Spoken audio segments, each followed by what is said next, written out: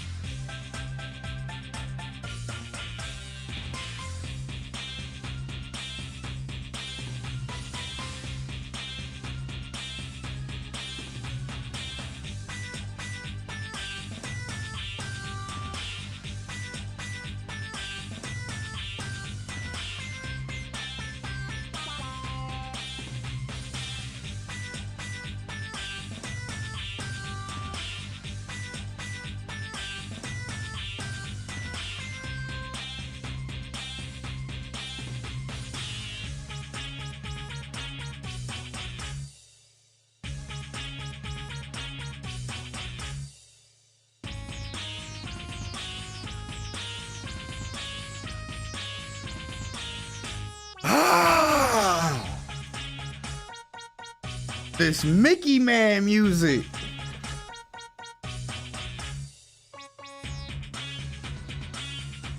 Warriors. Snowmen.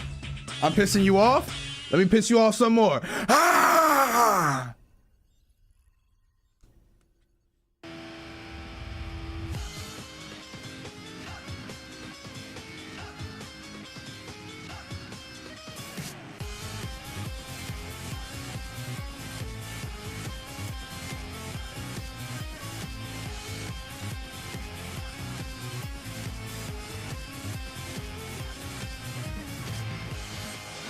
Let that say for lower? Warriors, warriors. Champions. Snowmen. Snow goons. How y'all doing? How y'all doing? Oh shit.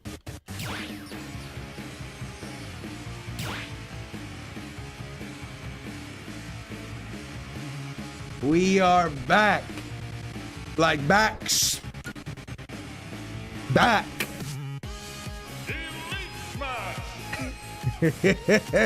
How y'all doing? How y'all doing? Missed out on Let's Make Big Moves, unfortunately. Hold on, hold on. Yo, is that ban evasion right there from Josh? That's a 24 hours. See you later. But anyways, chat, we were supposed to be back, like backs. Sunday, we watched the VAR's Invitational on Thursday. Friday, dipped to bum-ass California.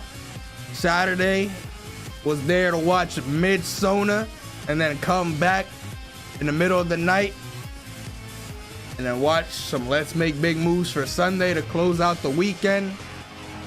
But clearly that didn't happen because all the snow that was flowing all over the place. Not only did the flights get canceled, but they were saying that the next available time for me to get back is Tuesday at like 11 p.m. So basically I would get back here at Wednesday morning. As you can see though, NairoMK, I was like, well, if I'm on the plane, my aura can literally cover the entire plane with just, you know, radiating aura and just deflect any and all snow and the weather and all that stuff. So of course, they were like, you know what? We didn't even factor that in. So we'll let it rock. And here we are back here instead Monday night. We vibing. It is Monkey Monday. I'm gonna watch LMBM, but I'm gonna give some time for the Warriors to come through real quick. I'll play like 30 minutes. I won't play that long. We got some catch up to do.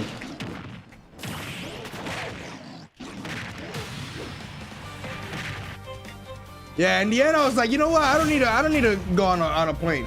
So I just literally just started jogging. And I made it. Who dies first? Ah!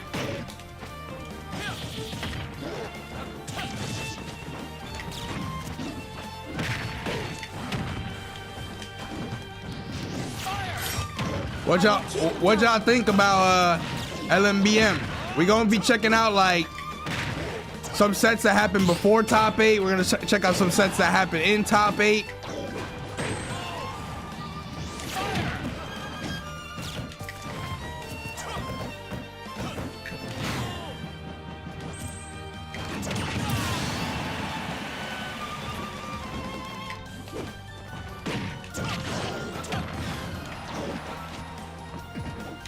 Oh shit, I forgot. Oh.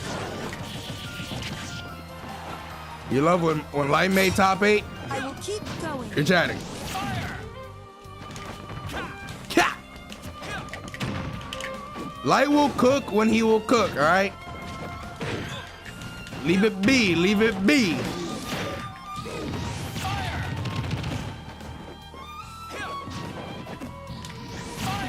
That was 4 there. That was 4 there. Holy ledge play. That's being very badly done.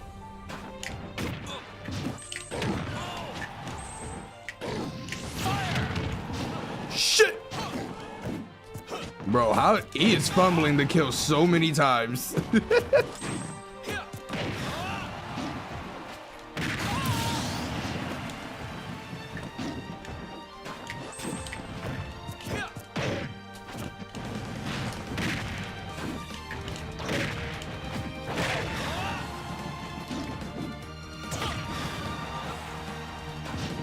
Hold on. Let me see that DI real quick. Oh, no.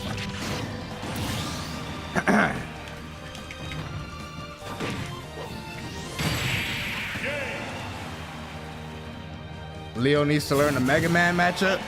A lot of people need to learn the Mega Man matchup, but time after time, week after week, it just shows that NairoMK, with the infinite ball knowledge that he retains, year after year, eon after eon.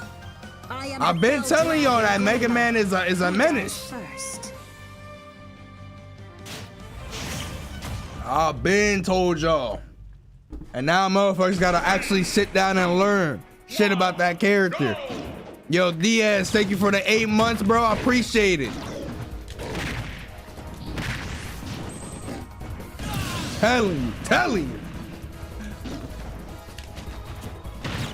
The character's got people's attention now. But yo, what up, DS? Yo, Sefin, what up, Chief? How you doing? Were you part of the Steve group that couldn't make it out to LMBM on the finals day? There was also that we didn't talk about, chat. All them DQs and stuff. They lucky that the tournament was like one of those tournaments where the hotel is also the venue. Otherwise, they might have been fried.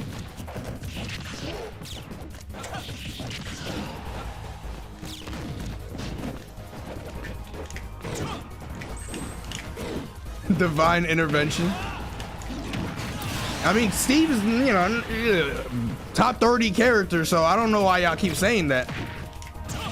Now you got them broken choose to lose characters like Mega Man and Snake running amok.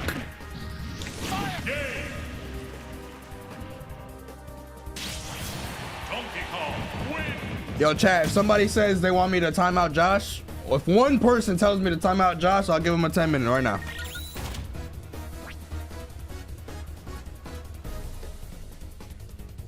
There's 7 of you guys and then Mr. Thugs, the Bowser Jr. Time him out, got you. Let me get his ass. Hold on. Got you. I forgot to mention that it's also a multiplier too, so everybody who keeps saying that is an additional 10 minutes. There you go. 3, 2, 1, get him out of here.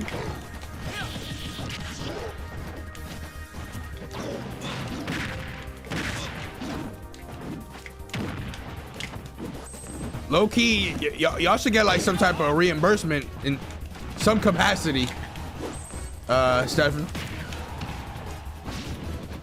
Like something, singles entry back, something that was like beyond y'all control. I'll fight for that $10. Bitch! What up, Nachi? You remove, guess what? You remove all the Steves and what happens to Sephiroth's placements? Still non-existent. You see that shit? Shit, Sephiroth might not even make top 8 at a mid-tier only aside event. Like, shit's crazy.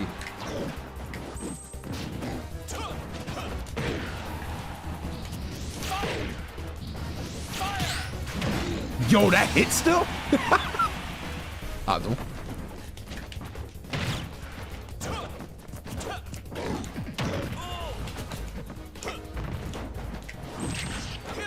Sephiroth is okay versus Steve? Propaganda.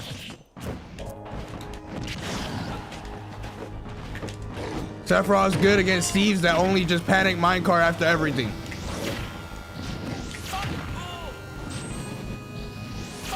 Why are you jumping? Yeah.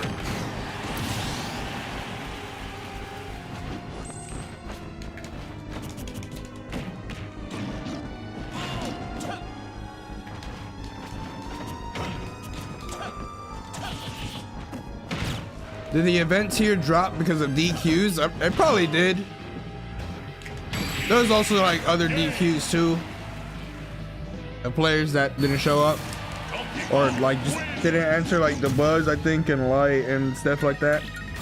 On top of like the snow DQs.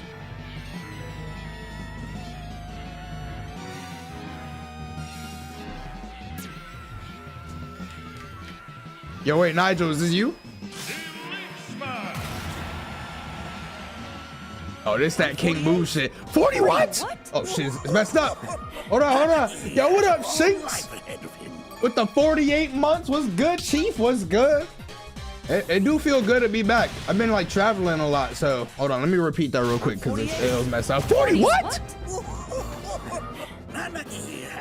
How you doing, Shinks? Said what's up, Unc? How was Cali? It was cool, man. It was cool. What you call it? It was just supposed to be basically like a day-and-a-half trip, turned into a little bit more.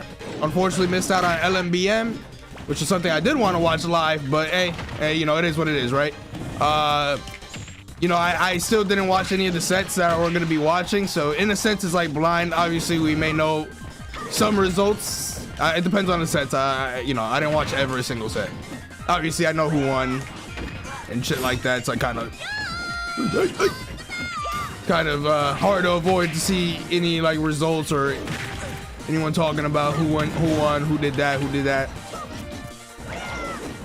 What?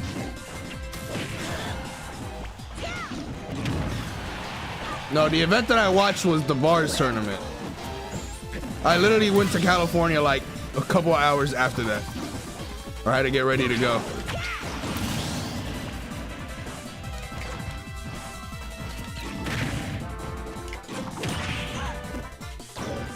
Well, this time. But it was good though. I will keep going. Bro, don't, yo, Tifa, yo, like you on Josh's side. Don't talk to me like we like, you know, associated, my guy.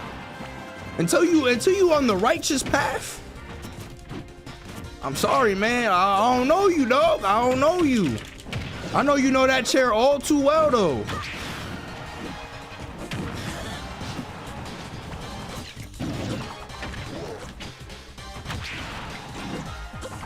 He just mad. Look. He just mad that I went to Boba Bear and they had a FF7 collab going on, right? So, of course, when I'm there, the first person to greet me, of course, it was Tifa. She was like, I'm glad you can make it. I'm like, but of course, you know what I'm saying? I was like, what you got? Like, what's the special over here and shit like that, you know? Shit that he don't know about. You know what I'm saying?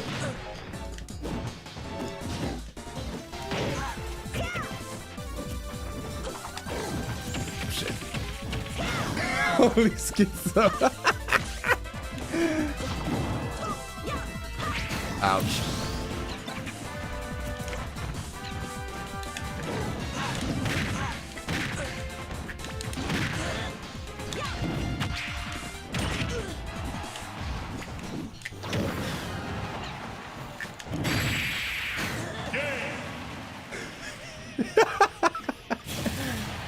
She know me, dog. Like, she literally opened up the bar. I was like, oh shit, it's Nairo. How you doing? I was like, you know how this shit be. Just on the grind as always and shit like that.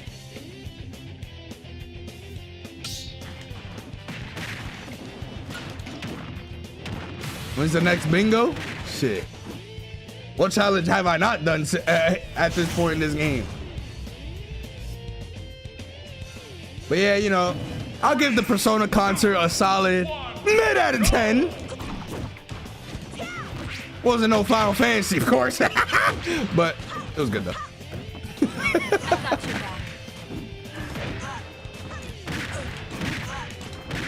You know what I forgot to do though? Cause like, look, if you go to like a Rebirth concert and shit, you know, you got the sophisticated gentlewoman, right? But of course, we went to a Persona concert, so I forgot to do the one thing that I should always do. Bring a mask. Go, holy moly. God damn.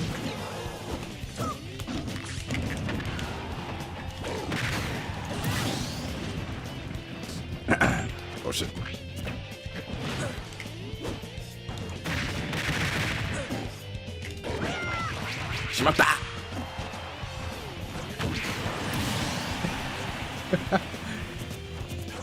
Did I watch the Galaxy trailer? Like what Galaxy? Guardians? Oh, Mario Galaxy, bro, I forgot. I was like, there's another Guardians? No, I haven't watched it. I haven't even watched the first movie. I'm telling you, that shit don't be existing to me. I'll watch it one day.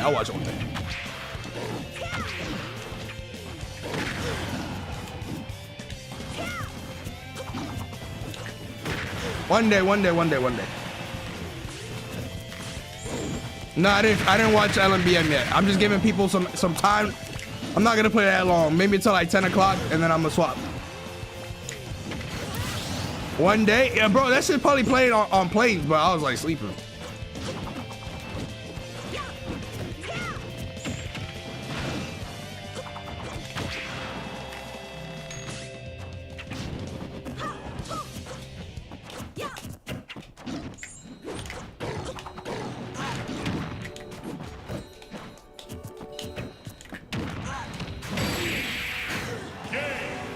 Here goes a giant fist.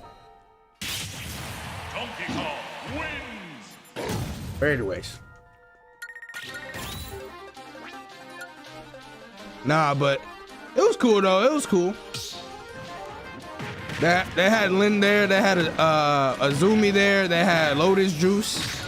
Guess what, by the way? Lotus Juice, I ain't know, but he from New Jersey. I'm telling you, man. You could just, I mean, he didn't have to really tell me. I could just tell, like, you know, like he definitely been, you know, Newark bound for a minute.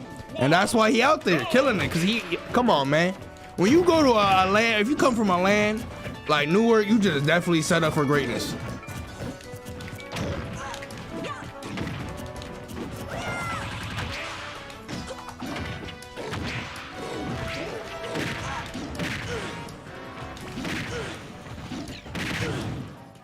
Was Leo there? Yeah, I think he was there actually. He didn't go, he unfortunately couldn't attend LMBM. Very unfortunate stuff indeed.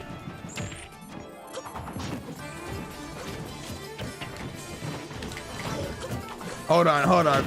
Rufus said Newark bound is some nasty shit, yo. You're from Caelid, like literally like Caelid City. Like, you're talking about anybody else's town right now? You got dead ass rock all over.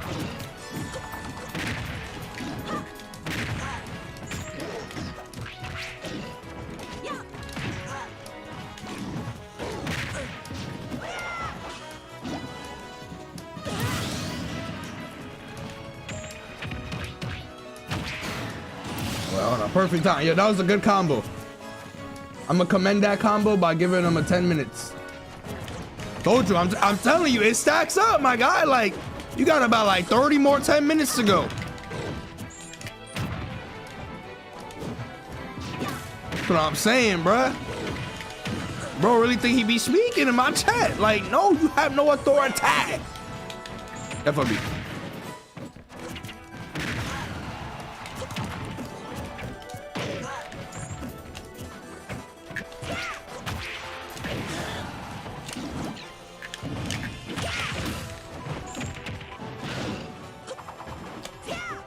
Bro say if he can read about what Josh.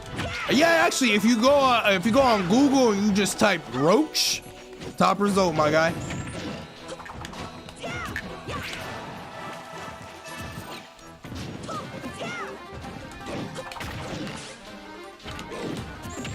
Bro, this Toolink just fighting, bro. Like, you know you lost, right? What are you doing? There you go. Oh. Oh.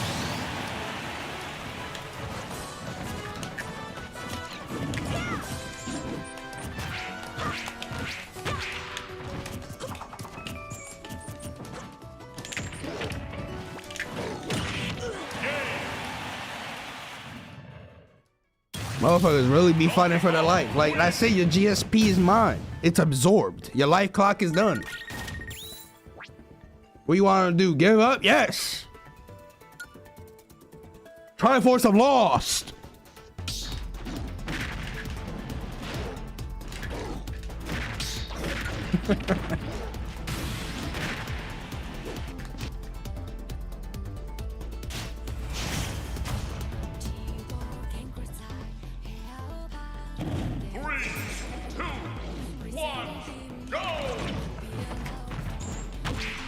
Winners round one had Ocula fan versus Hurt. That's Chase, because Chase weird. He's like, yeah, I like watching Ocula, so I changed my name. Bro is literally just like a glitched me. No identity, just straight up bugged.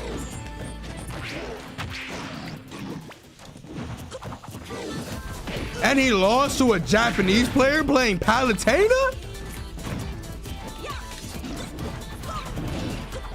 Hang that shit up, bro. You know what I'm saying? Hang that shit up.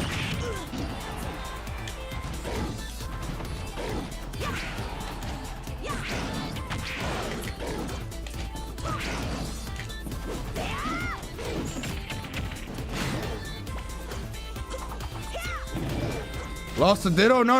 I'm saying like Japan don't know what a Palutena is. Like high key. So if you losing, like, I'm just saying, like, you gonna have to hang that shit up.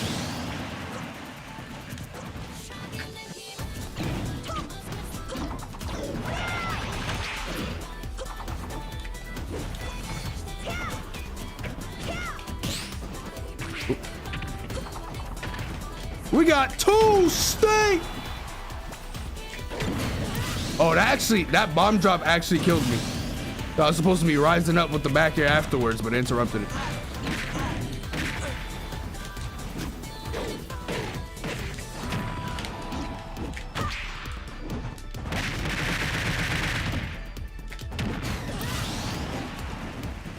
They didn't have Palu on launch. What was her chase a 3-0? I don't know if it was on stream or not, but like, what is it? What did it report as?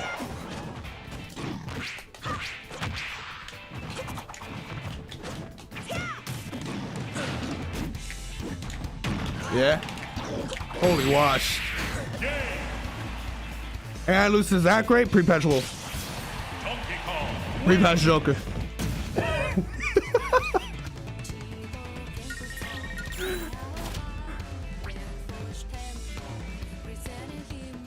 Bro, I heard that Loaf choked against Louis Money. I didn't even know that he was gonna play Louis Money.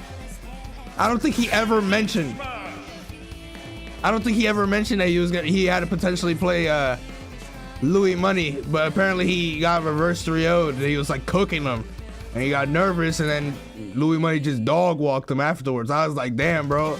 Low key gave him the practice, but couldn't seal the deal. It was like the 3 out of 5 that we did at the end, where I was like, all right, let's do a 3 out of 5, lock in, and he couldn't lock in. He was used to my bad habits. Yeah, all right.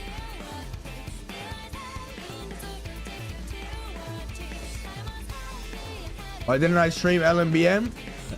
Look at the title, my guy. Was that you, Blast? GG's Chief? I'll play one more person.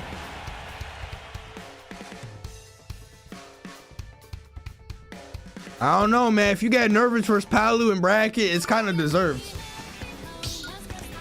You're not fighting no goofy ass character that can kill you off rip.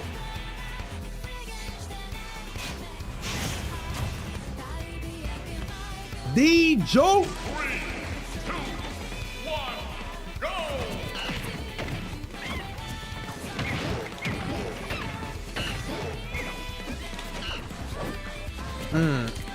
What's the best? Wait, hold on. Let me get that game. What?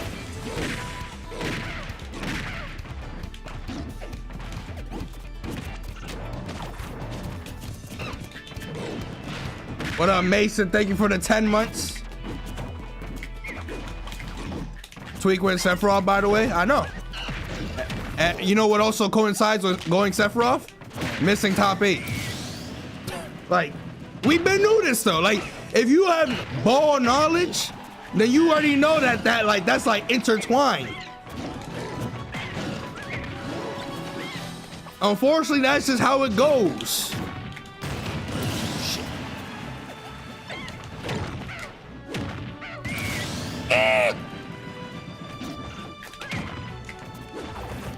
We're gonna watch it. We're gonna watch. Who did he go Sephiroth versus Hurt?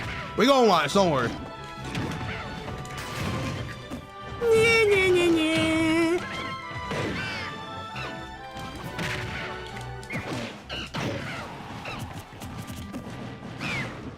Telling you, bro. Oh fuck! I missed.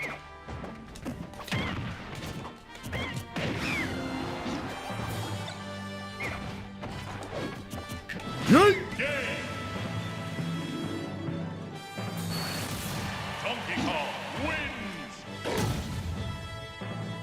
Hey, you gotta get him next time, Super. Didn't he get 7th? No, I'm pretty sure. Didn't Tweet get 9th? No, I'm pretty sure Louis Money got 7th and he lost to Spargo, no?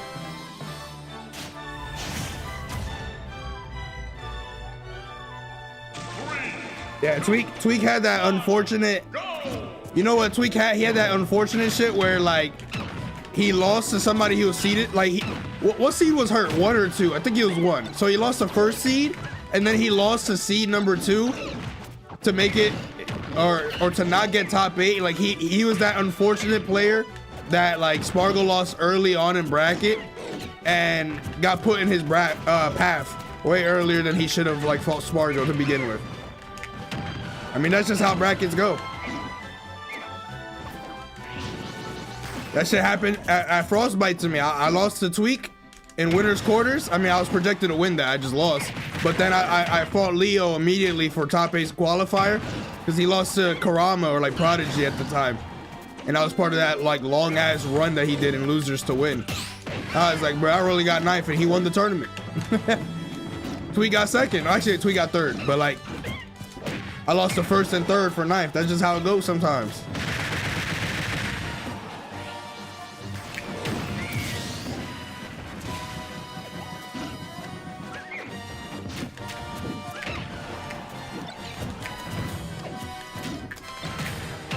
good, we good.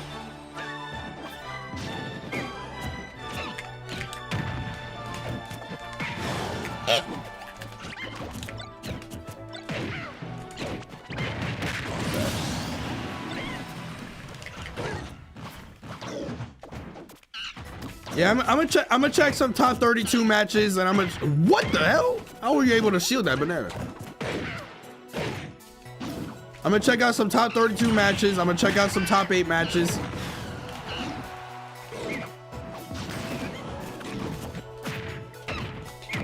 Down there.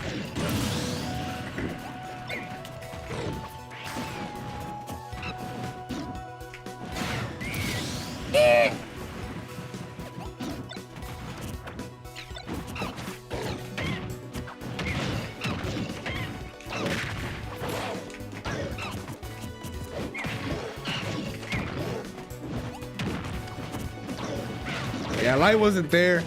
I mean, honestly, he hasn't been able to practice anyway, so like even if he was there, Tweak probably would have beat him.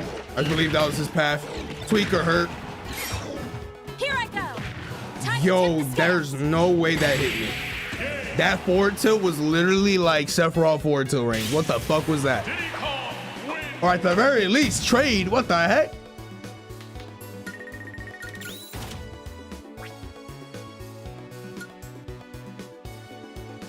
Hold on. Yo, he's back. Pop off. Yo, you right. Yo, let's pop off for 30 minutes. Yo, new Arcadia with the 36, the Grand Tour, but it wasn't Grand Tour because the tier 2 overrode it. Shit. So I'm in America for the holidays. Feels weird to catch your stream at the proper time.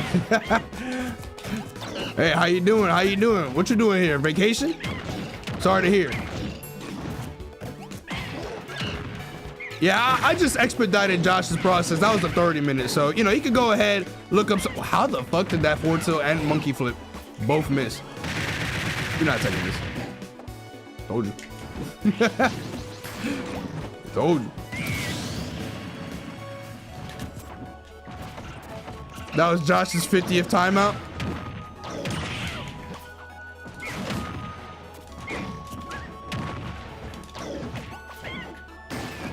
Should be 50 more by the end of the night. All you do, just twist and twirl. Twist and twirl.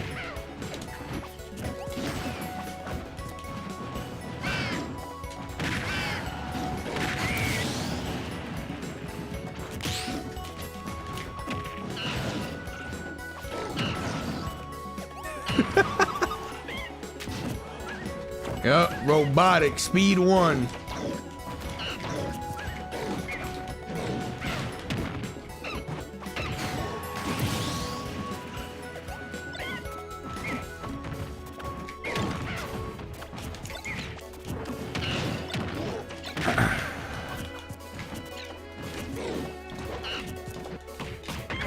After only 4 years, it's impressive.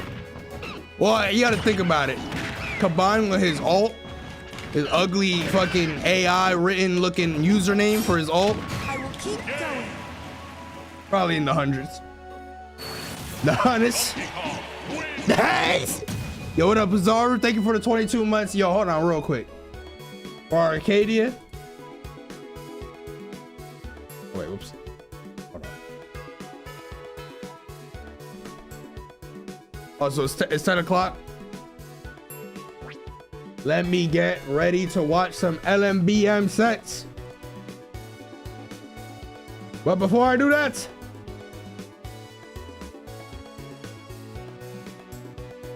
Elite Smash.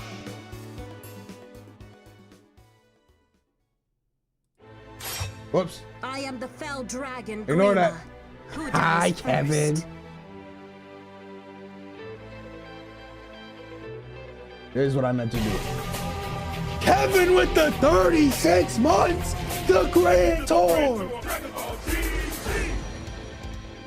AKA Arcadia. I am the fell Yo, dragon. Meta Grima. Kyrie with the Who 24 dies months. Thank you. The 2-year and the 3-year anniversary. I appreciate y'all, fam. Yeah, I gotta see like if there's a way to make the tier 2 thing not overwrite the Grand Tour.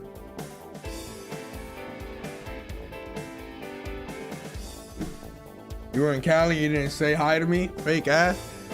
I mean, listen, in New York is Simsville. It's GTA NPC City. But California, that entire length of NPCs, like at least New York is condensed to like a little dot, you know, that shit tiny. But California, you just from the very tippy top to the very bottom, just full of NPCs. I told my friends, I said, yo, this is the first time here. I was like, this is Hollywood. This ugly fucking dump right here. I was like, cause the concert was in the Dolby Theater. So it's in Hollywood. I was like, well, this is Hollywood right here. Look at this shit. Just straight NPCs all around. Expensive shit all around. Ugly ass streets. Smog all over the place. BMX, the 47 months. Oh yeah, there was some Dragon Ball news while I was away. Oh, what happened this weekend, huh? Mid!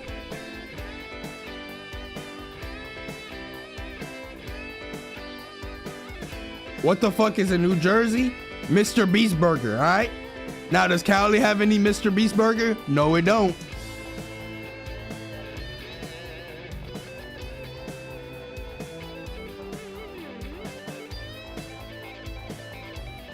Y'all got that slot. What was it called? Like in and out, in and slop, like. I am the fell dragon Grima. Who dies first? That Dragon Ball news was peak. You gotta wake up, bro. I'm gonna be honest, bro. I think I'm good on seeing Beerus fry Goku for the 5th time. The 5,000th time.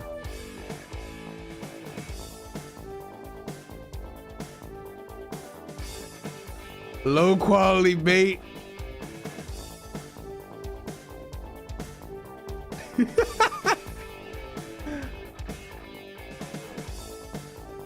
Bro, never been to In-N-Out. I literally, like, what? I just did. What you mean you unsubbing? I'm just spinning like the fuck. Anyways. Chat.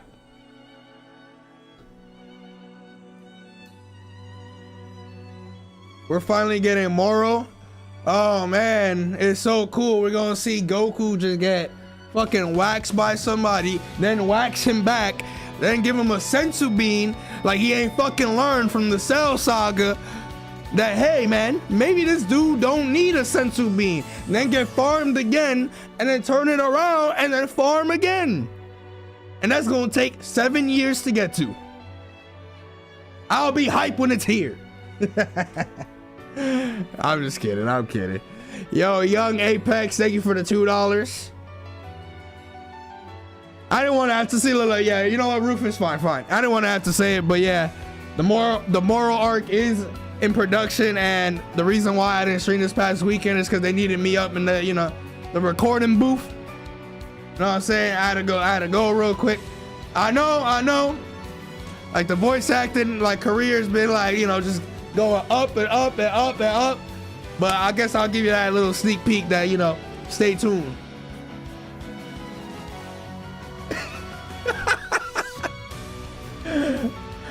Of course they hired an old ass dude for Moro.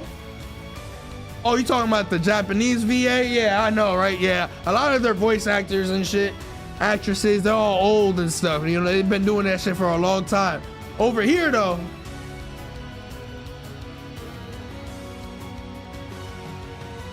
they're hitting up motherfuckers in their prime. Anyways, chat, we got Let's Make Big Moves. What's that? Let me see, hold on. I think we should watch some top 32 matches before watching top 8. So I have some here, let me see. So we got Spargo versus Elijahman, Spargo versus Tweak, Cola versus Lucky, and Leo versus Sonics.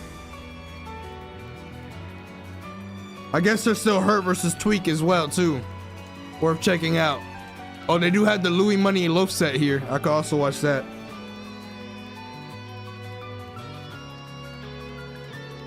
Ain't nobody got time for watching every set.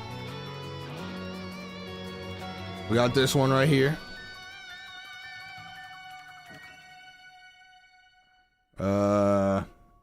Spargo versus Tweak. Hurt versus Aquila fan. God, Chase, you are so cringe. Change your goddamn name, bro. Aquila probably don't even know who Chase is. I'm gonna be real.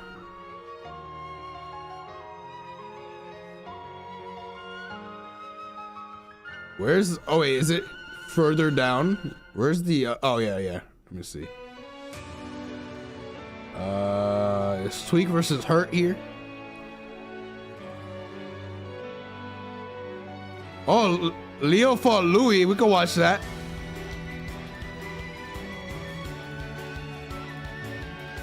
Louis been cooking, so we can actually start watching some Palu fucking matches for once.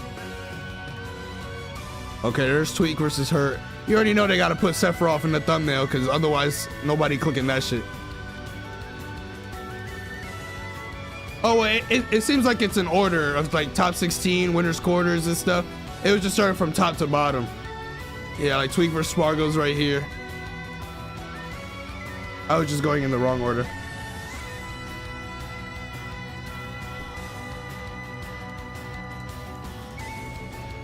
Let's see. So we have, I won't watch that much outside of top 8, but we have Spargo, Elijahman, yes. Leo versus Hurt.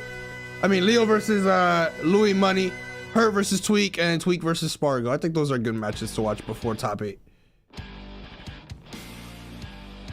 Hold on. I may have to do some slight adjustment.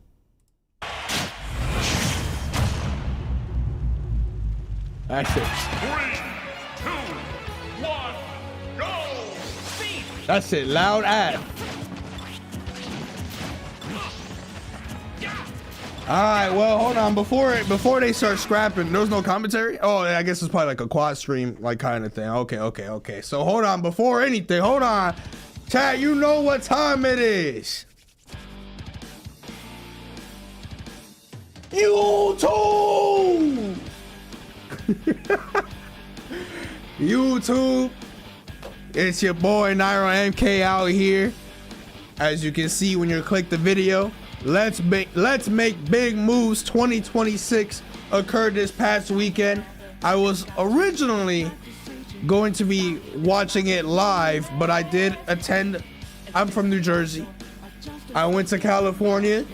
I attended the Persona concert that happened in the weekend, but in the same weekend there was a snowstorm, canceled and delayed all the flights and stuff for a minute. Managed to finally get back. It is Monday night now. Let's Make Big Moves concluded yesterday, so I didn't get to watch this live or anything like that, so I'm pretty much playing catch up. I'm still gonna check out a good amount of sets because it is a pretty big tournament, but we're gonna start off with Elijahman versus Spargo.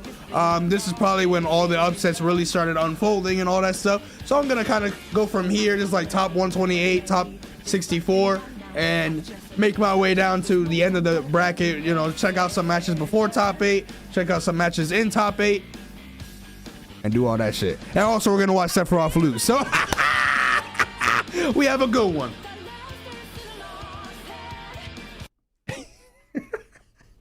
But anyways,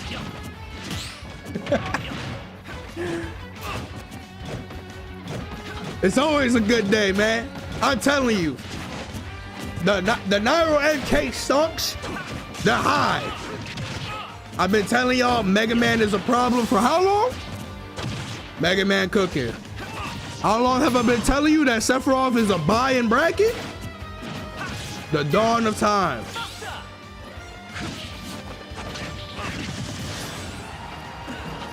Bro, I feel like I've never seen this matchup, like top level. Granted, there isn't like really much top level Shulks, So, like maybe before it'd be like Kome versus Spargo, but Kome don't really be going out to stuff. That's definitely a stock.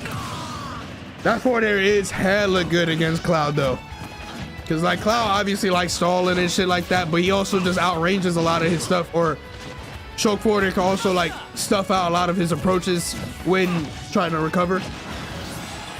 Honestly, you don't even need, damn, what a downer. You don't even need like a smash art forward air or anything like that. Like even like normal forward air can like put Cloud in a pretty bad spot, make him panic and shit like that. It's like one of those things that even if you don't have smash art on, it doesn't send that far, but far enough that like Cloud's gonna be nervous about like maybe another forward air coming out afterwards, or like a delay, air dodge, wait, forward air, so on and so forth.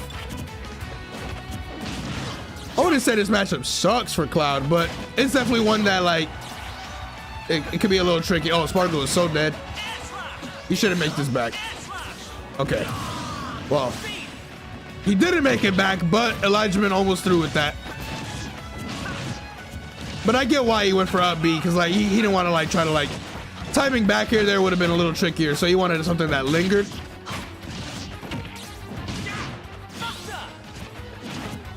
Sparkle kind of getting handled here right now. He's not really getting much combos started, or like even like missing a lot of straight hits. He's just kind of getting whiff punished a lot this game. I think Shulk is all right. I don't think he's like really good, but he got some stuff. Oh. Oh, okay. Back. That was a good upbeat from Spargo prior.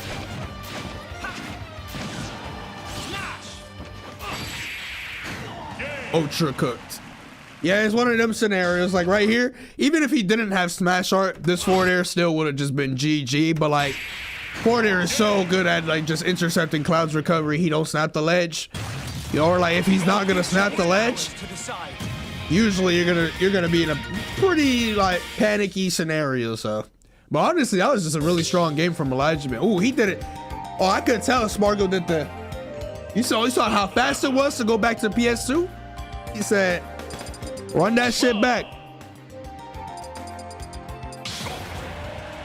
So, it's the classic. Don't even gotta think about it.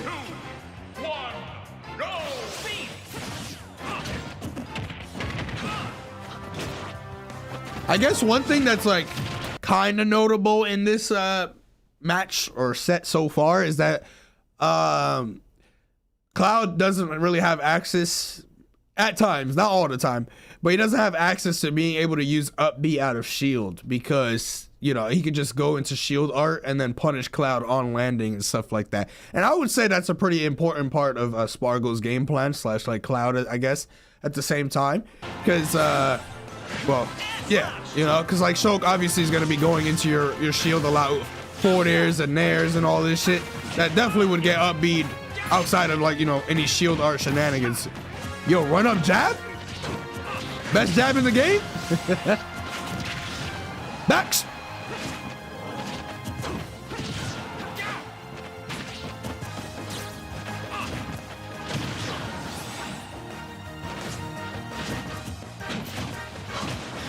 What?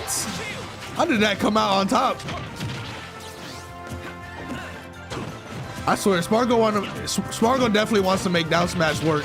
As I say that, I mean, it's a cool move. I like those type of down smashes, but that shit is also hella weak compared to before. Obviously, will eventually kill though. Yo, that does no shield damage if you have shield R on. God damn.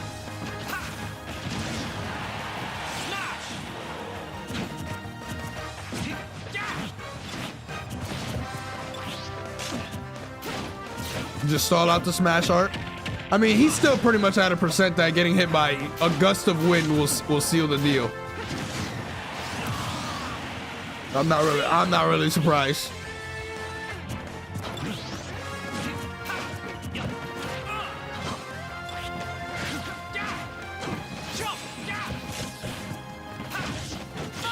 Okay. I mean, he opted to go for a B there. I guess maybe it also depends on like the platform placement and stuff, and maybe the percentage. Like I would say if Smart goes at low percent, I think he can afford to go for up Bs out of shield. Maybe if he's at kill percent, like where Elijah Min. Oh. I'm surprised he went for Buster there. I mean, I guess like he didn't think that he'd get Spargo, so he's opting to go for percentage more so than like getting stray smash art. Yo, that DI? Yo, that shit look funky. Oh, you're dead as hell. Yeah, yeah. Definitely was a panic directional air dodge there. Hey, yo. Wait, hold on. It didn't even look like Shulk could do that much off of going into shield art against Cloud. Now that I looked at it right there. So maybe what I said before isn't like as accurate.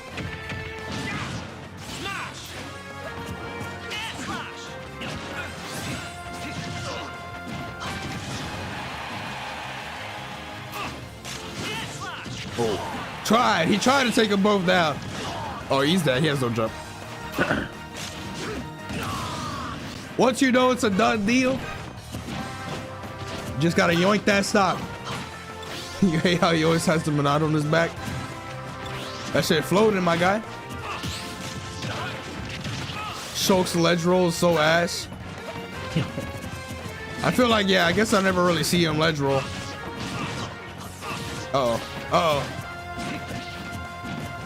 Bro, that could have actually set up a stock, potentially. Good ass cross slash, sheesh.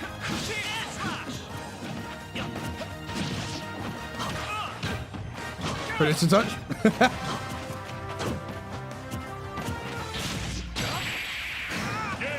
That was a good roll. Good roll punish. Isn't it crazy that there are people who have never seen snow in their lives? Bro, snow sucks.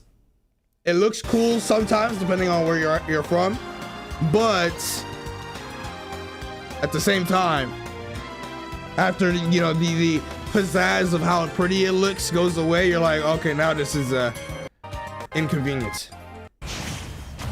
Shulk is so boring. I mean, it's different. I'd rather I'll take watching Shulk rather than like half of the characters that do well.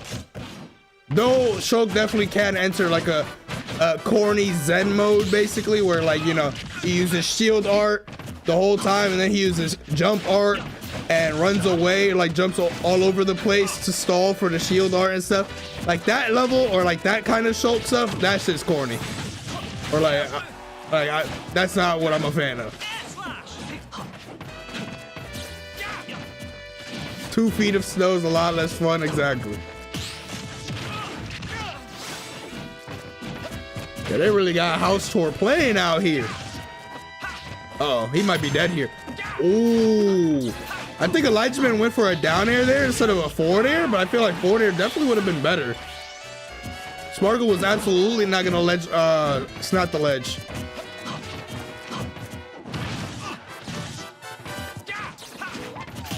Down there. Surprising, it just, oh. I feel like Shulk might be able to F smash like a bad cloud forward, a bad cloud up smash. I think in moments like this, I mean, it's a little, maybe not this exact moment, but there are moments where like Cloud may charge limit here, but you do gotta, you know, Cloud is gonna have to jump forward eventually. I guess Elijah Man just opted not to continue edge guarding because he probably thought Spargo was gonna charge up the whole limit, but once he didn't right here, well, he ended up charging it afterwards, but like in that duration, if Elijah Man was actually still off stage, Spargo kind of was a sitting duck to Shulk forward air there, because like Spargo made a mistake. He tried to charge all of limit, but he just barely fucked up. That was also a potential stock right here, but Elijah Man missed that forward air. Imagine that was like a set, like winning forward air. He missed it and then lost. Oh, he's dead.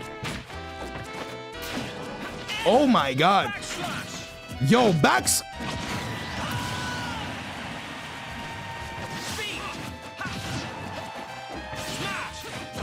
B? Oh, a little slow on that. Or maybe it just wasn't punishable.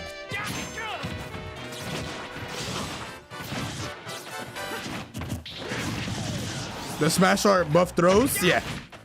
Like knockback and stuff? Yeah. Pretty sure it's just like everything.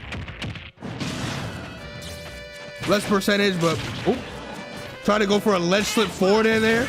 Oh, what an up B. Another up B. I don't know about that one. I think the first up B here was pretty good. Luckily didn't spike him, but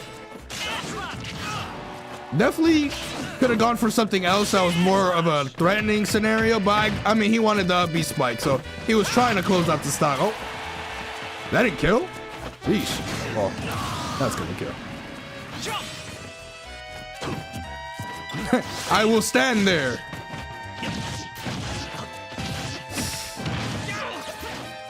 Oh, bad air dodge here. Oh my god. Spargo keeps teching stuff in place when he gets like naired or whatever at like lower percent. He needs to like roll into Shulk because like he's gonna nair and try to drag you to the ledge almost all the time. So if you roll in, like, yeah, he could do that, but they're usually just gonna keep mashing like nair while approaching you. And also it kind of makes it a little like uncomfortable sometimes in terms of placement because of like the roll distance and whatnot.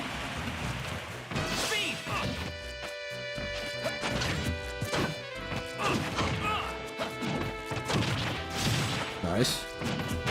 Yo, that back air missed? Surprise. Woo. Spargo is doing so many directional air dodges. Bro, it shook from that smash art. Understandably so.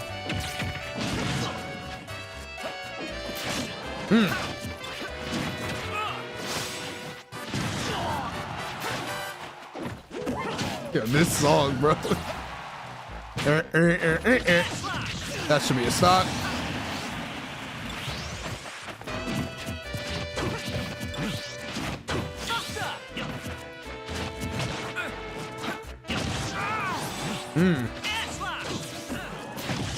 Oh no. Oh, oh, the jamón y queso. Oh no. Oh, that's a tilter right there, 100%. Like, Spargo had the right idea for sure. He just missed the delay from Elijahman, and then obviously now he just basically put himself in a really bad spot here. Like, oof. I guess if you ever miss this, honestly, versus a Shulk, or like a scenario like this, I think the correct option, because Spargo still had his jump. It was at this moment right here. Like, if you go a little bit right here, he jumps, goes away, but you can see the jump animation, and then got scooped by the forward air. I think in this moment, while it was like a in the moment kind of thing, the correct option would very likely be to be behind Shulk. So the main reason he died here was because he jumped towards the ledge. But if he just jumped up in place, like, the only thing Shulk can really necessarily do is drop off reverse up B or back air. But like, he's definitely not gonna back air. That shit is way too slow.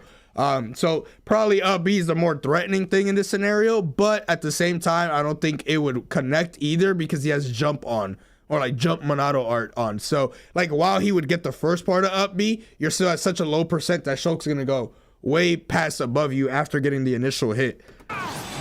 So right here, if he just jumped in place and then up B'd, or just like, yeah, jumped in place and up B, honestly, even if he like up B'd first, he might have still like scooped out anything that Elijahman was gonna potentially go for. But by jumping in, or like holding in and jumping in, he put himself underneath the stage.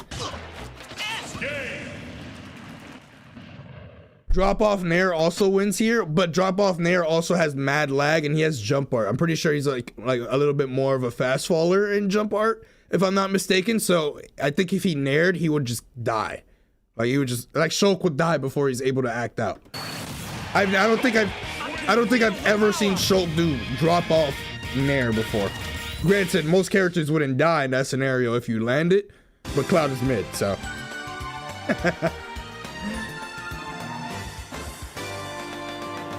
It was a greedy option from Spargo, but it was something that should have worked. He just mistimed his forward air. Like he had the right idea, just wrong timing. Stop battle.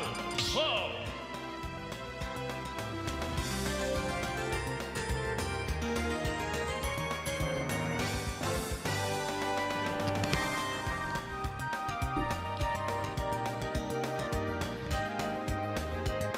Yeah, but he is in jump art though. That's the thing. He's not gonna cancel jump art and then go to Nair in that time period. 3, 2, So the only thing he wanted was a forward air, and luckily he got it. As long as the forward air connected, Elijah knew that he won.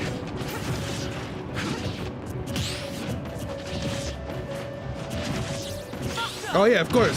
Spargo threw that game. Oh, that's death. Yep. That's the tilt from. That is the tilt continuing from the last game right there. But also Elijah with a great ass 0 to death. Ooh, bad up B. Ooh. Ooh, Elijah been grabbing nothing over there. Yeah. Wow. That finishing touch it cannot come out at a more. Oh, he's dead. Oh, they're both dead. Oh my God. Ew, this is one of the games of all time, but at the same time, Spargo is gonna feel the pressure more, because now he's one stock away from being sent to losers at this point. But I mean, he just got 0 to death and then just brought it back like hella hard now. You would not think that he got 0 to death.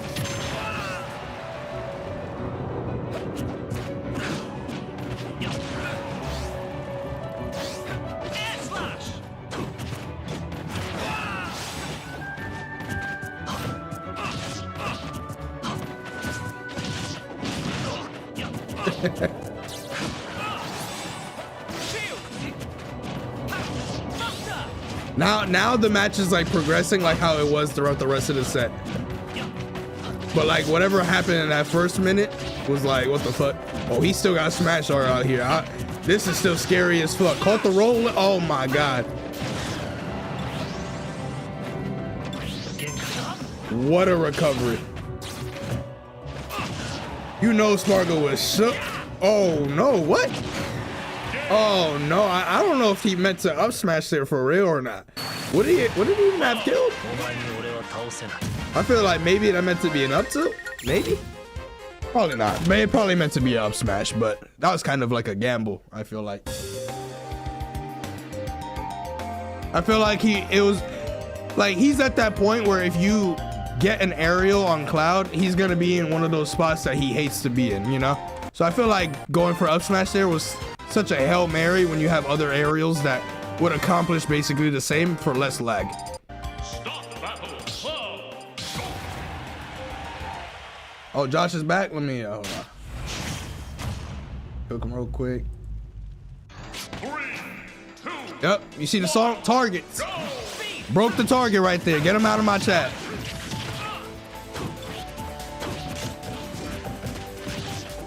Okay.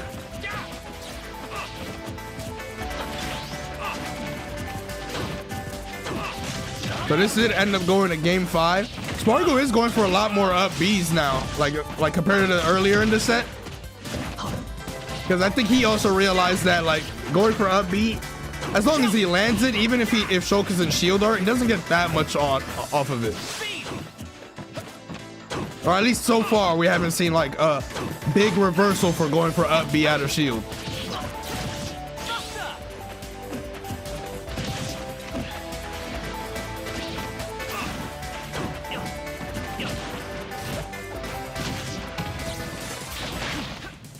Limit was about to burn out, so might as well just throw it.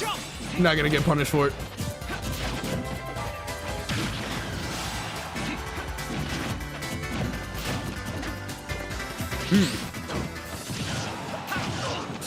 Woo. Wow, what an up smash! I'm surprised Shulk's grab didn't come out in time.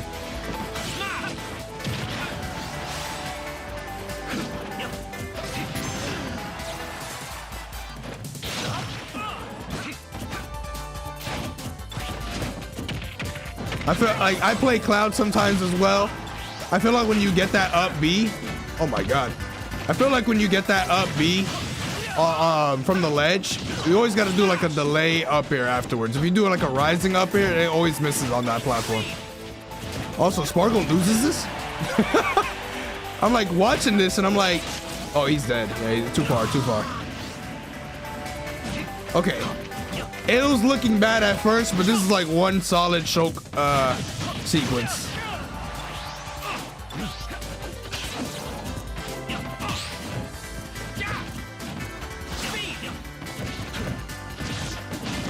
Here we go.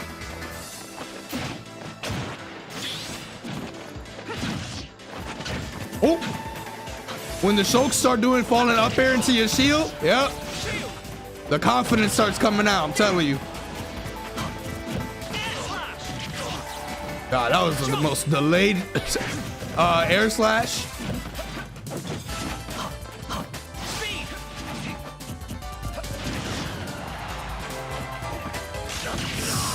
Oof.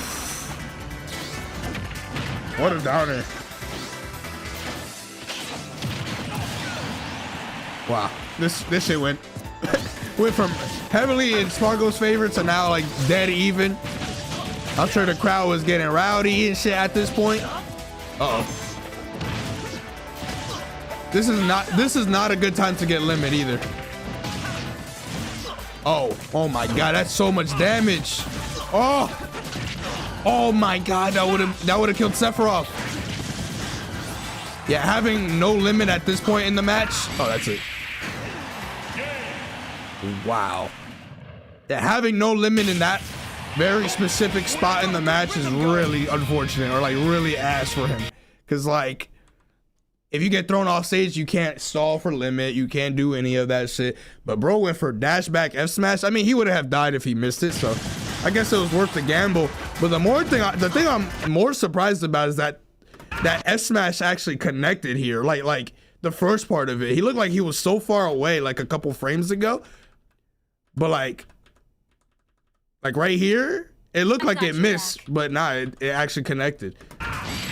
Bro, whiff punish Cloud up tilt with Shulk F smash. He definitely saved that shit for one of those kind of last stock moments. But honestly, it was that no, the fuck we not watching no Snake me Gunner. That shit went to the next set instantly. But damn, it was that last stock sequence from Elijahman though that was hella good. If that set ended with that up air read at the end, that would have been so fire. I mean, it ended shortly after, but like just that sequence leading up to that up air was so good. That's why I said it would have killed Sephiroth. It would have been a hype moment there. Super major. You did mention that Beach with the 5. Popping off as well. Yes, absolutely. Mudace has been going in there, but we already got a match right here. Meth mentioned. MK Leo coming up, playing as the try and true, the OG. So we got Louis Bags Louis Money, who's been rocking the power versus MK. And Louis Money has been on a tear this weekend. For anybody Summit, y'all are knowers. I actually don't know how this set went. Closing it out at second place. I didn't even know. Only to hurt, I believe. So really well, actually, no, wait. Somebody, I forgot who it was in my court. They said that they were playing. Yes. Damn. A character that people have been saying is like they got power crept, right? A lot of people think this character cannot keep up, but Louis Money says otherwise. This character was all over the place back in like the first year of Ultimate, and then people just kind of transitioned to other characters afterwards. But Louis rocking it, and it was good. Hardest working character away from MK Leo. In a really good spot too, such a quick stock, creating that early momentum for yourself, and that is something that is critical against someone like Leo. Palutena's ledge trump is one of those ledge trumps that like I always bitch about how like ledge trump is one of the most flawed slash buggy looking mechanics in Ultimate, but Palutena like she kind of has a really good one, so she kind of benefits from it being so jank.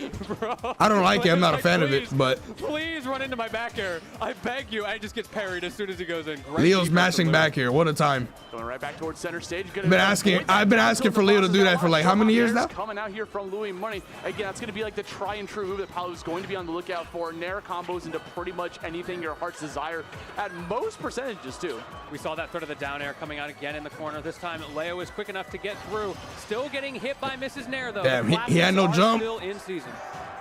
Still in season, just like outside, the winter is Good coming tech. in with the cold, but it's heating up here inside this venue. Bad right bullet now. from Leo. Another down there. On top of it, getting a Sheesh. spike for your troubles. Gonna send him all the way down You to don't the really bottom of that land block. like So down airs on 3 base stocks still Joker. here on Louis. Arsene Joker, like, not too bad against some down airs, but as Louis gets that perfect base angle, Joker, so though? he can't get two framed. For those who don't know, there is a very specific angle that she can up B at which it is impossible to two frame that up B. Becomes very difficult to try to do. Yo, what the something fuck like is that, going but on it in the shows, background like, for the crowd the of people? valor on these players, just You're going how much crazy. They've been in this lab trying this to try to become. I remember when Leo cooked you in the same matchup. Never. Speaking of MK, Leo gonna get up. Never has. I have a perfect record against this Joker in his prime. Too late to get this momentum. When you Prime think about LeBron. Arsene, right, it's such a tough situation because this one's about to go down, especially with the aggression from Louis, chipping it down with the Nair. You're going to need 2 more big win cons, and one of the 2 is gone. Yeah, right. Arsene's already starting to go away, and there goes away Big Brother. He might have chance, time for like maybe one more Arsene in the set if he can survive long enough, and you're gonna need Memory to loss? take out at least one of those. Oh, I forgot. Yeah. Nairo MK MK versus Leo, main stage 2019, the only time we played. Okay, we got foot cooldown guns though. That's the modern Leo. Oh, Proof you that this mean, man can oh still wait, learn there new was tricks. another time. Nairo versus Leo, glitch 6. There, I love that back air. The turnaround was super clean right off of that Nair, putting Louis Money into a very good spot here for game number 2. I mean, honestly, there wasn't that much to say there. Leo just kind of getting smoked. Louis Money was just, he had a big lead, so he was able to play more whiff punish heavy. That part of the game where Louis was sitting in the corner, just waiting, and Leo throws out 15 back airs. You called out the really impressive up B, resets, knows he can't go in safely, and then finally Leo's like, fine, I'll force the issue, instantly parries it. Dude, that's what makes Palu's back air just so nice, because it has it's a shield, bro. Like, you're getting smacked in the face with the shield, so if you try to attack through that, we gotta stop saying prime Leo, like Leo isn't way better than he was 6 years ago. It's hard to like be able to try to counteract that sometimes, especially if he's...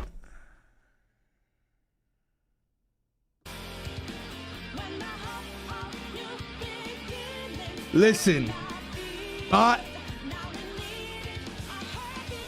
you weren't there in the prime Leo era. Don't speak down on prime Leo. Anyways, base it so well, which here we go. Obviously doing here. We're gonna go straight back over to PS2 here for game number 2. MK Leo run it back, and we're gonna run this set back. Yeah, I think that this is a situation where Leo needs to really... Bro! Not get hit by that! Another down there, 3 down there's already, and 4 stocks is crazy, a crazy amount. Let's go back to basics. Holding in because he thinks he can get Bro, it. I mean, I understand. Also, you know what? I always, Afterburner, I was saying that, yo, like, Louis must have got all the Dragon Balls. All these times he was traveling to events, not to travel to the actual events, but to go to these different parts of the world to gather up the Dragon Balls to make it possible. He asked Shenron, he's like, Shenron, please let me connect all these explosive flames like everyone just started playing this game. But that wasn't it. I think the true Shenron wish was that he could nair back on stage and actually land the nair every single time, because that is literally the only thing Palu really has off of the ledge, and everybody should know that. It's not a mix-up. It's not like, you know, Fox, where he could do fucking rising down there, auto cancel, or just like immediately just jump back on stage, or forward air, grounded hitbox, cross up, mix up, all this shit. No, it's just nair, pray, forward air, and pray. But time and time again, all these motherfuckers sitting right on the ledge, Palu goes, wee, let me twirl. And they all get hit, and they start the easiest combo, and it's always at 0% as well, too. Wait, he missed the combo. I said all that just for him to drop the combo. All right, anyways, proceed. MK Leo showing that we still got some tricks. Gonna get that hook off of the top. Unfortunately, a little bit too low percentage in order to try to get a knockout with that hook. Moving in the neutral now, though, doing a really good job of sharking Louis' landings. Not able to get the confirm there, but still holding center stage. That is the name of the game. Yeah, just stage control Proceed. is so important just in platform fighters in general, especially here on a big stage like PS2. It gives you a lot of room to go, but he just calls out a raw jump, gets the up smash. Only taking 23% after that down air. Now, honestly, for Leo, you got to be feeling pretty decent. Like, you got dumpstered right at the beginning, just touch of death, and you still brought this back by just out-nooching and out-sharking. Yeah, straight to the recycle bin because he recycled that second stock real fast. Yes.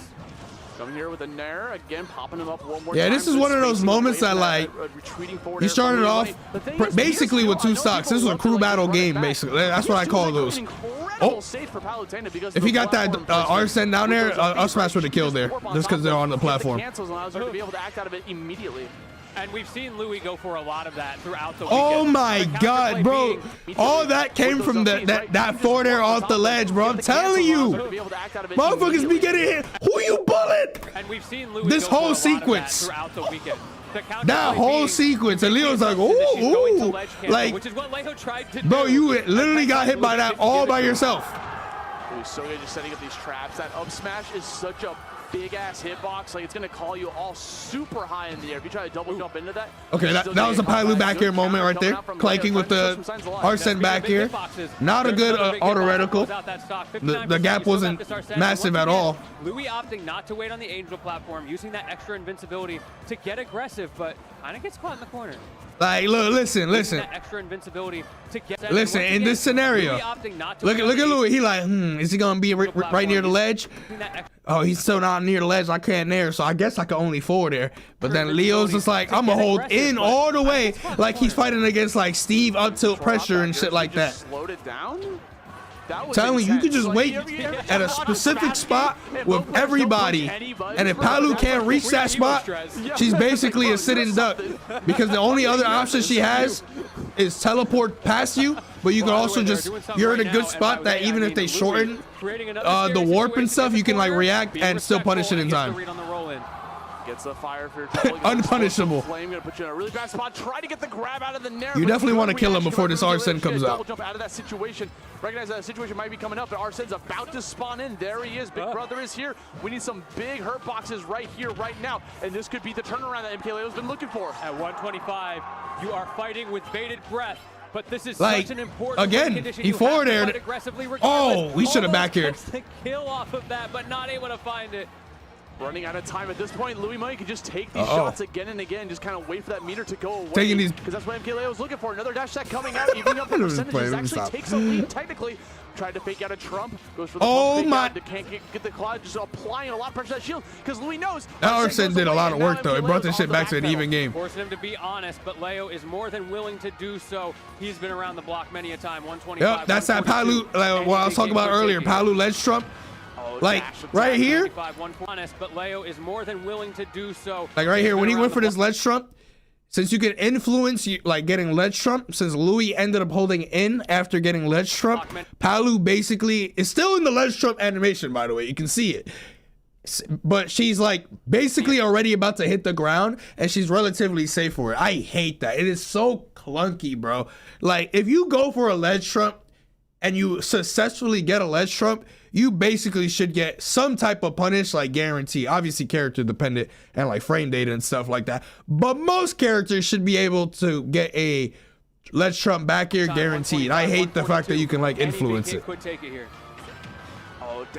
It is so dumb. Smash 4 had it like in a good way. They could have like refined it a little bit more, but they kind of just threw it all away. I feel like. Jumping like crazy, waiting for a reaction to come out of Leo. Just the jab, waiting for a defensive reaction. Yo, Leo is not meaning to hold bullets that long. He is panicking. Down to the wire here. Plenty of time on the clock. The two of them butted heads, running into each other, both so afraid to press. Next down throw might kill. Definitely on the platform. But if you get grabbed by Palutena on the platform too. Oh, Mr. Ledge Trump. I mean, not Ledge Trump. Mr. Parry. I think he wanted to go for a parry there. That, or he just called him, like, potentially trying to jump away from there. You have to respect it and you have to shield it. This is back air on back air violence. Yes, all the way through. No back airs were harmed. Yo, what up, Breeze? It was good. It was good. I didn't really talk about it too much, but yeah, no, the concert was good. Disgusting. Such a stressful. What you call it? It sucks that I got stuck over there for a while. I definitely wanted to watch this event live. I was gonna watch it the whole day, but we are here now to watch it. Go for the follow-up. Waited for MK Leo to like roll or so wait, Leo or something, and Leo did not give it to him. So Leo, bro, Boys. The boys are Leo. Oh my, How is this, bro. Oh my god. Yo, like, do you see what I mean? I play against Light, and when he remembers that I can't just do that off the ledge, it's over. Like, it's literally over. I have to jump above Fox, and then I lose to up air when I try to falling there from all the way up there and stuff. But like, when I look at this shit, motherfuckers go on the ledge and they're like, please hit me. And then they get hit by Palu Nair, and then they get hit by this combo, and they're like, wow, Palu's so broken. No, your brain is broken. Like the top 16, you see a lot of heavy hitters that you're going to be seeing. Some of them might be missing, but right now, they're Leo's watching it. It's not even just him, it's everybody. Crazy stuff going on the quad stream. I hear people popping off. I wonder what's going on. Ooh, good reflect. That shit like almost never lands. Smub is up 2-0 on Spargo right now. Oh, Fluey got that. Incredible. That could have been a pretty good lead. Already got knocked out by Elijahman, the Shulk. Yeah, that's insane. Okay, here we go. Good setup coming up from MK Leo. Just gonna drag you down onto the ground. Gets the forward smash right afterwards. And again, 115 to 128. Can't get that up tilt to be able to. Damn, he could afford it him. Oh, that's a stock. If anybody wants to see what's going that's on, a stock. That's a stock. Where you can catch all the quad stream. Okay, hold on. With Leo and Louis, and Leo back in my day, I knew that was a stock against Leo. Hold on, it's coming back to him. It's gonna put himself in a pretty good spot here. Especially because the way these counter picks are going, I don't see counter pick advantage actually coming into play this set. I think if Louis loses, he's gonna. That was actually kind of a. Oh! It's a great. Oh wait, hold on. Man, I'm telling you. Hold on, he moving now. Oh, you're dead. Yep. Thank you for the hold on, it's coming back to him. He's like, wait a second, this matchup is definitely in my favor. What the fuck? With the two stocks here. See what we can do with this, right? There's going to be so many Arsens still here on the table. It's going to force Louis to have to play super on point if they want to even stand a chance. When you get to this point in a match, like theoretically, 99% of the time, Palu doesn't win this. Like, she don't got that X factor. She don't got that oomph. She gonna have to read you like legitimately like 80 times. Like, obviously she has the low percent combos, but then the rest of the stock, she gonna have to back air whiff punish you or catch your jump, all this shit a million times. It's practically GG here. As long as the person either doesn't choke or the Palu severely outplays you. It's one or the other. There's no in between. Game. Okay, the rare and elusive reflect. She don't got the Kazi Electric. She don't got the Rob Gyro. She don't got the Snake Nades. That means, okay, the Snake, think about this move. Like, I can't just be throwing out stuff willy-nilly. They reflect. But yeah, this is typically a GG scenario. It's so important. Ooh. Okay, yeah, we're looking for the early cheese. Louis needs that down air. I mean, we've seen a lot of those dare cheeses already. So why he trying to down B right now? Go for it if you can get it. Back throw. Okay. Ooh. Not too much mileage out of it, but MK Leo goes in for the reverse back air. Tries to get the follow-up. He doesn't have his jump. Goes straight back towards the ground. You saw that fastball coming. That just gave me some PTSD right there. That reverse forward tilt. Down guns here, recognizing Louis' recovery is not susceptible for that. Does go for the down smash. I can't believe that missed. If that was an up smash, that would have hit. Bro, I trust my goat spacing. Something's wrong with the game. They're both my goats, honestly. I love both these players. That is true. Okay, so some more Agons here, powered up from Arsene. 135, literally a sneeze would destroy Louis Money at this point. Maybe a more powerful sneeze. Like every character in the game, not true. You know? Yeah, that's what I'm saying. Like, if I get nared at 0 against Roy, I'm gonna use Roy because Roy's in your fucking name. If I get hit by Roy and I'm up a whole stock, I know that if Roy reads me one singular time after that true combo from 0 to 60, I'm dead. And now it's back to a one stock versus one stock, all right? So first of all, buddy, incorrect. Even characters like fucking Donkey Kong have a higher probability of making a comeback like this. Not one of those, like, those little like cutesy girlfriend sneezes. Like now, if you use somebody like Piranha Plant, well, Well, You MK shouldn't. Leo You, looking sick you with it shouldn't right even now be as this he far in gets the back bracket. air. You know what I'm saying? Closes out the game. We're on the board. Calling out Get the his roll ass. from the ledge. You did it to through, yourself. Giving MK Leo some momentum. He's been desperately looking for this whole set. Now here's the thing. This is game 4 Leo now. Speaking of game 4, we got game. I don't know. I watched it on the table. He would have worked for you. Again, it allows Paladin, if they want to play a little bit more defensive, they could chill underneath that platform and force the opponent to come towards you. And he's got a lot of options underneath there. The platform itself is also pretty massive, so it allows for some more warp. Well, Lucky is good. Onto the stage. It's just overall just a But it's also piranha play. as well as like the ledge. You can kind of like warp up there and just kind of hug it a little bit. Yes. We talked about the importance in any game of holding center stage. How much more so Listen, when you got a character like Joker who can just dash attack, whip punish anything Palu does on landing, They're protecting you from like the arrows. then you coming down. chilling, bro. And then sometimes you just have the power of It's Ganondorf. like the back shield item. Yeah, It's just yeah, above you. the top shield item. Yeah, the top Ooh, shield. very Samurai, greedy if up you're smash taking there. notes. Don't do it again. I mean, I understand why he went for it, because Palu's a Coming in jumper. here, got some gunshots coming out from Leo. Good exchange. But you know what I He's mean. Gonna get that little air-to-air action from that back air, and I love the challenge coming out from Leo, just going for the aggressive approach with forward tilt, just forcing. Hey, I'm not gonna just keep going for these defensive options. You're gonna have to respect these active hitboxes coming out. Facing with that invincible back air, right? It's back air on back air crime yet again, and I think Luis has a little bit of an advantage in that department. And you know, studies show in New York City the back air on back air crime has been at an all-time low too. It has been. The So fact that this is happening so hard here is out of this world. It's tough to see. We'll have to see if we can maybe. Oh my God, institute they're something both to fight kind of against like this. fumbling a But lot that of might like end up being small another little percent hits. on this stock because Leo is doing a really good job of holding on at relatively low percent. At 160. Try to find this mark, trying to get it dragged down with the up air too. Fantastic parry coming out from Louis. Gonna give him some more stage control. Low key. Oh, you're dead. Gets called out by Low the key in up, these gonna give him moments some right more here, stage with the up I think air, it's too. probably better to honestly up throw more so than back throw, because like hitting Joker off stage, this far off stage, when he has no Arsene is like basically impossible. Yes, you can ledge trap, I guess, but easier said than done. You know, he's a thin character, you know.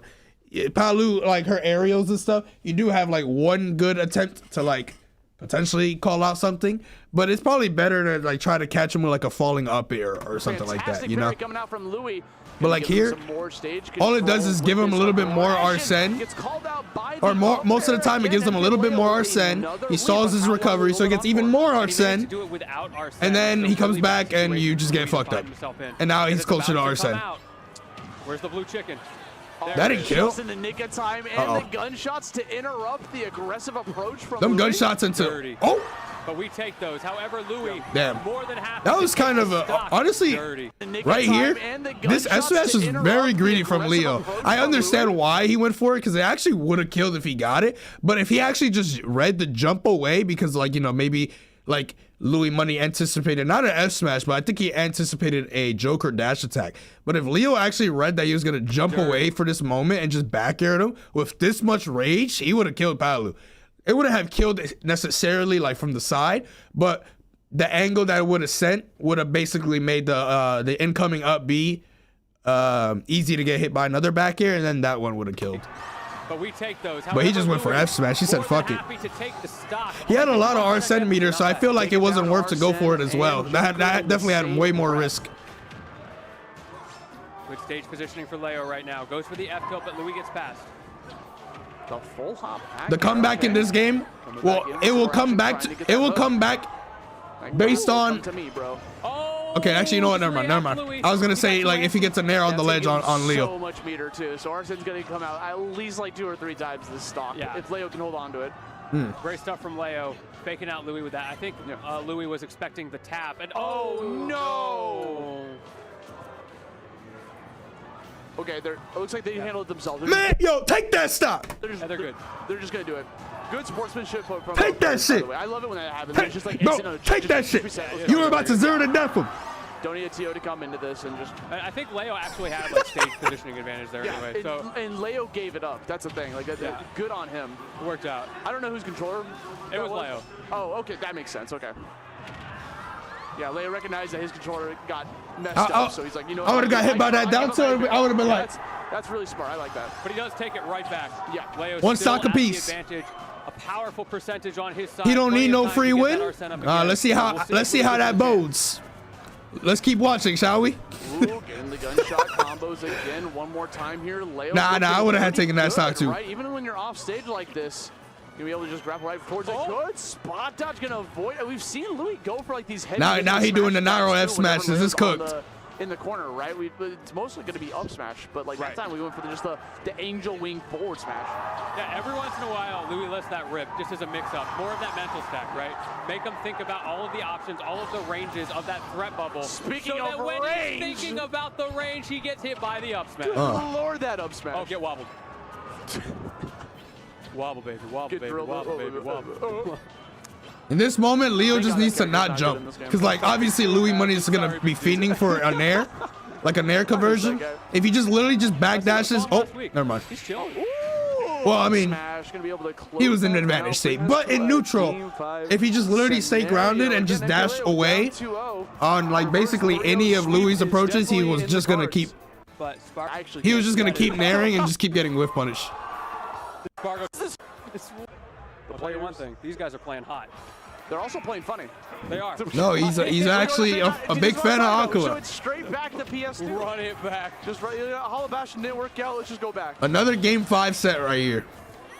Dragging you down with the up air one more time. There's that jab that I was talking about that Louis loves to do. The jab on the shield, wait for MKLeo to go for an option. Recognizing this time that, you're just going to sit there and hold shield. Here's a grab. Give me some free damage. Oh my God. There, but it's okay because Louis is still Louis goes for the charge and gets punished. Leo saying, get Low out key, Louis Money, he goes for a lot of smash attacks, but I don't blame him because he actually do be landing them a lot. But that's the sauce. It's so posh. It depends, man. It just depends. So fancy. Once people like if you keep doing it so often, people will catch on that you only go for it in certain spots.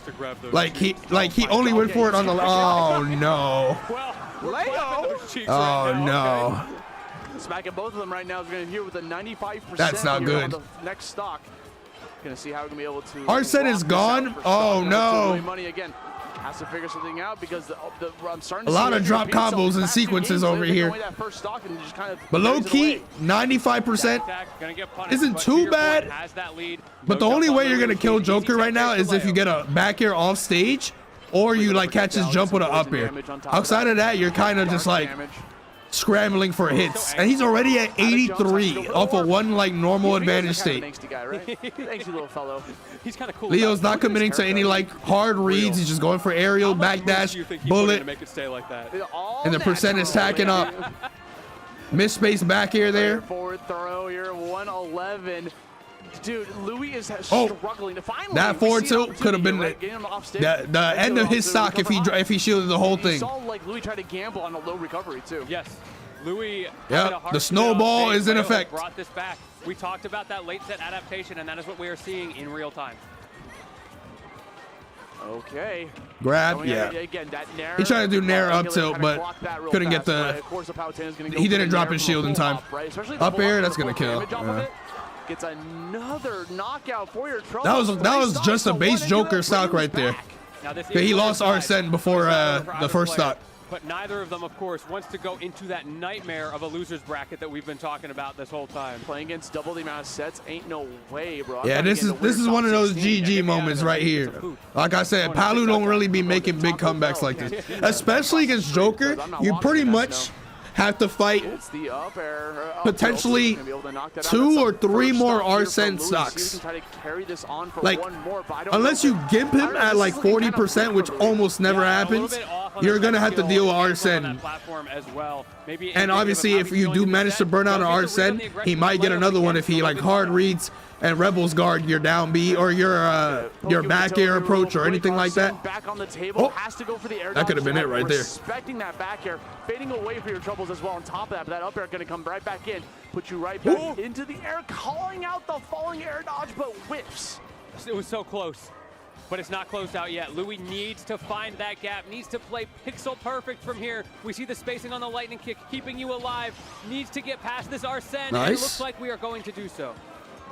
Okay, you can breathe for a little bit here. Sitting at 88 damage, is still kind of bleeding. Every single percent at this point is just ouch. Fortunately, you gotta oh my God, not the reverse forward tilt again. Advantage of the fact that Louis has to be the aggressor. You can see him, he's just running away like a Captain Falcon, tricking you into thinking he's being aggressive, and then closing it out with a call out on the platform just like that. Damn. Taking you out with that drag down. That was a really good game from Leo, honestly. Classic 2019 combo coming back into fruition. The matchup, the matchup is basically like not too bad at first, but you have to take the first stock. You either have to take the first stop or like gimp Joker to like have him play Palu's game a little bit more, but because both characters can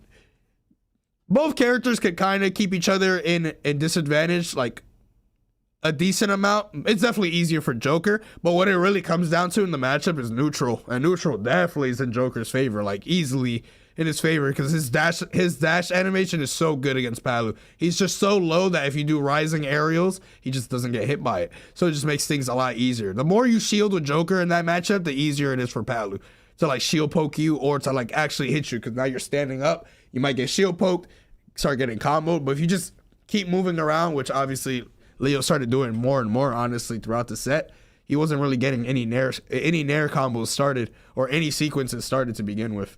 Years later, So. MK Leo is not washed. I want that to be crystal clear. Everyone be saying Of course that, he's but- not washed. Oh yeah, you rest your arm. Oh, man. Posture, man. Smart. Oh man, Posture. it's Take a time. big breath, stretching those shoulders. As we get into game number 1 with a character I'm very excited to see that you pointed out, we got the Sephiroth. And I think the Sephiroth's coming out because it's Good. not that bad of a matchup against Snake, I don't think. Like, just so first off, It's Snake that time kinda of day, struggles When I against watch my swords in characters general just get because smoked swords because they're have the both ability to two hit of the Snake hardest without working getting hit by characters in the game, exploding. in the But that is one of business. the biggest swords in the game, too, on top of that. First, you got to get in, though, and Hurt is setting up shop early, making it very difficult, and of course, that C4 is going to really hamper Tweak's threat range. Yeah, the range is pretty So it's massive. one of them. It's one of them Back air, games, those huh? forward airs, like that's gonna go I can already almost tell. across the entire, like half of PS2 sometimes. Tweak's taking like 5 Bobbing and steps. weaving, but he is taking chip damage, only 12% on Hurt. We also have the access to projectiles too here with Sephiroth, right? Being able to throw out some purple Skittles. And the second that Skittle hits, right? Bro you said got the purple ability to be able to Skittles. apply a Don't lot of disrespect. shield pressure right afterwards. It's like the try and true combo. And right there, Oh. we saw Hurt got rid of the C4 because he doesn't Low-key know exactly got when to blessed with blow that up, so side he B. blows it up preemptively to protect himself. Tweak What tried to the go hell in, was that? And they had a little bit of a trade. Ended up going pretty even. Yeah, Gavin's still doing a pretty good job here, sitting at 102. Going back towards the middle stage again. Hurt trying to dictate the pace of this match, just chilling backwards the entire time, throwing a grenade after grenade, just chucking explosives at the one-winged Angel. It's a little bit off on that back air timing for Tweak. Kind of difficult to get that low profile hit. And of course you have to worry about it because Hurt can just Tweak trap in is- so many situations. I mean, I already knew Tweak a camper, or like with Sephiroth, or like he be taking his time, but my God, he's taking his time. I don't think I'm not a fan of like the speed that he plays some matchups with That dash Sephiroth. attack from Snake is so Obviously, it's good. easier for Oh, me to your say shield, it like doesn't matter. I'm It like moves so aggressive as far fuck. I'm like insane. literally the exact opposite it's of this. crazy. But I do think playing And like right now, more like Snake's that is gotta be better careful. against If he gets Snake. grabbed, he's dead. in my Or opinion. if he gets hit by that C4. Yeah, see, there's so many things that can kill Tweak at this point, so he's got to try to stay Like you can play a little campy, but like not off rip, grab, one you know? explosion. You might be looking for it. I love Like Hurt the looks back very airs coming out comfortable. from You Tweak. gotta Kinda to denying beat him Hurt. You forward gotta momentum make him from Hurt. like actually This is feel your chance, though. pressure. No C4. He doesn't feel Oh! pressure when he's throwing grenades from across the stage. Like he will literally do So the precarious same for both exact players. sequence of Falling off grenade that super tosses safe. for Does find the mark, but 7 doesn't minutes find the straight. If you don't ever approach him and you don't ever like do something. He did get the first stock though. But like Hurt has a game plan and he will stick to it the entire time. You gotta break that game plan. You gotta make him start thinking like, this is not actually gonna work out. I gotta change my shit up. But sometimes it might be too late. That the way to It's play too late to Sephiroth change is shit up. Just survive until you get that wing, then you get to play. Like the game. while he did get the Gavin no first longer stock gets to here, play the it's game. like, okay, So Hurt's like, I can still it's about play the same way I'm slowing playing down, it's about getting that because chip the in. grenade is gonna Yeah, eventually to be just fair, kill you're at 172. Sephiroth on The its stock own. is not gonna So he last doesn't have to go long. for It no is greedy already, stuff right now. like, He still has overcooked. 4 minutes. He already knows that Tweak is not gonna avoid every single grenade for 4 minutes. This is the So eggs look, that you he's cooked still in the doing the fridge same and exact forgot about thing. Before leaving to LMBM. Oh no. You're coming back to a He's not surprise. I put nervous. those eggs in the freezer, man. I knew I was gonna forget. 8%, that's nothing. Okay. He knows that if he takes Tweak stock, eventually he's gonna be able to hit him with like a long sequence or like a normal snake sequence and deal like 70%. He's playing for the timer. Yep. Every second that Hurt does not approach is another second he doesn't have to come back. The next grenade will kill. Tweak still living the dream here with 205. Opposite over the side B, but gets called out by 1. 30%. That's not a big lead at all. The stock lead.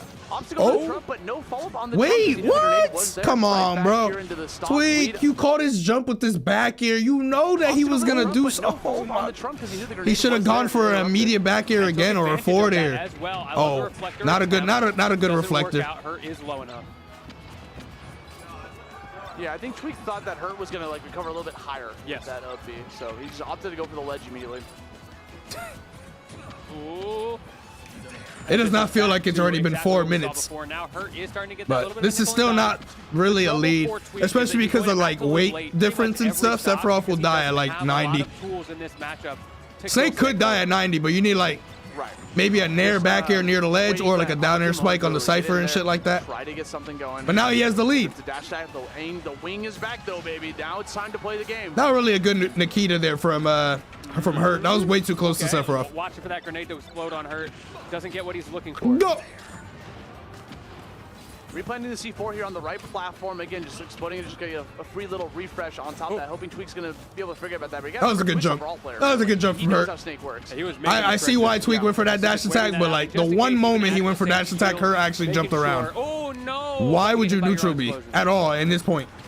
That shit not doing nothing. That was a neutral B that he just wanted to press.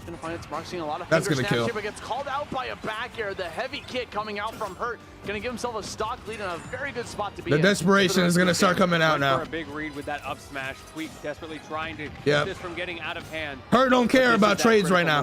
He wants to boost that damage as much as he can. Now every second that Tweak spent stalling out Hurt now counts against him. And you can see he's just taking his time. Incredible recovery from Hurt, by the way. That whole time, Tweak was trying to bait out, like, I'm coming for you, I'm going to jump off. Obviously, Tweak's not going to jump off towards him. Yeah. But he was hoping that Hurt would get a little bit, like, overzealous and go for a grenade. I don't know if he wanted to actually down smash there or down tilt, but that just gave him free percentage for Hurt. Very precise moment here from Hurt. Very good recovery. Indeed. And now finally gets a hit on a C4. Yikes. This is GG. For Tweak because it means he's going to lose the points towards the delay too. Oh my god, he didn't have to go for the clock there. He just took the stock normally. Of a refresh when that game ends right then and there. So now Hurt barely got any damage on him, honestly, for like the last minute and a half there. Competitive here against the likes of Tweak, the hometown hero, New Jersey's own Tweak, trying to find an answer against this pesky Snake. Now the answer is going to be one of the things you have to do, Sephiroth? Sephiroth's forward air is actually pretty good against Snake in this, or like, it's a pretty good option to go or to throw out against Snake often. The reason why, there's like a good thing and there's a bad thing. You would think that going for Sephiroth forward air would be a bad idea because it lingers a little bit, and like, you know, if Hurt throws the grenade, it's very likely going to linger enough to like hit the grenade and then it's going to blow up Sephiroth and stuff, which it is possible, or like that is a negative about it. But the thing is, Hurt is doing a lot of jump, B reverse, or like jump, nade, throw it, or like, you know, just B reverse, shield, jump, toss it, and then do another grenade. So in those moments that Hurt is, the in between him tossing any of the nades, he's holding the grenade by doing the neutral B position. So when you're throwing out Sephiroth's forward air, you want to hit him in those moments because he's not going to be able to shield. He's only able to jump if he has a double jump, or he's going to toss a grenade, both of which, if you do forward air at certain spots, the grenade is not going to hit you. It's not going to detonate, or it's not going to do anything, but your forward air will hit Snake. And then that's when you kind of slowly start pushing him to the ledge and like kind of cornering him. Obviously, he's going to start recovering high and stuff like that, which is fine. But then now you have to start sharking with up airs. Up air is a little tricky to land. It is a big hitbox still, so like if Snake tries to like B reverse above Sephiroth, a lot of the times you're gonna get like the sour spot or the sweet spot, and you can continue to juggle. Oh, he went Diddy Kong. I don't blame him, right? Like that looks. I mean, I guess it's worth. I mean, even if overall the Sephiroth wasn't doing bad. He did take the first stock, and he did have like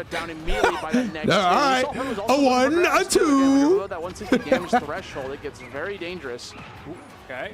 Another command grab coming in. Playing hurt looks like it's exhausting. I feel like I would actually like have a fun set versus hurt like this, like figuring this out and stuff like that. It's a way to just kind of like get in I there. think but it's more eventually, exhausting like, if you're a Hurt can call that out. camper. He can call it out with I a, think. like, run away, Just because, like, could easily call out a, Snake is one of the best at camping, so if you're gonna camp him back, like prepare to deal with constant like explosions around the stage. But like I wouldn't be going for a timeout. Hurt again, placing down the C4. I definitely would go Palu. Sephiroth versus Snake is like, it's not bad, but it's like way easier for Palu to like win neutral and then like continue. Ooh. It doesn't matter. Oh, it did not come into play. Ah, what an up tilt. At 142, gonna connect Something he never presses. That was the first up tilt in 2 games, in fact. Tweak. Now, dude, I don't know. I don't know what Tweak does at this point. Do you stick with the Diddy Kong? Because I feel like this Diddy Kong did a little bit better than the Sephiroth. Just hit him with the Ditto.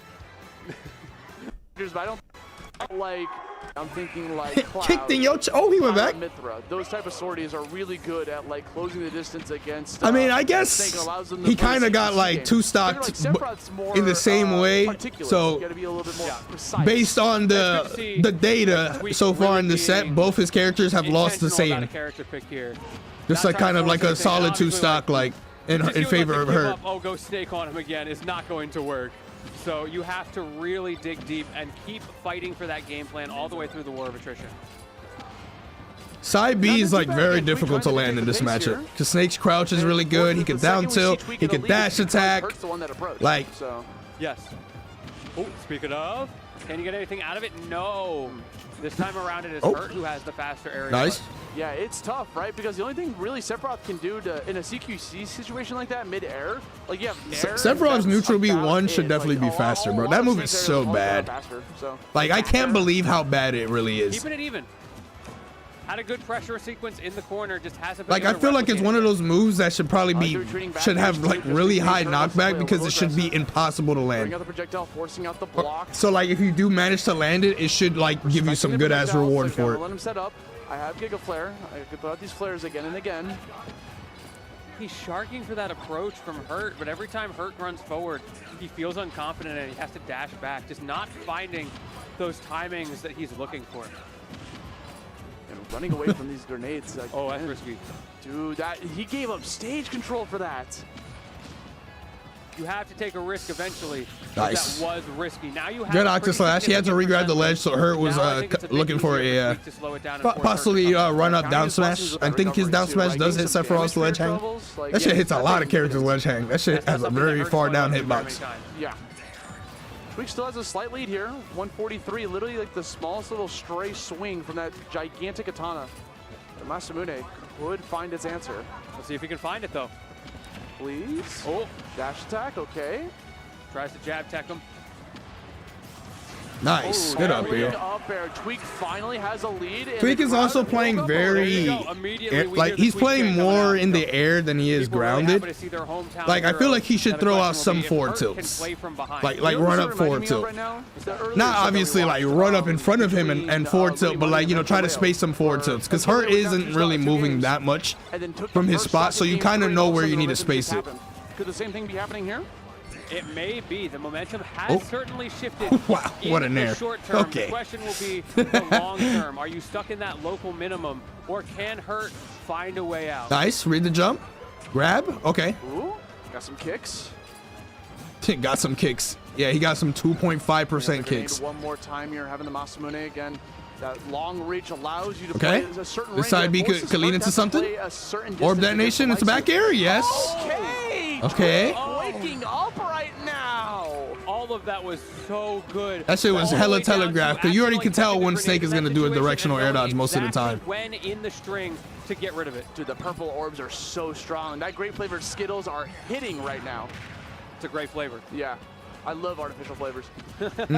Hurt's going for more like aggressive options now because he is actually down by quite a lot. There we go. That's the counter. That counter should almost never work. Oh, he's fucking him up now. Hold on, he's cooking.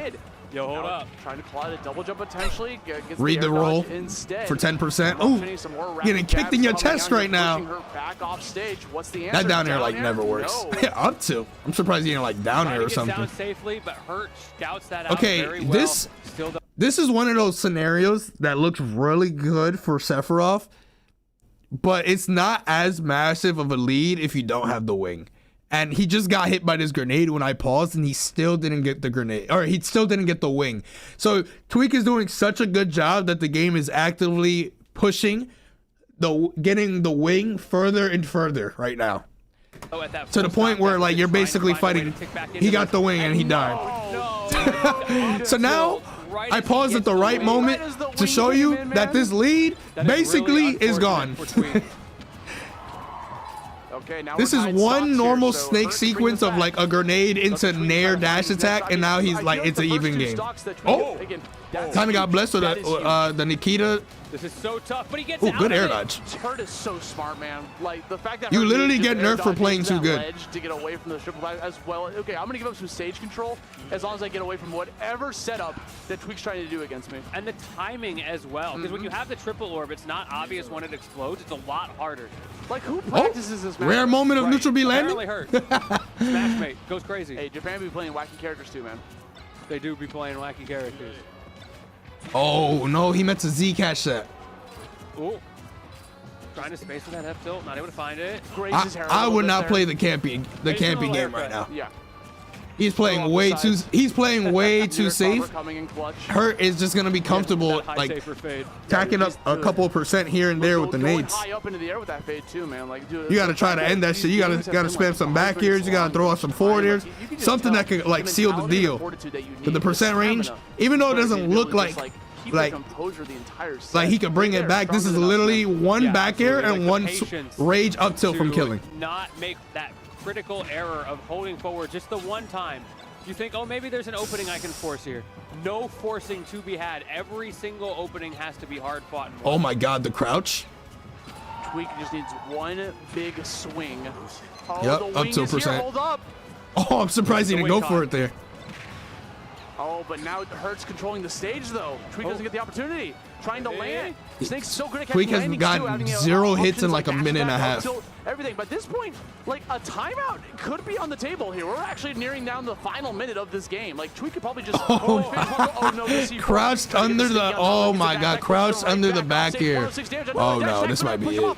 One more time, Tweak trying to find an answer. Another Nikita missile gonna push him off one more time. The final one is the nail in the coffin, and that's gonna be a 3-0 from Hurt, stopping that momentum shift from Tweak before it gets out of control and out of hand.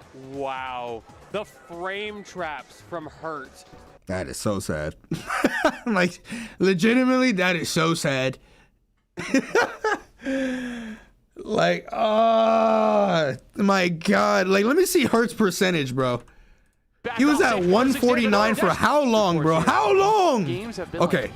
From, I mean, he was at 146, so he must have got hit by like a grenade getting tossed back to him or something like that. But basically, Hurt was at the same like % range from this point, from 2 minutes and like 10 seconds down to like the last minute. So a whole minute he basically just did not get hit, and I just feel like that was like the result of Tweak playing. Maybe he tried to play like for the clock, but it's way harder for Sephiroth to play against the clock if he has no projectile. He has nothing to threaten like anyone in that specific moment, you know. So I just don't agree with like playing it safe there. And that, like, you could play it safe while throwing out tilts and stuff, but like just the way that he was playing, he's playing right over here. Hurt is all the way over here. He needs to play right here while Hurt is over here. You know, like somewhere around that area. But because he gave him too much space, like them grenades started racking up. The dash attacks, like I mentioned, in the match against Diddy Kong, he never went for dash attacks because he had a lead from the beginning. But Hurt was going for a lot of dash attacks here because he was actually down quite a lot. He was down, what, like 2 stock 0% to 1 stock 0%? Yeah, he basically made a 2-stock comeback. Nikita forcing out an air dodge. Now you're landing an air dodge lag. I hit you with a dash attack, which like, lets me loop the Nikita. So many situations, I don't know. pointed out, sharking the landing. You can camp, but it's more about like finding when to camp and then when to like go like gun blazing. Just listen, man, these guys are ready to you gotta go with something. He got no forward tilts that set, to my knowledge. And done with as soon as possible. Though there was that moment where Tweak back aired and Hurt crouched under it. That was just unfortunate. If he got that sweet spot back air, he would have won the game right there. Set record against Tweak, but with 9 set wins against 13, anything is possible here. Losing to Hurt like that and then having to fight Spargo almost immediately. Oh no, that's the first stock potentially. No, Tweak. Wait, did he phantom that down there? Oh no, that's the first. Let me see if there's like a graze. Oh my god, yep. You can see like the little, you can see, whoops. You can see the little sparks right here. That is unfortunate. That is unfortunate. To prevent the rest of the God damn, DIE. Steps foot back on stage. He's immediately swinging for the fences. Oh, what a beautiful reverse situation there coming out there from Spargo, really taking the opportunity. And he was a pixel away from down air, but to be fair, to go back real quick. Potentially, you know, it's big. When Spargo went for this cross slash, instead of going for fast fall up B, I feel like he should have just gone for a down air. Like, oh no, that's the first stock. Even though he still had like the stock afterwards, or could have potentially taken the stock afterwards, I feel like he should have just gone for down air there. Into position to prevent the rest of the return, and instead, as soon as Spargo steps foot back on stage, he's immediately swinging for the fences. Oh, what a beautiful reverse situation there coming out there from Spargo, really. Who beat Spargo? Elijah Man, the show. It was the first match that we watched when tuning into this. Too clean with it as per usual. I guess after this we'll start watching some top 8 matches. I know there's some other sets that we didn't watch outside of top 8, but like it's like a mixture. We probably won't watch all the top 8 matches depending on matchup, like speed and shit like that. Z drop back air. Spargo knows what he's about. Oh, he definitely does, man. Spargo's kind of cooking him right now. As Tweak does here, beautiful air dodges all around, and the defense on Spargo's end is immaculate right now.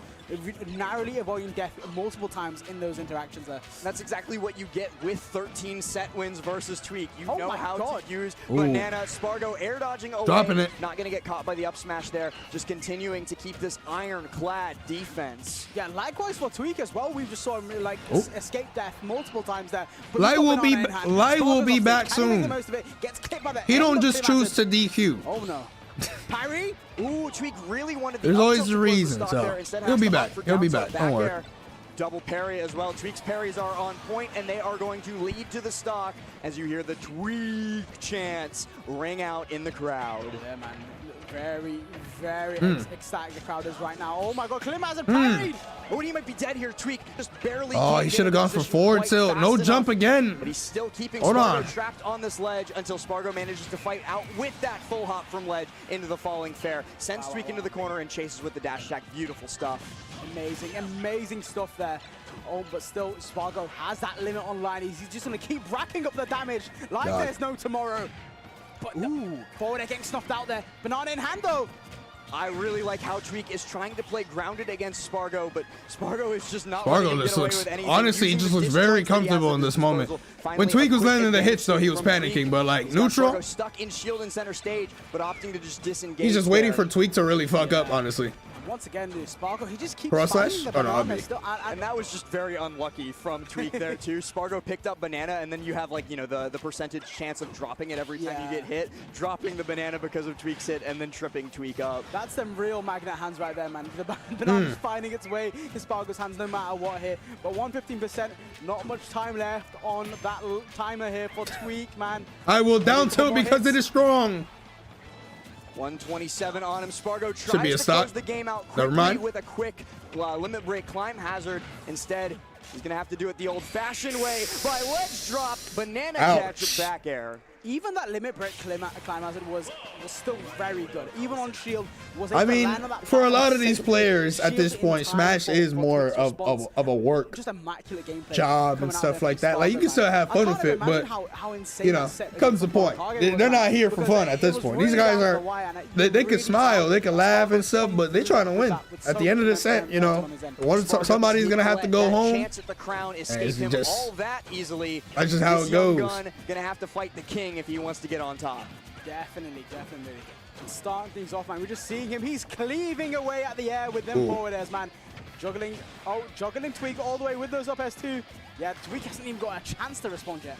No, 0 chances whatsoever. Even there, that was a good the middle hits of the continuation of cross slash. Most people like, oh, they see a parry, they stop the cross slash, but Spargo delayed it hella long for the last part, and it was so far away on the shield too that like even like if Tweak tried to parry it, I think his shield was small enough that it may have not worked anyway.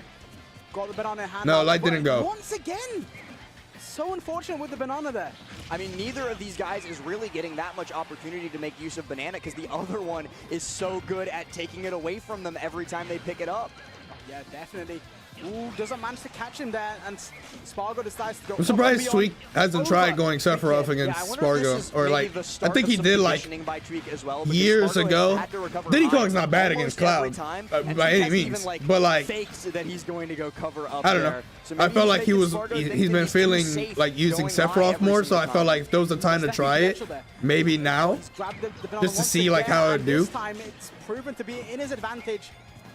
Oh, popcorn, but no! What was that popcorn? Timing of that. Spargo ready for that with a cross-up back air to take him out. Absolute closest to the body hitbox that Cloud has. He elbowed him rather than hitting him with the sword. What character, Proto? You have to do, if you're talking about Cloud, you have to do the start of his up B like pretty much right on the ledge. The corner manages to barely make it outwards. A little bit of sneaky movement there. But still, Spargo holding on to this first stock of his. Ooh, and Tweak once again dropping shield against cross slash. Spargo reversing. I think when Tweak gets some down tilts at like certain percents, like he goes for a down tilt and then wait, down tilt, and stuff.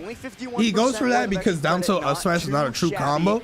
But a lot of times people don't do anything. Like they just down tilt and like they either expect you to go for the up smash or they like, I don't know, maybe try to jump or something like that. But honestly, there might be some times where even if the down tilt up smash is not a true combo, you probably should still go for it because some people just don't do anything. And then by the time that they do something, they get caught in the up smash. There we go. What a string there coming out from Tweak. Yeah, quick little Z drop Nair. Yeah. Everybody's up B works. There's some characters who can't grab the ledge with up B at all. There's some characters that can grab it at any point as long as they make contact with the ledge.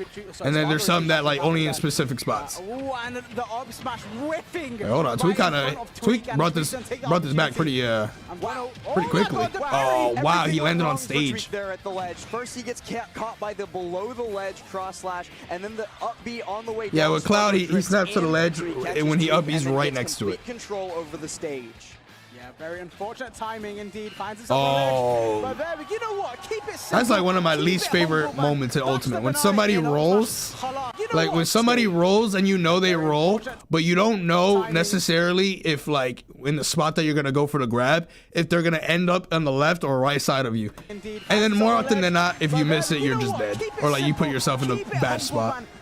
You're like, oh, the person grabbed the wind? Let me out smash out of shield. Let me grab, back throw, GG, you know, this and that. I fucking hate that. It's like, I knew you were going to roll, but your character's roll was infused with my character model, and now it's like a weird moment. Oh, that's a very... Where's your GOAT, Mutace? Mutace did really well here. Didn't he get like 4th or 5th? Yeah, you do not want to be eating one of those as you come on down from a disadvantaged state. So Tweak doing a really good job of avoiding it. Oh, hopping over the banana.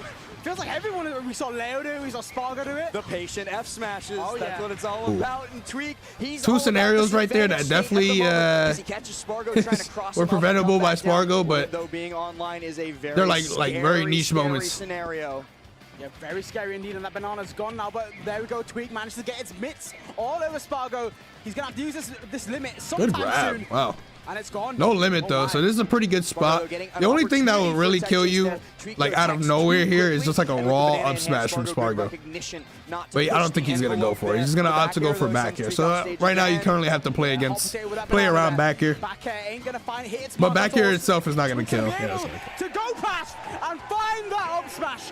Beautiful conversion there from Tweak. and you hear the Go, go, go, go, difference go. in the crowd when even a fan favorite like Spargo wins again. You know, it is in front of us now, and it's just a best of 3 left to play. Well, I'm not watching all of top 8. Yeah, I'll probably watch half of it, maybe, depending on the sets. We'll see. I don't know what every single set is. Crazy stuff. Can't wait for Tweak talks. We listen. Oh yeah, I most definitely do. Looking for that lingering up air hit. That's an The power of the VOD. Yes, we get to skip the in between, so it goes a little bit faster than watching live. Lingering hitboxes of Cloud to cover, sharking underneath Tweak on his way down, but he's definitely looking for them now as game Tweak lost the first and second seed to get 9th. That limit nearly online as well, but so is that forward there, man. Tweak hot on his tail. Oh, cross up back end, not gonna hit, but finds the cross dash nonetheless. Limit is online. Gets the down tilt dash attack too. This is just relentless from Tweak. Now with a great opportunity to not just ledge trap, but he also burnt that limit away from Bro, Spargo. it's rolling out here. Gets no chance to make use of not even the advanced movement speed that you get from limit being active. Wow! Oh my god, man. I'm surprised he didn't like down smash or something. Like from that banana trip. Now it really feels like he's just look at this once again. Like I feel like there's times where you can go for like banana down smash instead of like banana down tilt into something else, and like put Cloud in a worse spot because down smash just sends directly to the ledge. Did he just SD with that? Oh no. Wow, even I thought you had fast angle.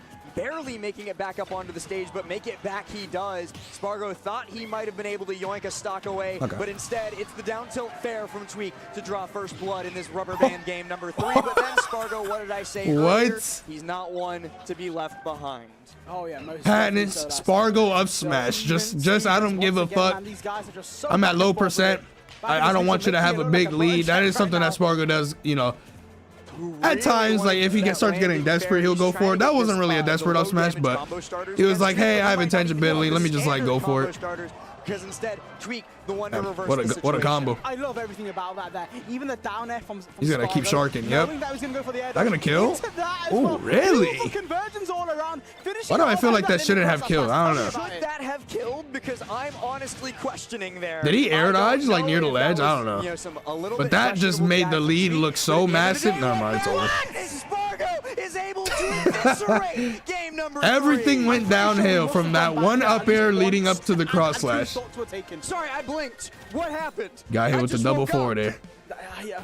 Double forward there and Pokemon Stadium 2 Spike Blast Zone. On the replay too, Spargo, all he needs, give him an inch, he'll take a mile. He sees Tweak burn his double jump and is forced to land and go into shield. So what does he do? Boosh, double boosh. Fair. Why not?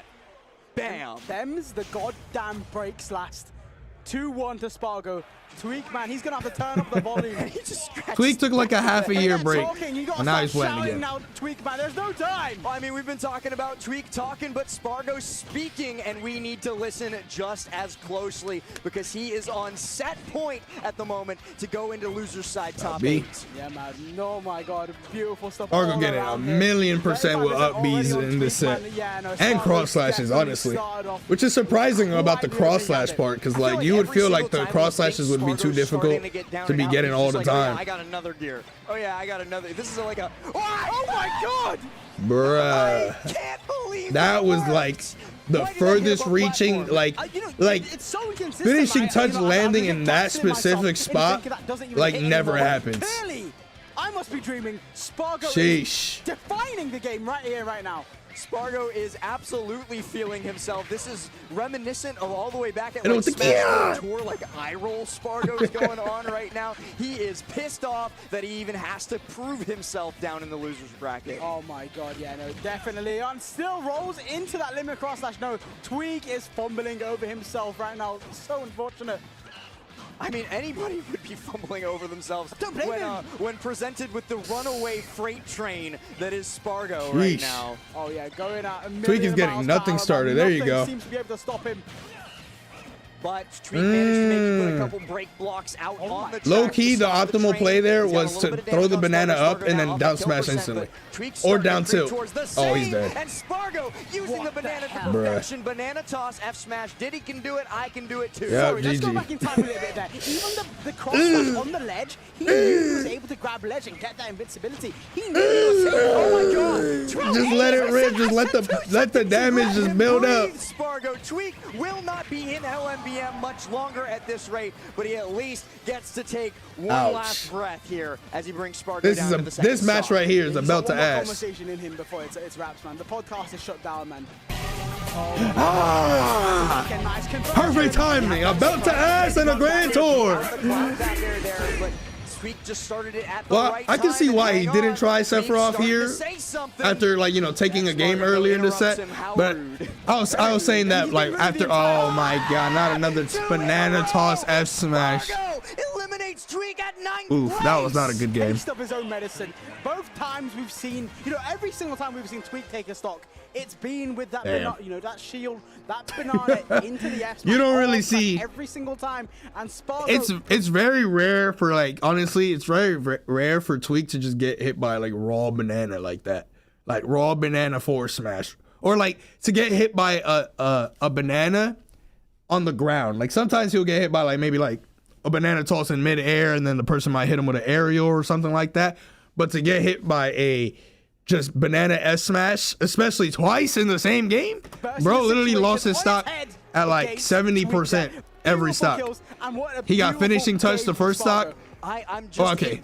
He was at 80. Mr. Big Whatever, same Moves shit. Himself, Tweak, is out Boom, of the boom, bracket boom. before top 8. But who else could have done it except for Spargo? What a performance by Mexico's best player. Maybe Sephiroth was worth to check or like, you know, to use. I mean, I said it before. This top 8. Just shows you kind of the level of talent at this major. We in the top 8 now. Spargo versus Louis Bags. Give me a second though. It's just straight Aegis. Yeah, that has been the name of the game for the Mexicans, hasn't it? Leo on the same boat for the most part.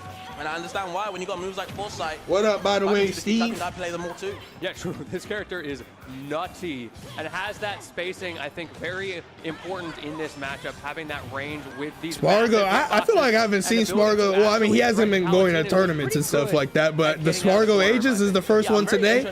And of course he's going to use that shit against Palu. This matchup is dog water.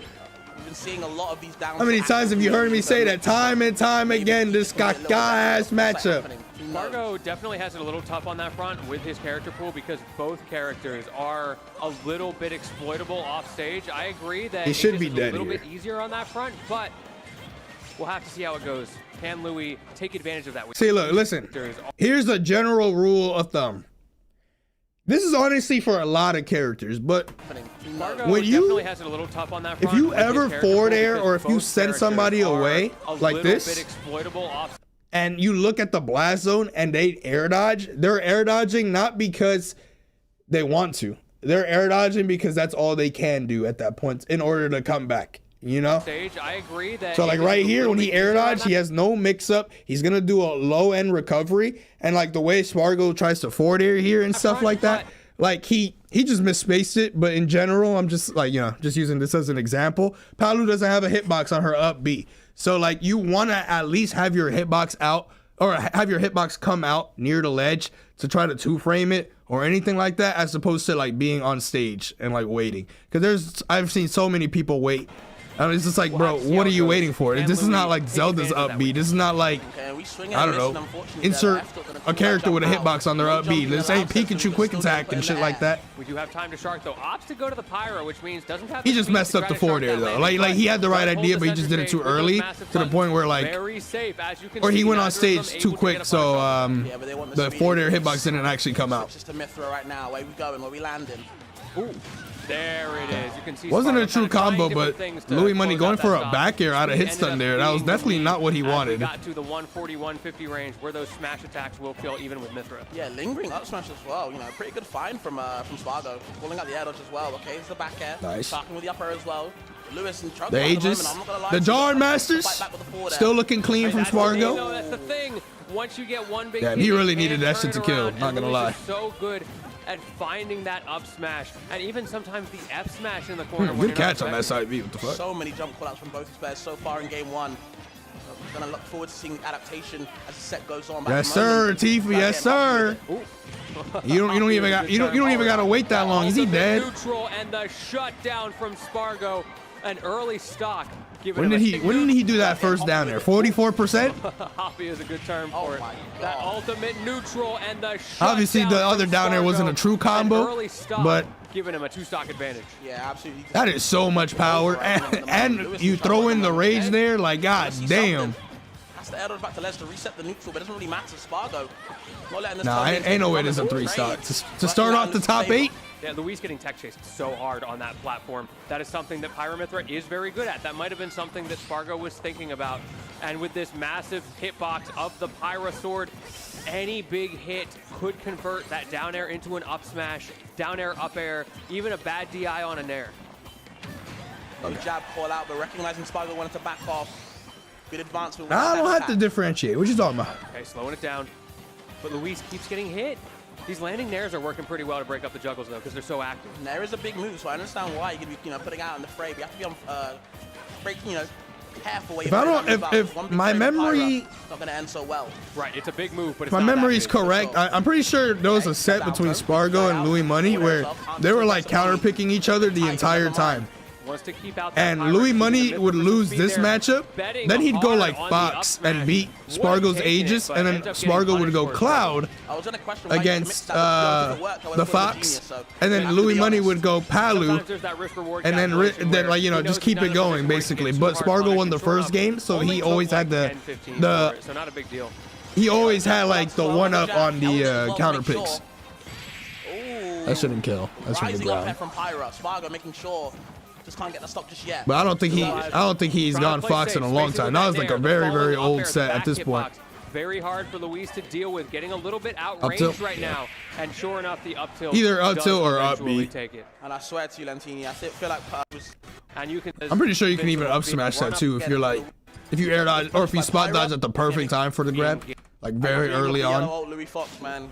You know, but either way, I don't think he's ever touching that character. If he was going to make a switch, it would be Dark Pit, but no Sonic's in sight. The Dark Pit is worth mentioning, of course. Earlier this weekend on Thursday at the VAR Summit, why is Louis Bags doing so good now? Took a game. I think one of the big reasons that he's doing so good now, I mean, he's just very confident in his play. I feel like he had a lot of moments where he just like choked and stuff like that. No way that killed. Oh my god. It would have killed Sephiroth though. Oh, he's dead. You get a little bit. What was that air dodge? Chief? Hold on. I was just about to gas you up. Hold on. Oh, and that is the power of Oh, he thought he was going to forward air him. That's why. Predictable.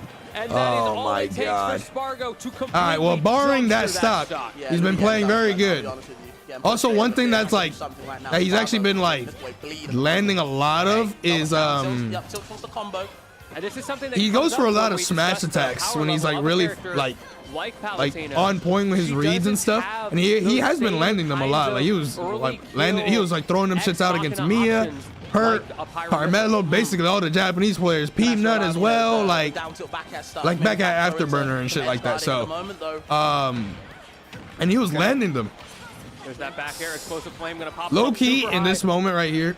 When you get this back air, going for explosive flame is actually like normally explosive flame is like the default option here. Like you get down throw back air and you like just throw it out to force an air dodge or something like that. But right here, if you go back a little bit, you can see that Spargo actually burned his double jump. So Spargo's actually in a pretty bad spot right now. He's all the way near the bubble with Pyra. So obviously what he's gonna do is swap to Mithra and side B, or like, try to drift a little bit and up B, but he's not gonna grab the ledge from, like he's not gonna snap the ledge from there. But by going for this explosive flame, he swaps, and then now Spargo is able to like swap to Pyra and like mix up his recovery option from up there. He can still die here. I'm not sure if he is gonna die here.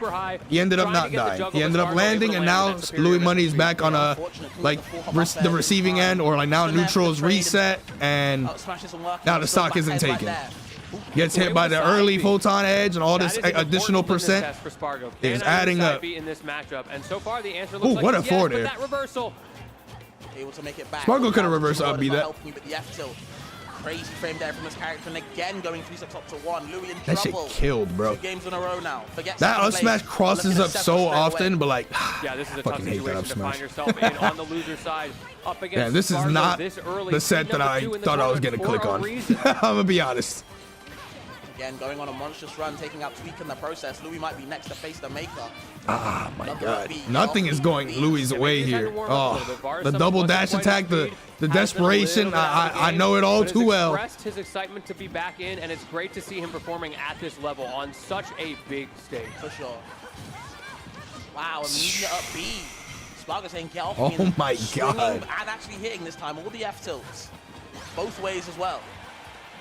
Good outspacing there from Louis. Finally, Using that lightning my kick to God, get he's himself getting back in just a suffocated little bit, this but set. It is going to be tough from here. You're at 110, and the adaptation feels like even that is on Spargo's side.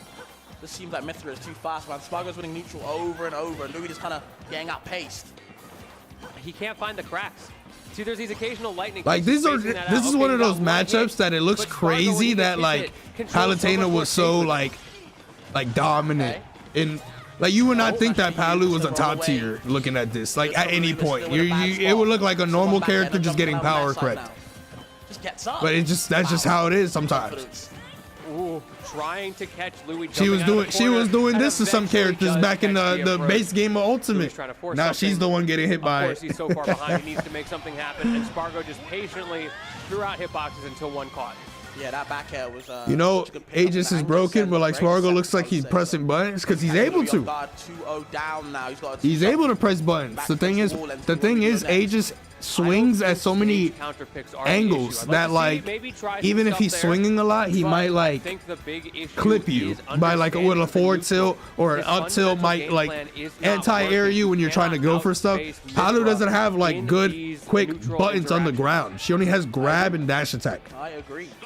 I was hoping So it's like, punishing on this recovery, and dash attack can lose to down tilt, which is one of the moves that she can also throw out really quickly too. So it's like been able to use those uppies with impunity going not as easy. You know the moves are coming, but like you gotta just kind of with punish Mithra at times, but like it's really hard for some characters to whip punish her.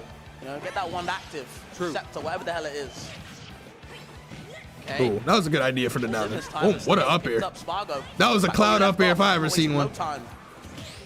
Following up air again, super safe, but there's the punish from Leo's Aegis isn't even like, I wouldn't say Leo's Aegis isn't great. It's definitely good. More like what we need. Yeah, we didn't watch it, but didn't he typically goes Aegis versus Sonics. Don't typically have multi-hit. Spargo stopped using Aegis versus Sonics because he was like, this matchup is too annoying against maybe something who knows, guys. Oh, good movement out of the corner though. He dead? He died, bro. He did the Nairo classic, the run off back air. He tried to run off back air, did forward tilt instead, and got up smash at 68, good movement out of the corner, uncharged, and just died. That up smash is too strong. I don't care. I don't care. I don't care. He just knows. That shit should not be killing at 68. I don't even know if Ganon up smash would have killed there, honestly. But I think the only reason Ganondorf up smash would have killed there is because like Pyra's like up smash, it like brings you up and then it hits you with that super strong move. Ganondorf, it would have been strong from the platform ground and he would have been fine from that. Or like you would have like ended up barely living there. It's like a difference in range, but like the power is like the same. Oh. And in the end, I mean, Louis brought it back after that at least, but it still sucks to like lose your stock that early. And this is the most even it's been so far. Finally. I've been watching for like about an hour and a half now. Maybe someone has switched. Maybe you're right, Lentini. Sephiroth wouldn't have killed there. Oh, absolutely. You probably could have up smashed with Palu before he got his up smash out. Wow. Just the movement has been too good from Spargo. Luis is not ready for it. I think trying to play reactionary in some of these situations, but maybe a little bit too preemptive in others, and it is not gelling together in a cohesive game plan. Hold on now. This is the damage we need. Okay. Double up air. How you land him. Yep, the dash attack to cover. If he caught that jump with back air, he could have got the stock. So close. Missed timing, but still, Louis hold on, no, hold on. Spargo looking for that dare up air or dare up smash right now. Bro, he was still able to punish with that slow ass forward air out of shield. What's the grab? Get up, spot dodge.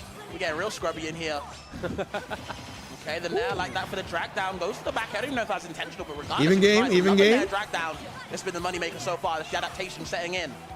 And Spargo being so tricky. I'm not sure what that up tilt was supposed to be. Over and over, just so it's not obvious to Luis where he is going to go. Now back to Sharking with that Pyra. She's slow, but she does damage. Yeah, for real. Keep swinging that sword, man. Get away from me. Okay, F tilt. The shield is whittled smaller and smaller. Yeah, can't trade with the nares. The back air. I'm just thinking about that up smash still. Oh, he's dead. Oh my god, just the gems. Louis will actually have a pretty good lead right now if everything went the same way. Oh. Mix-ups anymore. I'm gonna just jab you in the corner. Speaking of mix-ups though, Luis, as he misses one finally, doing a very good job mixing in those grabs. Spargo maybe starting to figure it out though. So what's the next step? Spargo figuring it out. He's literally been steamrolling him this entire set. He's figured out that his character fucking demolishes this shit. Find it again. It's gonna keep shocking. The back throw at this he knew that. He figured it out before they sat down. Really to be a threat, and I haven't seen Luis find those, but he does find the hit in the corner, catches Spargo getting up from ledge. Last chance now. Oh my god. That's not gonna hit with sweet spot. But still, that's still good damage. Oh, that's gonna kill. Over the ledge with the up B and oh my god, that was just not the set that I was hoping to see. That was tough. Spargo was just so in control all the way through that. Luis fighting back. We saw the adaptations, that grab game, those pokes in the neutral, the aggression that you pointed out, the speed being picked up. Honestly, out of like all the Louis sets that we've watched in like the last 2 weeks or like last week and a half, that was definitely like he made a lot of flubs, like a lot of small errors and a lot of like unfortunate stuff happening there, like the directional air dodge after getting F smashed. Then he basically got guaranteed spiked after that. He died to an up smash at 60 on this game that everything was going so well until like that last moment and stuff like that. Like there was just a little bit of moments like that like normally you'd get like small punished, but like in this matchup, you sometimes make one mistake and then you get juggled by Mithra for 20 seconds uncontested, and like then the tilt starts sinking in. You're like, okay, this is really annoying. Like I need to get any kind of hit in, and then he doesn't get any hit. So let me see what else happened in top with 8. Their stocks as often. Makes sense to me. Leo versus Monty. I mean, I'm I'm good on this set. Like Leo just kind of just beats every Game & Watch. Sonics versus Mutace. I've seen these guys play like a decent amount of times. Hurt versus Peanut. Spargo versus Mutace. Leo versus Peanut. Bylift though, he is Bylift in this set. What set should we watch? Should we? I guess Peanut Leo. I mean, I don't like the. I don't like how long this set is. 11 minutes. I don't like that. Like, yes, you get the spacing. Maybe it's for the Mithra speed to zone break. I'm a little scared of this one. As immediately Leo does try to do exactly that. I think he's low-key just scared of just losing Arsene straight away.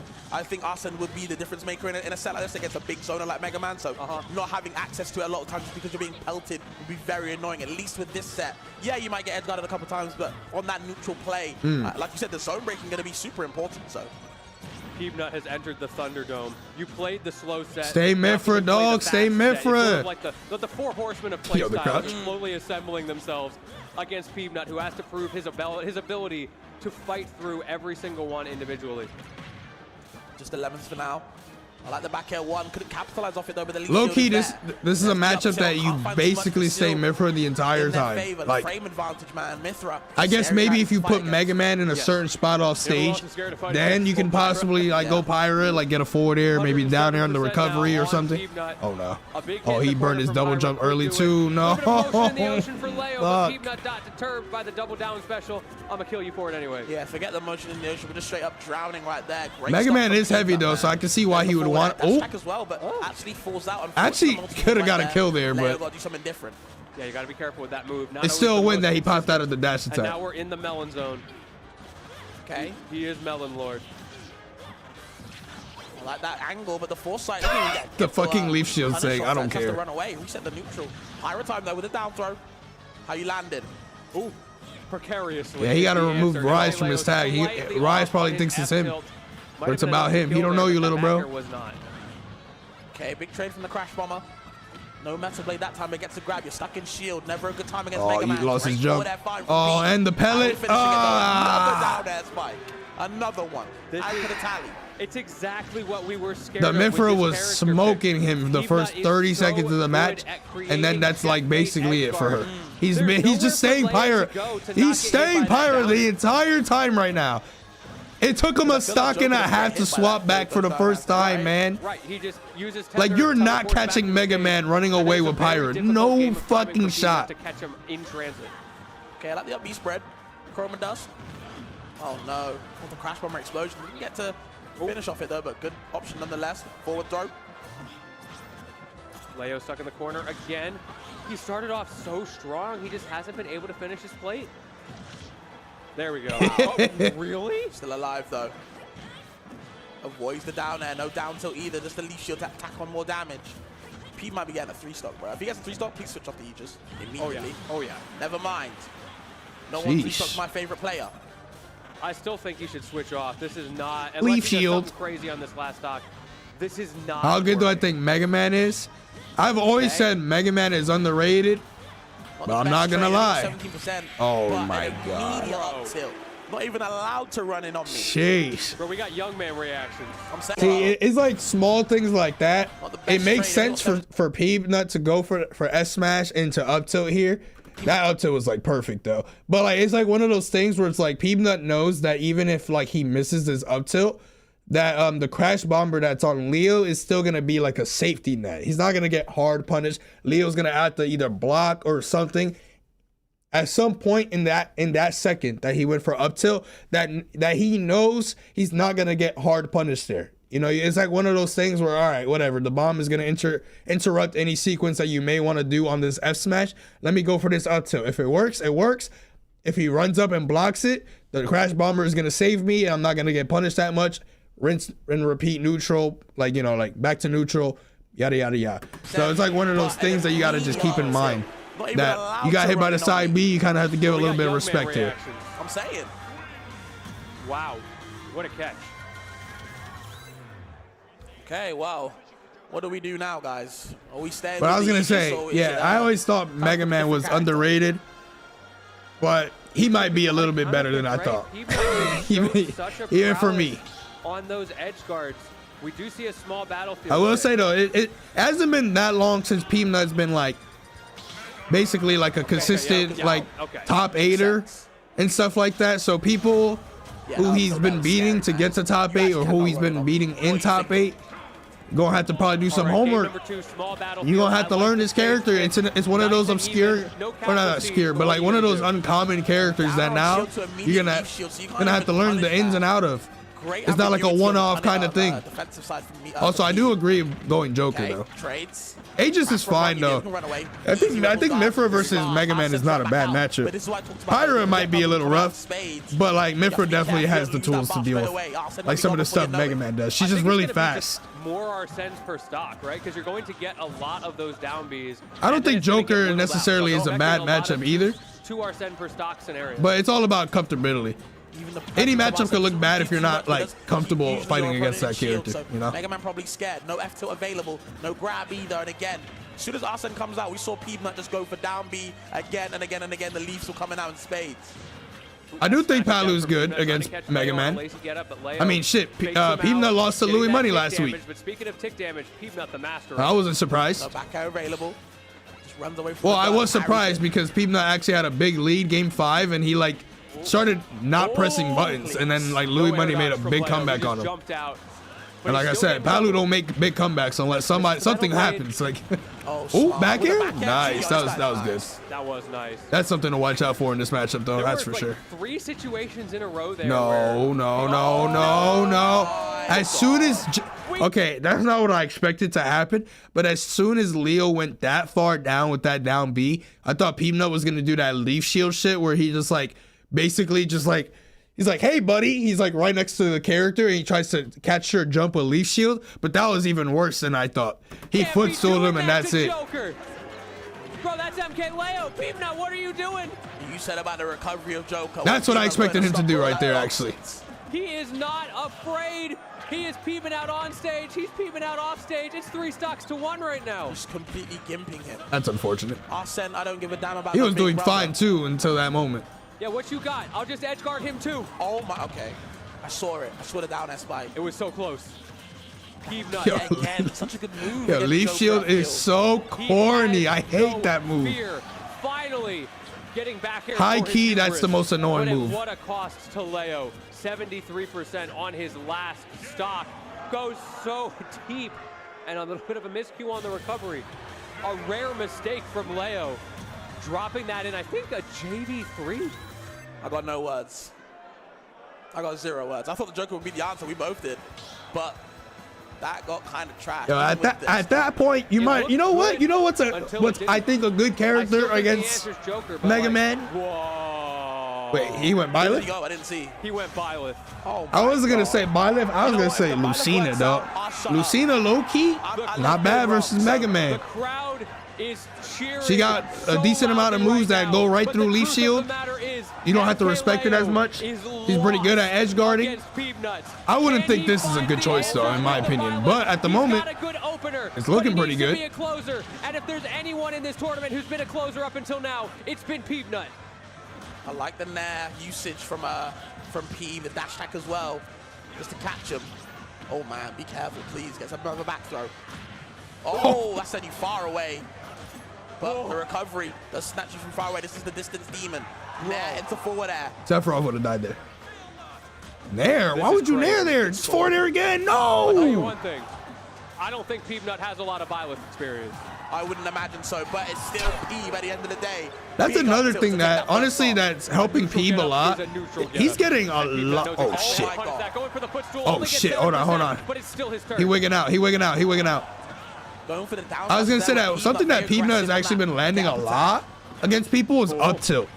That's not a move that should be landed so easily, but he finds a lot of times, a lot of call outs and a lot of true punishes even with that end with up tilt, and that helps a lot because Mega Man normally just withers away, chips you out, and then you get hit by a straight back air at 150 or like a forward air like 160 and you die. You get hit by up tilt, you're dead at 80, you know? Stays on the same side with the nair, another one. Okay. All right, we're warming up.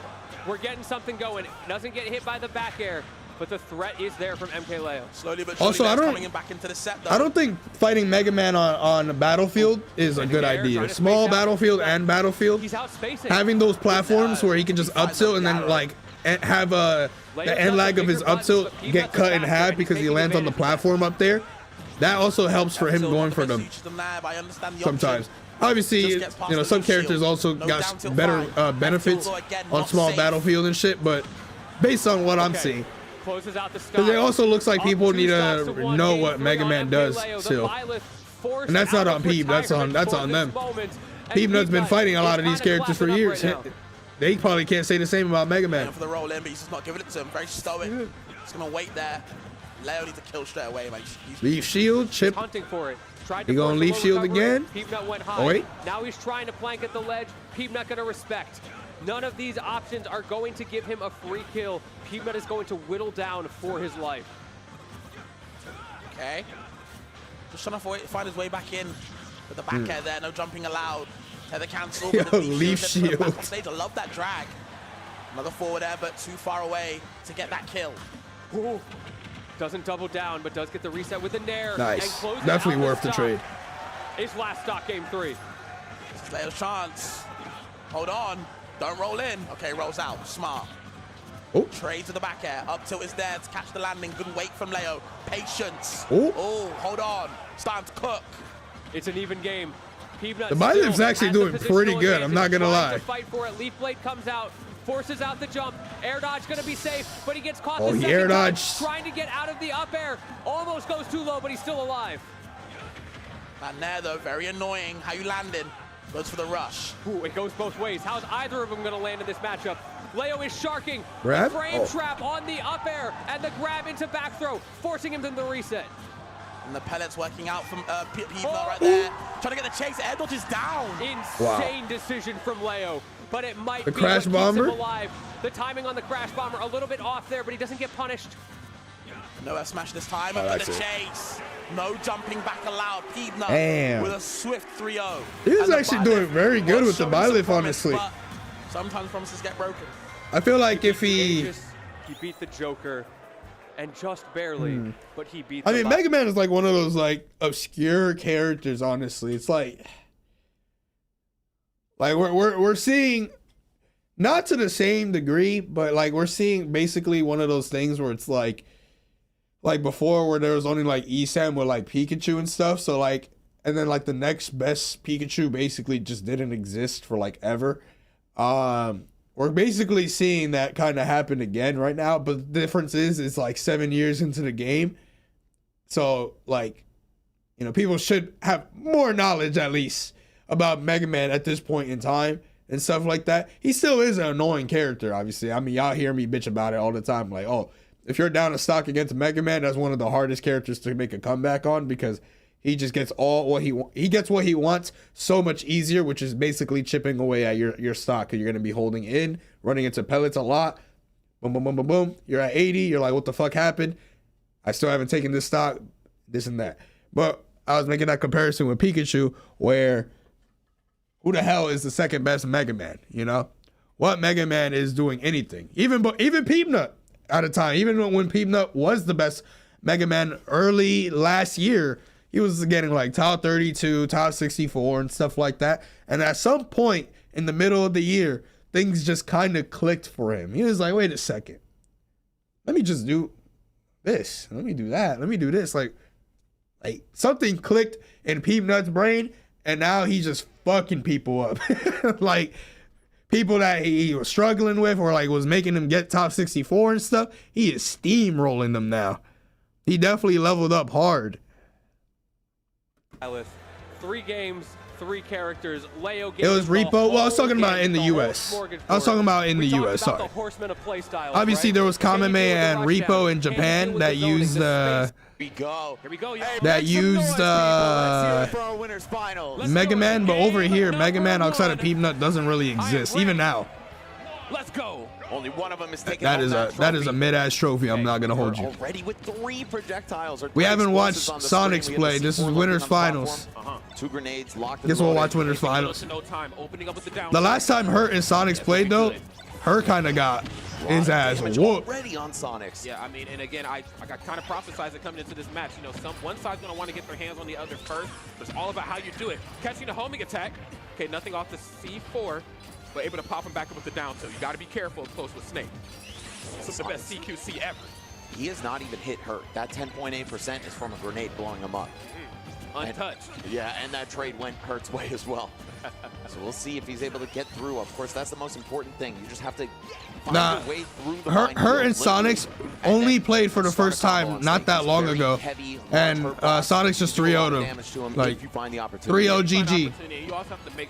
But at the same time, I think during that time where like people wanted to see Sonic's and Hurt play, one of the reasons why people wanted to see that, I think, was one, because they never played and they're like the best of NA versus the best of Japan. They always avoided each other in bracket.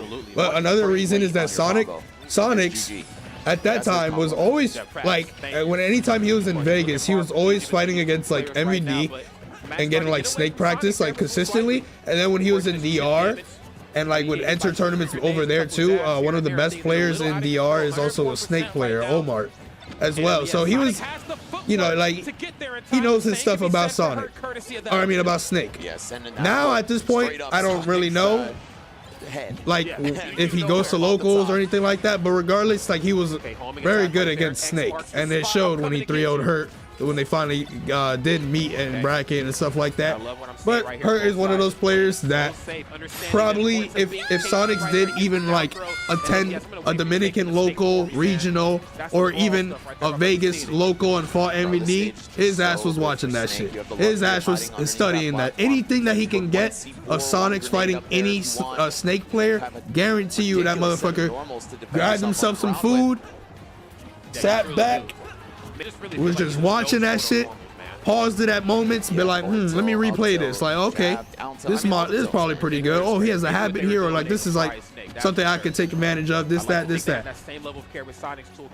Also, yo, what's good, Jays, with the 47 months? Nairo. Yeah, and not only that, Hurt also since then has a Sonic secondary. So playing the character as well, you get to learn more of the ins and outs, like the strong points, the weak points of that character, and indirectly it makes fighting against that character easier for you to fight against.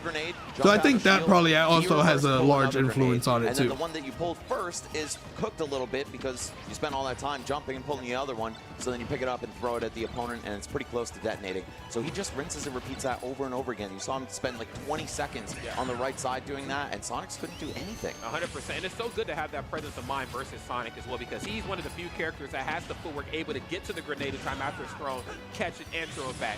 Just go ahead and beat him halfway, cook it a little bit, let it detonate on him.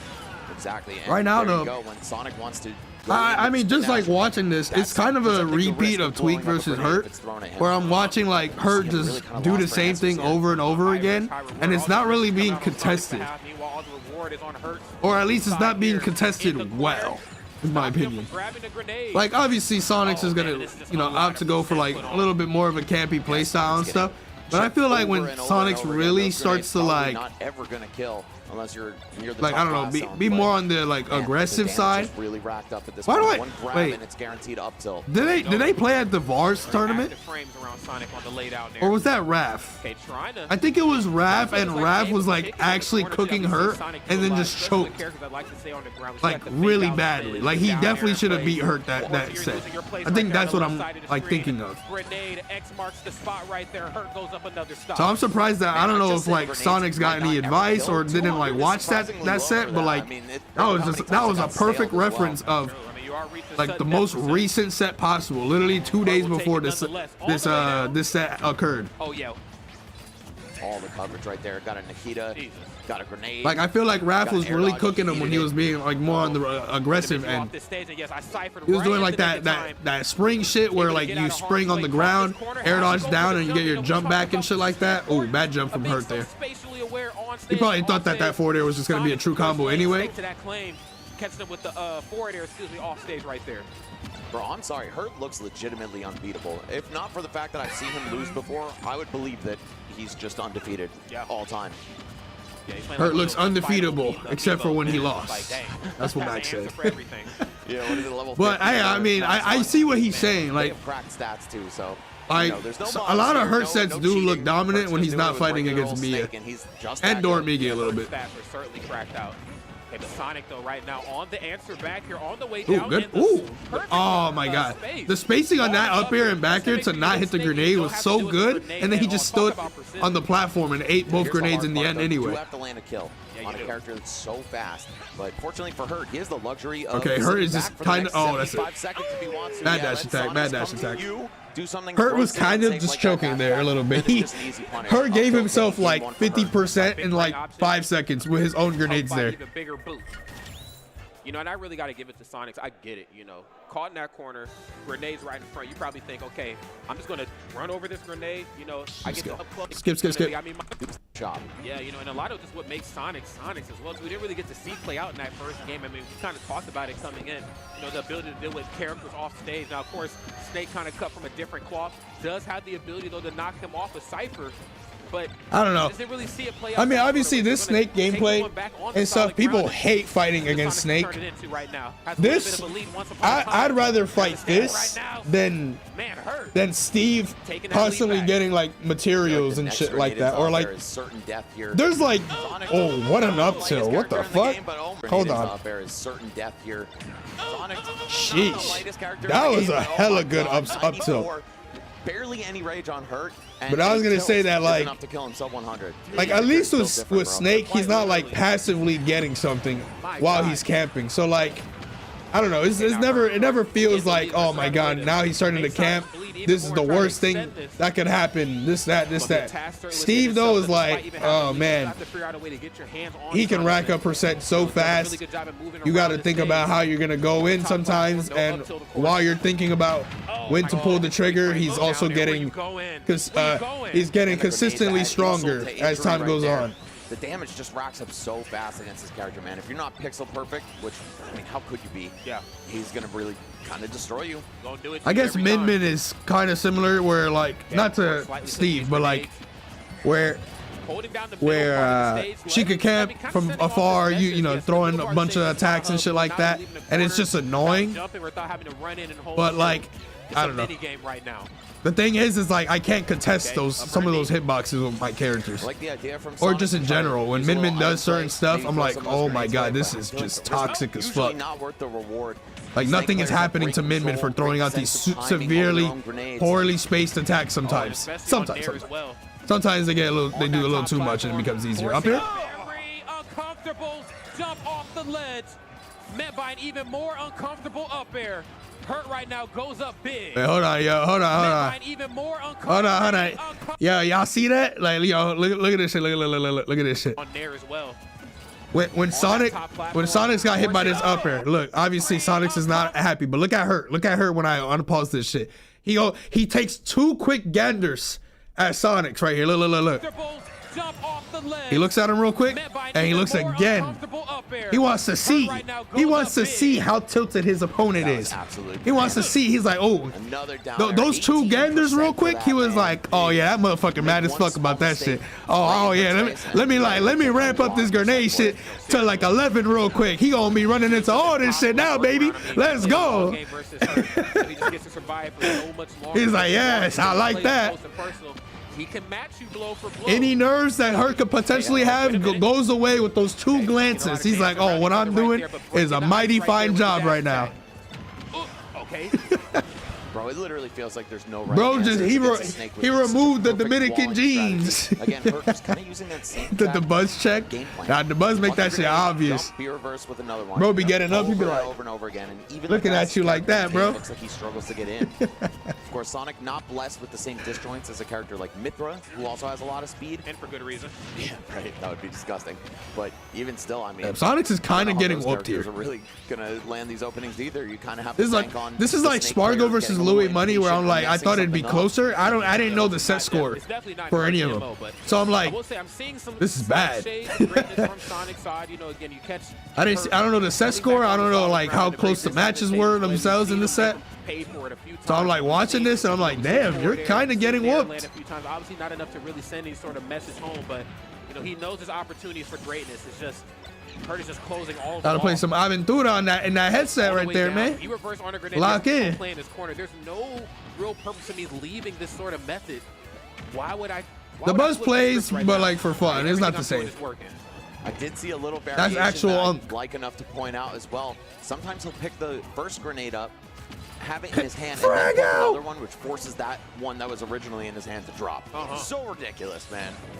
The ways that you can manipulate where the grenades are going to go and how smooth Hurt is at doing it is so impressive to watch. Even if he's barely interacting with Sonics, I still like watching him play this little mini game. Yeah, I mean, this is one of those points in the match where like Hurt could like potentially just get a forward tilt and win, but he has such a big lead that he could actually just go for the timeout as well. Nice, gets the grab.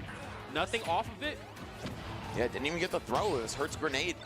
Like he'll go for like a tilt, like a forward tilt or something, if the opportunity arises, but he's gonna just keep playing grenade heavy.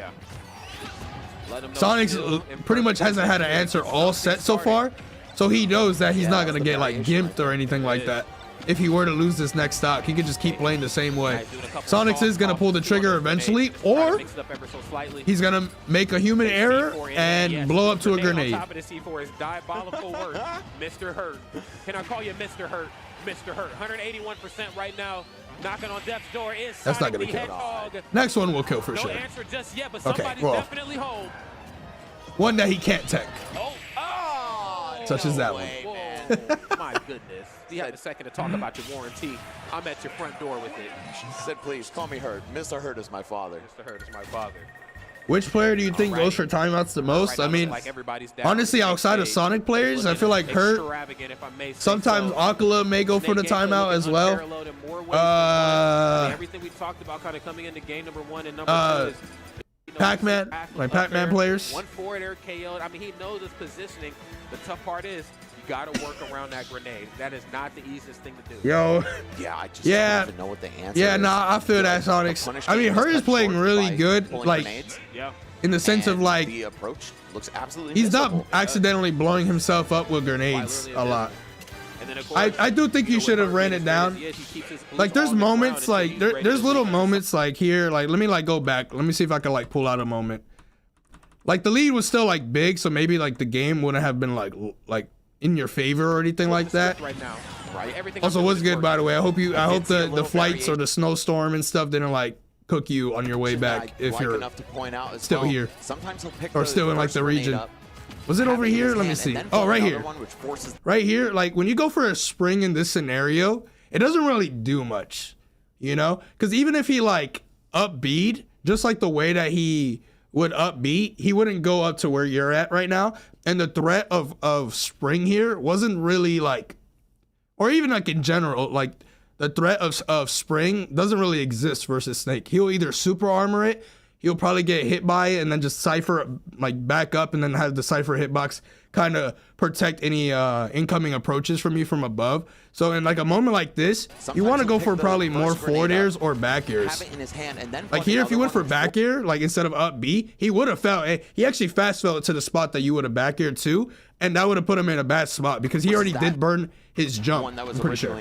So at the very least, he would have been in a more uncomfortable position to recover, where he probably would have to grenade or C4 himself in order to come back, which would still indirectly still rack up his percent. So in a sense, it's still kind of a win. Even if you're not taking the stock, you're still gathering up percent, putting him in a more, like, scarier position and stuff, and then, you know, sealing the deal.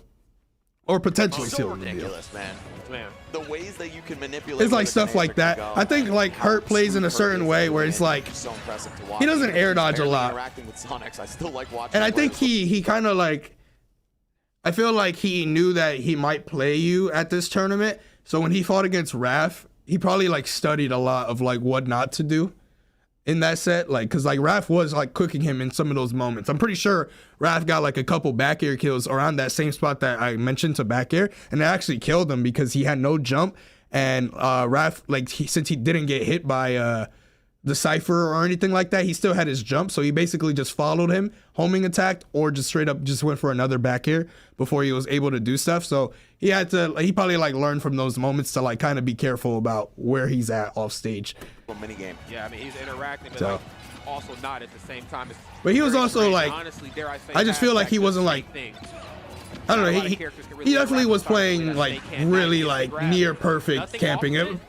Based on this set versus Tweak, or his set versus Tweak and here, like, his grenade play was definitely, like, on some shit. But one thing,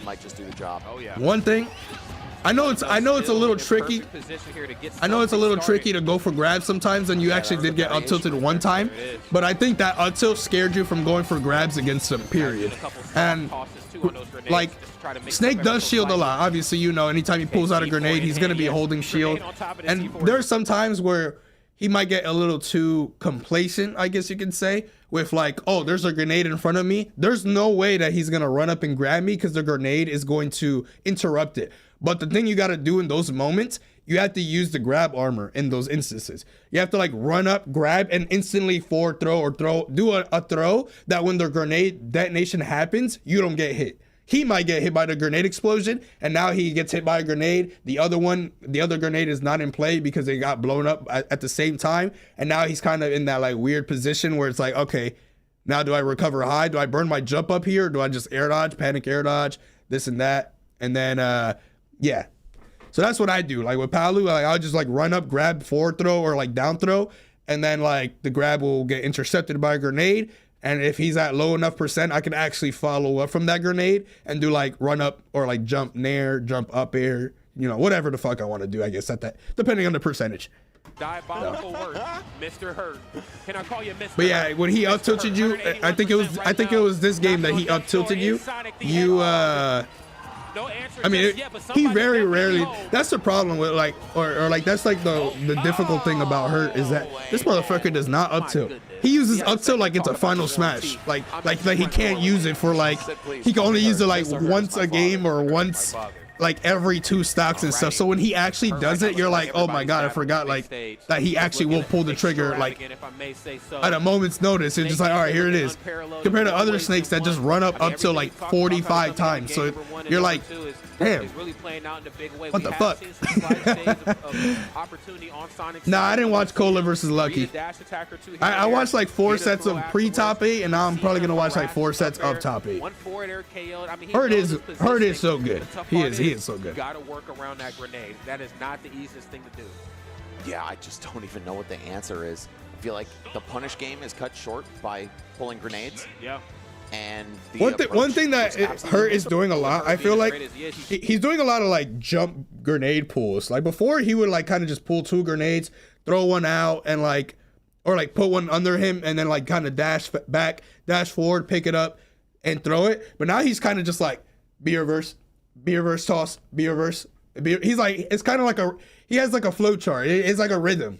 Like he probably goes in training room and found himself a good rhythm where he has enough space and timing to be able to be like, okay, I could dash here, jump, be reverse, pick up the other grenade, throw it, pick up that other grenade, be reverse, have it drop in front of me, shield, grab the other one, and rinse and repeat and stuff like that. And like at the moment, nobody is like contesting with it or like getting him out of that that flow state. Flow? Is Hurt ranked number 1? Bro, that 4. Okay, that 40. What a ridiculous start. I mean, he spent the entire 2 games. Dead ass. Bro was camping you the entire time and then literally started the game with run up forward there. Like, who the fuck? Game number 3 is here. Potential final game. Sonics and the axe kick right here just to kick it off. I don't even blame you for getting hit by that. Like, that was such a random ass option. Platform not interacting, and then he just runs up and does Snake's slowest aerial, and it works. Yeah, lands right on top of the cranium of Sonic. That's how you know you're in your opponent's like, head, what the fuck? Start busting out the, not even the mix. Hey, but hold on. You ran up, got to grab you, and you got some good percent in there. That's right. Boom, there's the back throw. Yes, and that's what I was talking about before. You know, we want to see some opportunities where I don't have to lean as much into forward air, but for sure back air. The off stage and the juggles. This is what we need to see out of Sonics. So far, it's working out pretty at the well. moment. He's got a 50% lead. If he can close this stock out, oh man, things would really change. Okay, hold on. You kind of cooking now. Nice clean stock. You feel a lot more comfortable, and the message has been sent. Okay, you need to approach me now. Yes. Snake is not very good at doing that. No, he most certainly is not. He has the coldest of feet, if you will. But on the way. You're not doing like the spring on the ground to get like regain your jump. I feel like you should probably always do that, just in the chance that like if you. Wow, that was true. Okay. I feel like always if you have enough time to do that spring thing where like you have the spring on the ground and then you regain your jump. I feel like you should always go for that, just in case like he's a little bit higher than you anticipated, that you can at least potentially continue up the pressure, which you're kind of doing right now, like even without what I mentioned. And wow, almost going up 2 full stocks. You see the power of this lead. Hurt looking a little bit lost now that he can't play his usual game. Yeah, still looking to back off a little bit, but you can't back off too much because now Sonics has that wonderful luxury of just saying, hey, throw the grenades. I'll shield them. You don't cook them, I'll throw them. Yo, these F smashes though. Okay. I want to see something. You do have a very, very good lead here, though. Like this pseudo-aggression. Something clicked. Grenades right in Sonic's face. But here's the thing. It's like even though you have a big lead, you see how Hurt is playing. He's doing the same thing. He has one game plan and he sticks to it. Caught you slipping with that C4 though. Caught him slipping. It's just not a thing. No, it's certainly a task within itself. That's for sure. Of course, another grenade, right position, and Hurt doing a really good job of just hiding behind it. The shop is open. Sonic's not looking to buy. Okay. Oh. So much work to be done here. You had the right idea. Maybe he can slowly chip away at the stock. Enough trades, and you might be at up tilt kill percent. Just gotta stop the like in a moment like this right here. And you might be at up tilt kill percent. Like he's at kill percent, so he's just scared to get hit by any attack. Like in these moments, Hurt is gonna shield for longer than normal. He even spot dodged and then ended up shielding again. Like that should show you how scared he is, because he probably has the grenade for like, you know, like assurance that, hey, if I get hit by something, like if he grabs me, the grenade is gonna interrupt it or whatever. I'm not gonna die to a grenade explosion at this %. So he has that to fall back on, but he's not, for that reason, he's not gonna like throw out a random attack, or he's not gonna jump, because if he jumps into like your back air, or like if he jumps away and you read his jump with a forward air, then he's gonna die to those moves. He's not gonna die to like any of your throws in this particular moment. So to me, when I'm like, if I was in this moment, I would know that he's gonna play like more of like a turtle like gameplay. So I would run up and grab in this moment. Granted, he did spot dodge, so he was probably like, oh wow, he actually lived forward air there. I'm a little surprised about that. But he did spot dodge because he was probably trying to anticipate a potential grab option.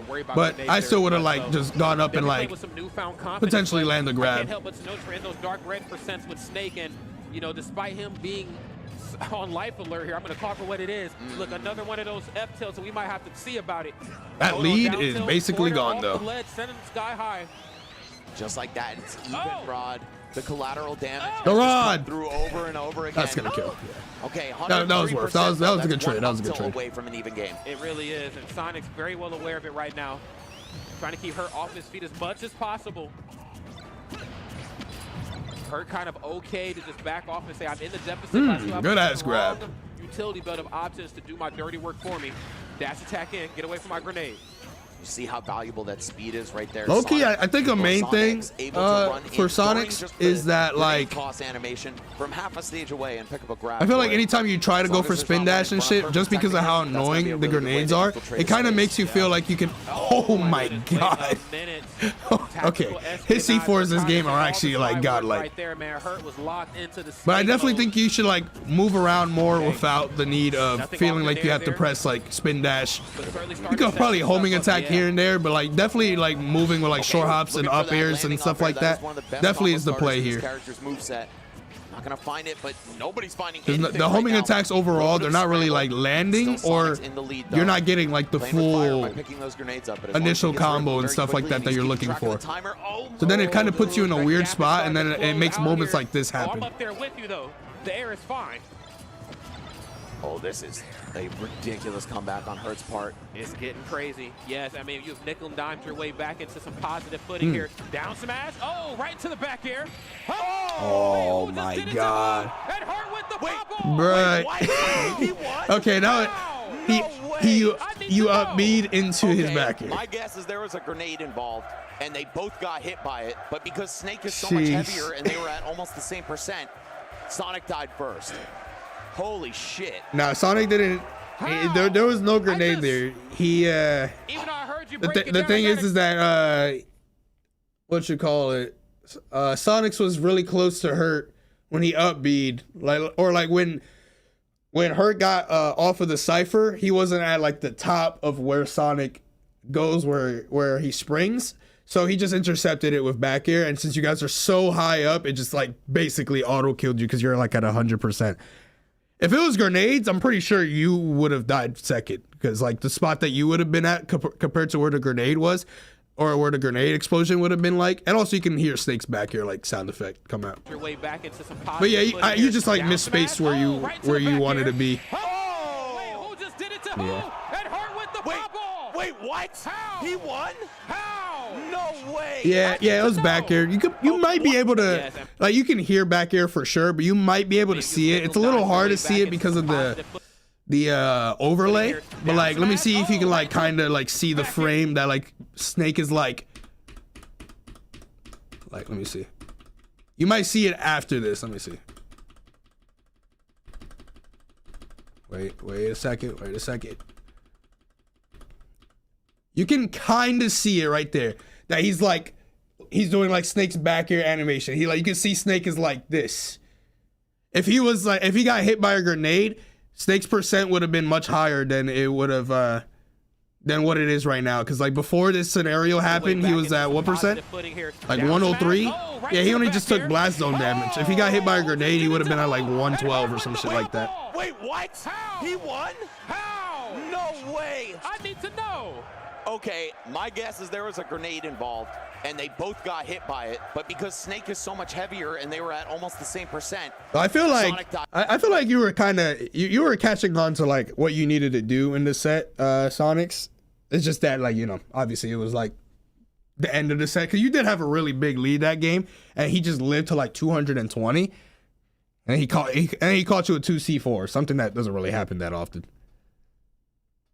Like that make all the difference in the match. Spargo versus Peanut. Even though the move only does 1 or 2% every time you pull it out, sometimes just disrupting loud and wrong. People were saying that it was a grenade. Also, nah, I must say, grenade wouldn't have come out that like fast, or like most improved player of the past year. Like if he did do grenade, Hurt lost that in that moment, 100%. Different type of time lately, bro. Almost, or no, he did win Let's Make Moves Miami, which is absolutely ridiculous. A lot of good players there.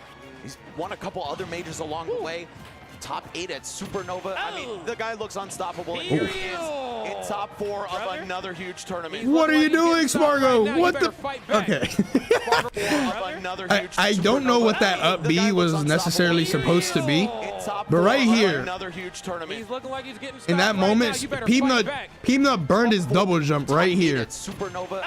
Like when he got hit by this back here, he jumped up right here. So that should practically be GG because he already burned like one of the best resources he could have in his recovery route. Like if he had a double jump and he was near the ledge, then, you know, he has a little bit of room for like mix up and being able to like high recovery, maybe low recovery. But by burning his jump here, he was really far. He threw out the crash bomber, but the only thing that made it clunky at this point is that I don't know why Spargo went for like this up B. Even if he wanted to go for like an up B spike to like potentially spike him on the way down, it still wasn't like worth it because like he's nowhere near the ledge here, and he was only going to be able to come back here with the help with air dodge, so he wouldn't have intercepted the recovery. Another huge tournament. He's looking like he's getting so like the right option here would have been like if Spargo just upbeat, hold on to the ledge, like literally hold on to the ledge, wait on the ledge. Even if the crash bomber like gets on you, that's fine. It's not going to blow up instantly. When he upbeat, falling back here, and that back here would have pushed him too far to come back with no double jump. So Peanut should have lost his stock theoretically from that, from this scenario, but he ended up not. I mean, Spargo still seems like he's cooking him in this spot, so maybe it wouldn't matter in the end. But let me see. Back here in the corner, yeah, I'm in the gym with it. There's the up airs. Not letting him out of that spot for free at all. You're gonna have to. You think Spargo's trying to upbeat Trump? Exactly probably, but like even then, that's like one of those moments that you didn't need to. You know, he was like. I feel like Cloud has all the right ingredients to deal with Mega Man. One of the best anti-zoner characters. He ended up losing his stock first for it. You see, it's like the small things that matter so much. He got the stock afterwards, but like the lead that he should have right now should be quite massive. But near 0 to death to honestly begin the set. Okay, Lemons. Yeah, retreating Lemons at that. I'm not playing with you in this corner. Oh, forward air right into the grab. I can't believe the weak forward air actually comboed right there. He wasn't even all that low to the ground when he landed it, but still just enough frame advantage. By the way, the footstool out of shield meta that's developed in like the last 2-3 years has changed so much for so many characters. Did not know Mega Man even had a footstool out of shield punish, but that's so huge for him. Of course he has an out of shield punish, or a footstool out of shield. Everybody does, except my characters. In the first half of top 8 when it came to Peep. Nah, Sephiroth does, but it just isn't that good. On YouTube. Peep Nuts parries, okay? You can make a 20-minute long video about how do you move with leaf shield? You have to just hold the B button. Like after you like pull it out. Is what I call the turtle. He just runs up, takes that middle part of the stage away from their opponent. I can catch you out of the air with, you know, cross slash, or I can run up and hold shield, let you hit me first. Well, Jack, you're comparing the normal Twitchy viewer and then the real ones in the chat. So close right now. Spargo whipping a dash attack, but Peep Nut doesn't take advantage. My chat is about that peace and love. That's why. We are so efficient. I'm sorry, from Peep Nut. Most certainly is. I mean, you got to be mindful, of course, of your tools and your opponent's tools, or I guess in that case, the lack thereof. Looking pretty out of options. Ooh. That back here right if Peep Nut or if Spargo caught that metal blade with that back here, Peep Nut would have lost the stop. Great spot dodge. Oh my goodness, man, you can't down air through it. Now I know. You can, but he hit just the leaves, and it made him lag because he clanked with it. So that gave Peep Nut an even a greater amount of time to run away. That was ridiculous. He's so smart. He's so smart. But Spargo right here still with a lot of fight left in him. Okay, working with some limit here pretty soon. It's in the neighborhood. There it is. Uh-oh. There it was, baby. Hold on. So much damage. We also have a jumpless Spargo, but he's able to just drift to ledge. Doesn't have to burn limit. Leaf Shield, it doesn't do much damage, but it just stalls so much time. And against Cloud, that's like actually hella good. Because he only has 15 seconds of limit before he has to like do something with it. Otherwise, it's just automatically gone. So if you get hit by a Leaf Shield, like low key, that's like 3 seconds worth of time like drained. Okay, Z-drop. Okay. Oh, he caught it right back. Oh, just runs right up on him. Whoa, what are you doing? Wow. No. It's the zippity zap, and that's going to be that. Great stuff right there on Peep. That was a very weird choice of. He did jab. That was so close. He did jab against nothing and then up B the same direction. I want to say he probably, since he fucked up with the jab, he tried to recover, like him messing up jabbing nothing by up being towards Peanut, but then he also messed up the up B towards Peanut and just kind of just gave him the stock, honestly. A lot of like the down airs on the Leaf Shield. I know we see that a couple times, but that last one really confirmed it for me. Positioned properly to do that, and then of course, not dealing with forward air as much, especially as Spark was trying to hold forward from one end of Pokemon Stadium to the other. Was able just to kind of limit away safely, especially with the lead. That's where you're going to see the most limits come out. So let's see how game number 2 treats us. Got to see some adjustments. We got to see him fast right here on Spargo. I think Mega Man is probably he caught him. He caught him mashing, bro. It is what it is. That's how it goes. Thank you, Coney, for the metaphor. I don't know anybody who fights Mega Man that doesn't match, because shut down all the jump ins. Theoretically, you're gonna have so much of your moves get intercepted throughout the set that you're gonna be like, okay, I'm gonna go for this forward tilt. The pellet's gonna interrupt it, so I'm gonna try to forward tilt 2 or 3 times in the middle of these pellets just to try to get it out. Now, is that a good option to go for? Probably not. But, you know, it just happens. Mega Man is a character that interrupts a lot of your moves so many times. Oh, wow. What a forward air. Wow. And putting Mega Man in a cast right there. The deep forward air off stage. Put that up tilt away. I don't want to see it. Spargo showing why Cloud is so good into these zoners. That forward air occupies so much space. That's going to be a stock, probably. No, actually. Now that he has the lead, Peanut's whole strategy is flipped on its head. We're in the upside down now. That's plus on skill. And up tilt on the ready. Invincible on the first. He parried down air, right? Whole strategy is flipped or on let me its see. head. We're in the upside down now. That's plus on skill. Yeah. And up tilt. The thing is, Mega Man's down air is a projectile, so if you parry it, Mega Man still moves like it's like he's not stuck in the parry animation, like how like physical attacks are. So Spargo probably thought he was gonna down air, parry the down air, and then like stop in front of his face, basically. But nah, he was able to drift away. Obviously, Spargo could have just cross-slashed towards that direction and land a hit, but he just didn't think he was going to land that way. Right there. Build that damage slowly but surely. Ain't no reason to rush. You got 5 minutes on the clock. Got a lot of time here to work with. And nice, just jumping right on top of him. Has to let it rip early on that time. Actually not electing to look for the limit cross-slash.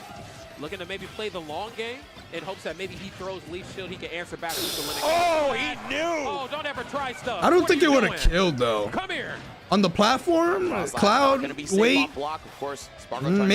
maybe not. I'm not sure. Going for all 3 right there, maybe whittling away at the shield. Oh, aggressive landing though. Okay, Spargo, he looks angry. Okay, Tiger Woods. He's gonna throw out one more up smash. Okay, nice. Oh, never mind. Never mind. Damn! That jab into dash attack. Optimal though. Like, is that gonna kill? Right. It does. And you can see the dark side of Leaf Shield right there. Sometimes the multi-hits are unreliable. It's going to be unsafe on hit and actually get you punished pretty hard. Peanut trailing by quite a bit now just because that move failed him in a crucial moment. Unfortunately, sometimes your tools just don't work out in your favor. Spargo's tools, on the other hand, have definitely been paying off in dividends. Nice. Normal cross slash. Building up that meter right into the dash attack. Peanut has to dig deep, man. Get something started fast. Up throw, okay, into the up forward metal blade. I don't think Spargo is gonna lose this game at least. Back down to the ground. You have Such Yeah, that's stubby little normals to contend with Cloud. Yeah, all right, there it is. Limit Blade Beam gonna do it, and Spargo is in the fight. Peepnut wasn't really getting any like good hits in. He was getting like some pellets, some leaf shields and stuff like that, but that is like the... That's what I'm saying. Like if you're not getting like an up tilt or like a potential crash bomber into like back here near the ledge and stuff like that, Mega Man doesn't really kill early, I guess you can say. You know, he does have setups, but oh no. Okay, that was like, that was probably one of the worst times for me to say that he don't kill early. He actually killed him with a setup from dash attack. Oh, not again. Okay, that was kind of crazy though. I'm not gonna lie. That's a very niche way to kill though, all right? That doesn't happen all the time, I promise. Some characters will still come back with no problem too. I also love how Peep jumped in the middle of the leaf shield multi-hits right there to keep Spargo locked in it. It's just so clean. This guy's taken Mega Man to a level that anyone else could only dream of. No, seriously. I mean, this is level 100 right here. If even is such a thing in the Mega Man universe. Backer on shield. -3. Oh, no way! Wrap it up, wrap it up, wrap it up. It's one of them games. Belt to ass is one of them games. Under a minute, barely a scratch on Peepnut here. This is Spargo he's fighting. That's a random belt to ass. 2-1 Peepnut. It's done, it's done, it's done. Don't exhaust stamina where it's not needed. Just run it back. I'm all over you. There we go. He fell out of the multi-hits again. Being 2 stocks down against Mega Man. Okay, 1 stock down against Mega Man. Signs of life. It was looking all for naught there. Love the fade back jump with the lemons as well. Just put the pressure up while retreating at the same time. It's so scary when Mega Man does that, man. It just makes you feel Peepnut's movement is so good with Mega Man too. But here we go. It's like one of those things that's like, he throws out moves so early on that like you just can't punish it unless like you are right in front of him, but he doesn't do that shit. Like that leaf shield, he pulled it out before Spargo even decided to down here. Yeah, the added hit lag from colliding with the leaves, and it doesn't get destroyed. That's the most interesting thing. When it's still around Mega Man, even if you hit it, I believe it just stays out. Leaf shield pellet, leaf shield pellet, oh, you tried it. Leaf shield pellet. Okay, forwarder on shield, retreating forwarder at that too, perfectly spaced right there on Spargo's side, running up tilt. That ain't nothing out of the ordinary. That's the Spargo classic. What you doing in this corner? Oh, he caught it. What you doing in this corner? Oh! Oh, he tried to footstool him again. Something devious right there. Spargo with a chance here. If he can take the stock, maybe there's a chance. No, what smash? Maybe. I mean, I don't want to count him out. I mean, I've seen crazy comebacks on Spargo's side, but, you know, Peepnuts has been on an absolute tear this weekend, and, you know, he might know how to play against Cloud. I'm just going to call it for what it is, okay? This is one of those matchups that you have to know now. Better know if you're going to play a character like Mega Man at this level. Especially if you played Smash 4, right? The character has not changed all that much. And I know Peepnut was a monster in that game, too. How do you even play against Mega Man? Something that has changed Look at Cola. Between the games. That used to be one of the weakest. Him and Hyper Kirby are not pleased. So early. Peepnut showing that off right there. Mega Man's a bit of a tricky character to fight. Honestly, it really depends on your character. I mean, obviously, you can say that for every matchup, but oh my goodness, the knuckles sandwich. Here we go. He's annoying. He's a very annoying character. You just can't get tilted off a lot of his stuff, you know? You're just gonna have to accept that, like, you're gonna get chipped by a lot of things. Chipped maybe like, you know, 1,000,000 pellets in a set. You might get clipped out of your shield with up air into like another up air and shit. You can't get tilted off stuff like that. Beginning of the game's history, you know, we had a Mega Man problem, and now here we are, man. His worst thing is definitely like his disadvantage / like, you know, off stage gameplay. If you can manage to get him off stage, you gotta like try to close out the stop. He is gonna crash bomber near the ledge as like, you know, like a backup way to recover and stuff like that. But like, there's ways to like see it coming preemptively and like to intercept his recovery route. Throw the limit blade beam just to present more. If he has no jump on his recovery as well, like, or like no jump to mix up his recovery, attacking Mega Man or like gimping Mega Man becomes a lot easier for sure too. It's just that first initial one where he does have to jump is a little annoying. Good up smash. Definitely called out Spargo there because Spargo was doing a lot of jump back airs. That's dangerous, man. Bro, down here has literally non-existent end lag. Aerials that aren't perfectly low to the ground. Oh yeah. Of course, getting that down air extension there, that's +1 or 0 on shield. Doesn't seem to matter. You're minus the stock though. Being interrupted mid-sentence. That ass. Hold on, dash attack on the way in. I think Lucina is a good Blue character blue. against Mega Man. And yes, has to I think let the two blade be characters hurt. I that love the typically slight give adjustment Mega to Man the problems, approach. I guess the or lack 3, I thereof guess. are physically not gonna I'm pretty deal sure with like, the shield. oh no. What? What the hell? And Okay. then the slow That is recovery something on the that way really down, doesn't just happen with that up tilt. often. My goodness. That sucks. What? That was like, I guess it the was lack like thereof are Cloud physically got not hit gonna deal with the shield. timer item. And like literally was just like, oh, please hit me with any hard punish you got. Guaranteed. My goodness. Bro, Peanut turned Cloud into Peach right there with how floaty that climb hazard was on the way down. Literally. And it gave him just enough time to find a show. Nah, I'd be mad as fuck about that too. Oh my God, what is going on? I like the dash attack usage from Peanut here. Actually, it's pretty good Lead against at Cloud. hand right now certainly belongs to Peanut. Spargo trying to carve his way into something. Back throw. Okay, leaf shield. Oh. Yeah, say goodbye to your jump and your That limit. one leaf shield Right here. attack made him use his Mega Man limit being up pushed B. to the limit right here. 4 frames on the back air. Nothing off the fair. Has you caught in this corner. The greedy, the Spargo, you know, like panic up smashes that happen. Yep, another one, but he got it. But he got it though. That's ridiculous. But he man, did don't lose a get lot of melee to a percent player's leading up into it. What the fuck? confidence, I thought Peanut Peanut man. SD for a second. Yeah. There's the leaf shield.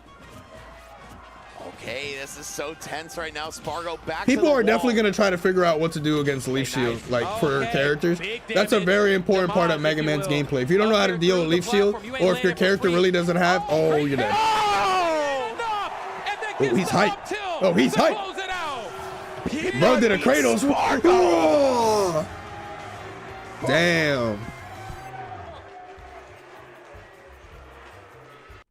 What happened there was that was a similar scenario to what happened in the other part of the match or the other part of the set where Spargo parried Mega Man down air, but it's a projectile. So Mega Man is not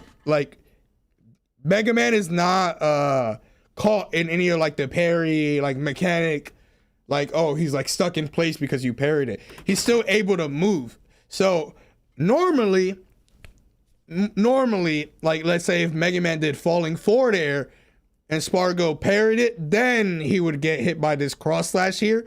But it's basically as if he didn't even like parry anything Mega Man did there. So he saw that he got the parry on the down air. So he was like, oh, I'm going to parry into cross slash because, you know, he's going to have lag on the landing, but it's a projectile. So it doesn't apply to Mega Man himself. So Peebna spot dodge into immediate up tilt. Even if he was gonna probably go for up tilt anyway here, but because Mega Man is able to land on the platform and like Spargo wouldn't be able to get the kill in this scenario. He doesn't have much limit. He just finished using it. He might be able to up air him or up smash him, like at worst case, maybe back air him or something like that. But none of those things will set up a kill or like kill Peebna. So he's gonna, you know, opt to go for something that can net him the win here. Up air through And then the he platform. did. You ain't landing for free. Oh, great pass! Oh! And then gets the up tilt to close it out. Peanut beats Spargo. Damn.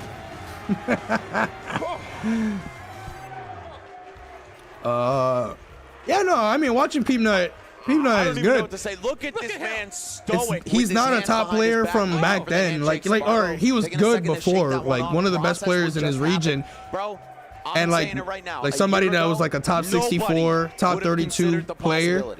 But nobody. But you know, it's always cool to see like other new players like over time like get better at the game. Like Spargo wasn't at the spot that he's in right now years ago and stuff like that. Sonics and whatnot. So there's like newer players. And so I'm always, it's always cool to see newer players like come up and start cooking. And find a whip punish. Yeah. But it's not very consistent either. It's probably gonna be a long ass set. Let's see how it goes. Audience, make some noise. Let's do this. Here we go. I will say though, Mega Man is a campy character though. I think for now, like people are like, it's like more hype because Peebna doesn't do this often. Like it's still kind of new for him to get. It's still kind of new for him to be top 4 in these brackets. Like, you know, he got like some major wins before, but like overall, he's not like somebody you see in winners finals or grand finals of like a bunch of tournaments. Now, if you let that shit happen a little bit more, if you let it happen a little bit more, people are gonna be like, oh my god, Mega Man is so corny, this and that. He's a very slow character. He is a very slow character, but Mega Man definitely is a lot harder than a lot of the other slower, campier characters. So, I'm hearing the you know, for now, and also Mega Man is not a common character. That's why I'm saying, like, give him more time. If he continues to make constant top 8s or consistent top 8s, people are gonna start bitching about Mega Man. To take lightly. Oh my God! Hey, I need you to fight back. Starting off literally as hot as you possibly could. Almost 90% unanswered, but now I think a big reason for that is Leaf Shield. Leaf Shield is just one of those super slow moves that just halts the match for like it's just like a reset neutral button, but also if you get hit by it, it's like the slowest like 15% you're about to receive. Okay, I mean, he's just taking him on a trip right now. I think like the other aspects or like gameplay aspects of Mega Man is like kind of fine, but like this right here, like Leaf Shield, somebody holds shield, Mega Man runs away, tosses it towards the other person on the way back, neutrals reset, back to pellet gameplay and stuff. People are gonna get tired of seeing that, I'm sure. That doesn't mean Peep Nut or anything is like bad, but I'm just saying like for the viewers and stuff, they'll probably like start hating it in the near future. Interesting design options. Oh no. Oh no. Oh no. I almost ruined the headset. You had the crash bomber on you. You should have just let that shit blow you up at the bottom. But by up being, you put yourself like closer to potentially getting hit by that F smash. Oh Jesus. It's not fair, man. How is he so good? He's just different. A true god gamer, and you know the crowd is on his side. They are so happy to see this guy succeeding. He is such a lovable character as well. One of the sweetest people in the entire Smash community. How can you hate him? You can't. You can't. It's impossible. Here we go. Imagine if jab resets were like. Once upon a time ago. Imagine if jab resets were the same as Smash 4. Mega Man would actually probably be top 10. Like the way that he's playing right now, having like potential jab reset up tilt. Wow, the timing on that. The timing on talking about up tilt. That was a Smash 4 classic. Anytime you got like crash bomber, footstool, pellet, or whatever the fuck into walk up tilt. And now it's quite the opposite. Off stage though, hold up. Let's see, how can he interrupt this recovery? Okay.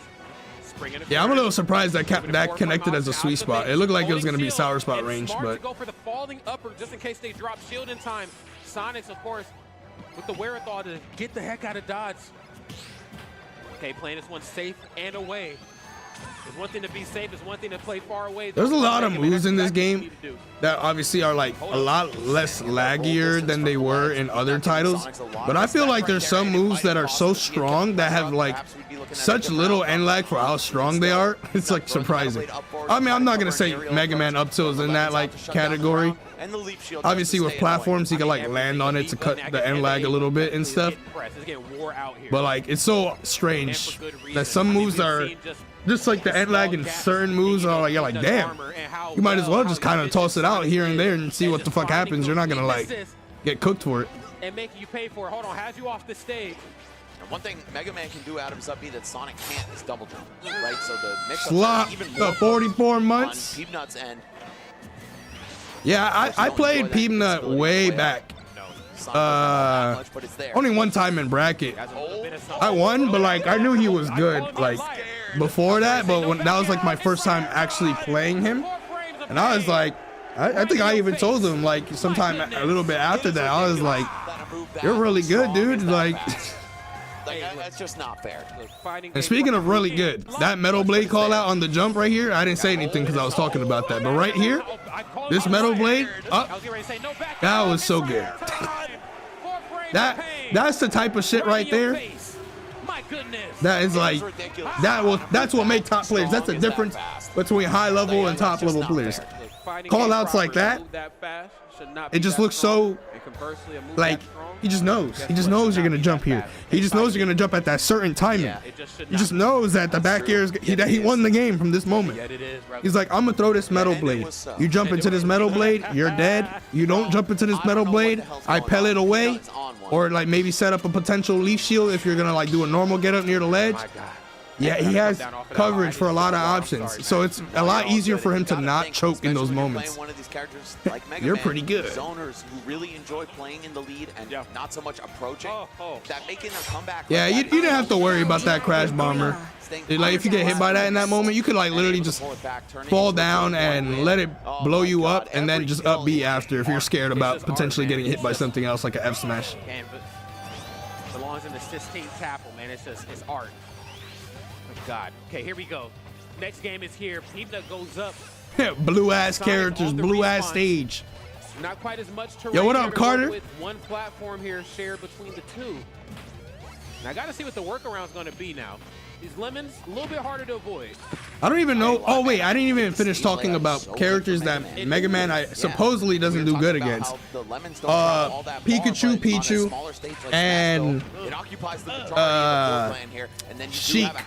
And those are three characters that are not really like. It's very rare for you to run into these characters. Sonic's right now looking good at keeping Peanut. So it's like one of those things where like he does have struggle matchups potentially, or like really bad matchups, but you don't have to worry too much about running into those characters to begin with because player base. but also like, you know, yeah, they're not really common characters to begin with. That's how you know I'm the real uncle. I thought Game & Watch as well. Game & Watch as well, but as we saw, it is still doable for Peanut to take sets off Mia. He just 3-0'd him at Afterburner. Some things out, gets the double up air. Can I get a triple? No, sir. I feel like Hero should be a difficult matchup for Mega Man, but like if you can't get a bounce off, like if he's like interrupting you using your menu with pellets and stuff, I can see that being pretty annoying for Hero as well. So like there'll be moments that Hero has a hard time, and then there'll be moments in the same game, wow, back air into turnaround up tilt. He has landed, I've watched, this is the third set of Peanut, and he has landed like 7 up tilts, bro. I'm telling you, that's one of the big differences here. Mega Man doesn't kill early unless he gets like very like specific things, or just like a raw up tilt like read and stuff like that. And he's just getting up tilts, or he's getting like those niche setups into an up tilt. It's real until somebody debunks it. I mean, it just happened right in front of our eyes. Right before our very eyes. 2% differential between these two. And yes, I'm just going to go ahead and lemon my way to victory. Gets the crash bomb. Has to watch how he gets up off the ledge. Sonic was up by so much, Rod, but it took until almost the Rod 80 for him to take the first stock off Peeb. Way. Oh, that was good. That was good. But hold on, another early kill, courtesy of back air here. And I talked about this going into this set. He has that ability to get up where Mega Man kind of doesn't. I think Palu beats Mega Man as well. That up tilt away. If not, then even, but probably wins. Knocked away. Back air.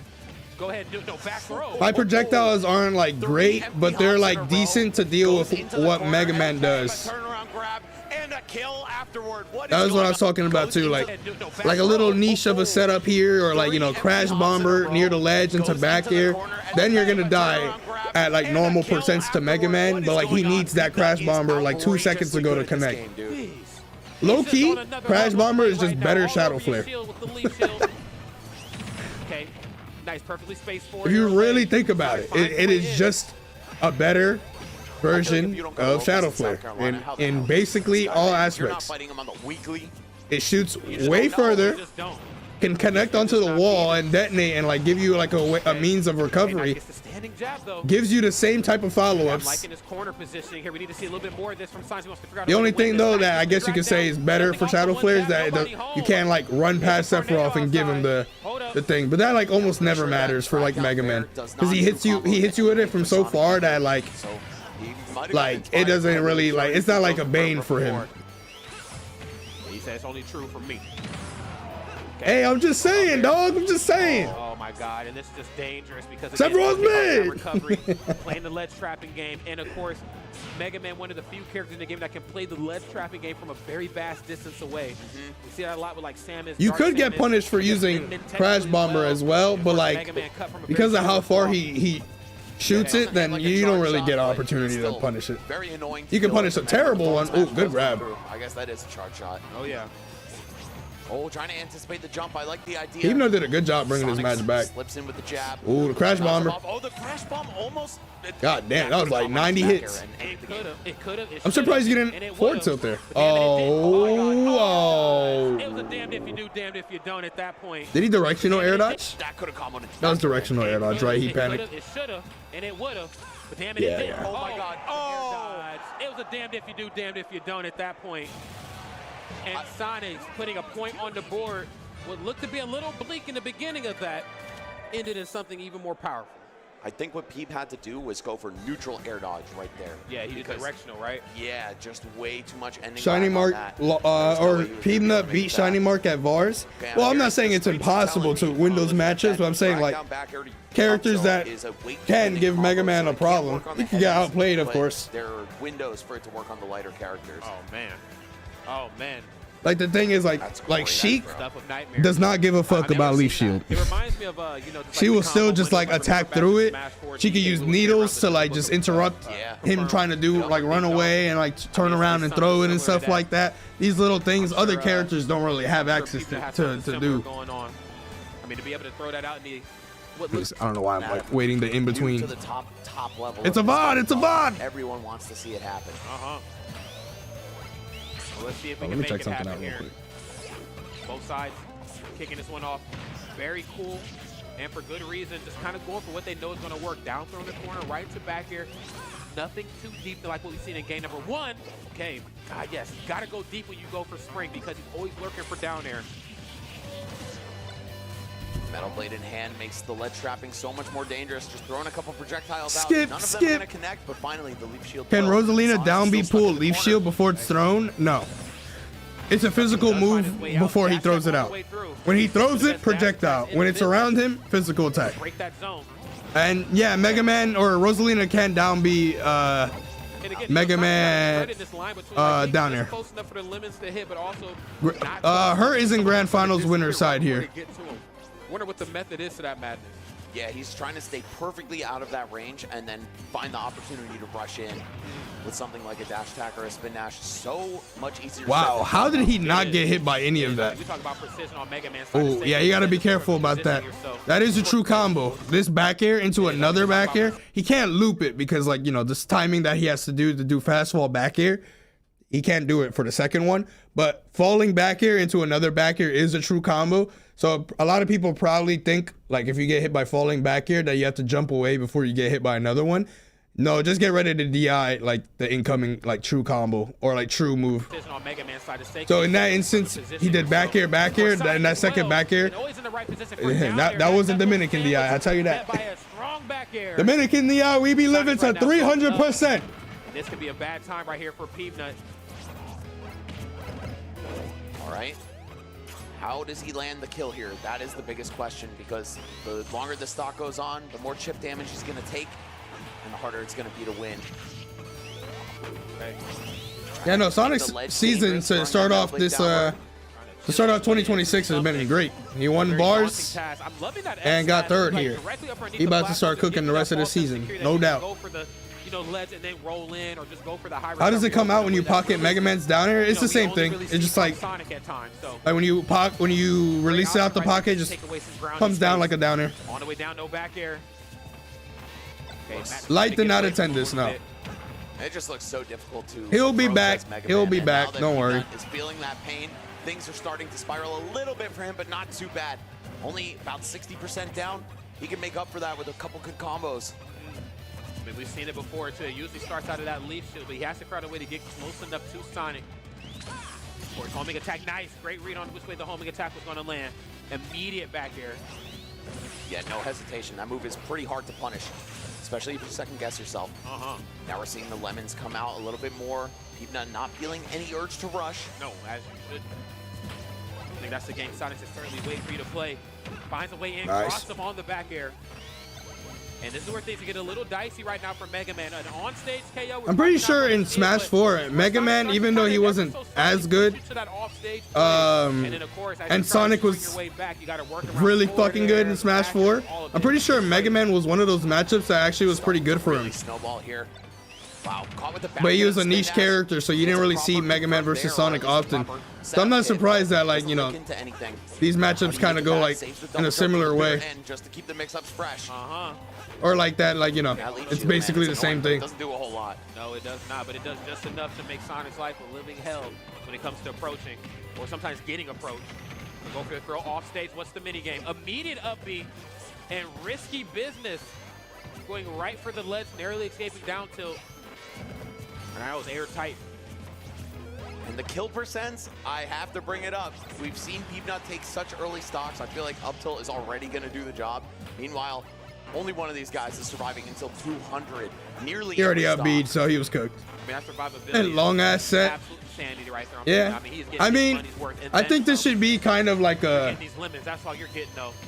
Looking at this should kind of be. Down into the corner. It's different, obviously, and it is different. But this should kind of be a wake-up call that even if you don't have Steve in these top 8s and stuff like that, you are bound to run into, like, Smash Ultimate is a campy game in the end of the day. Oh my god, he actually got the crash bomber there, or like the follow-up.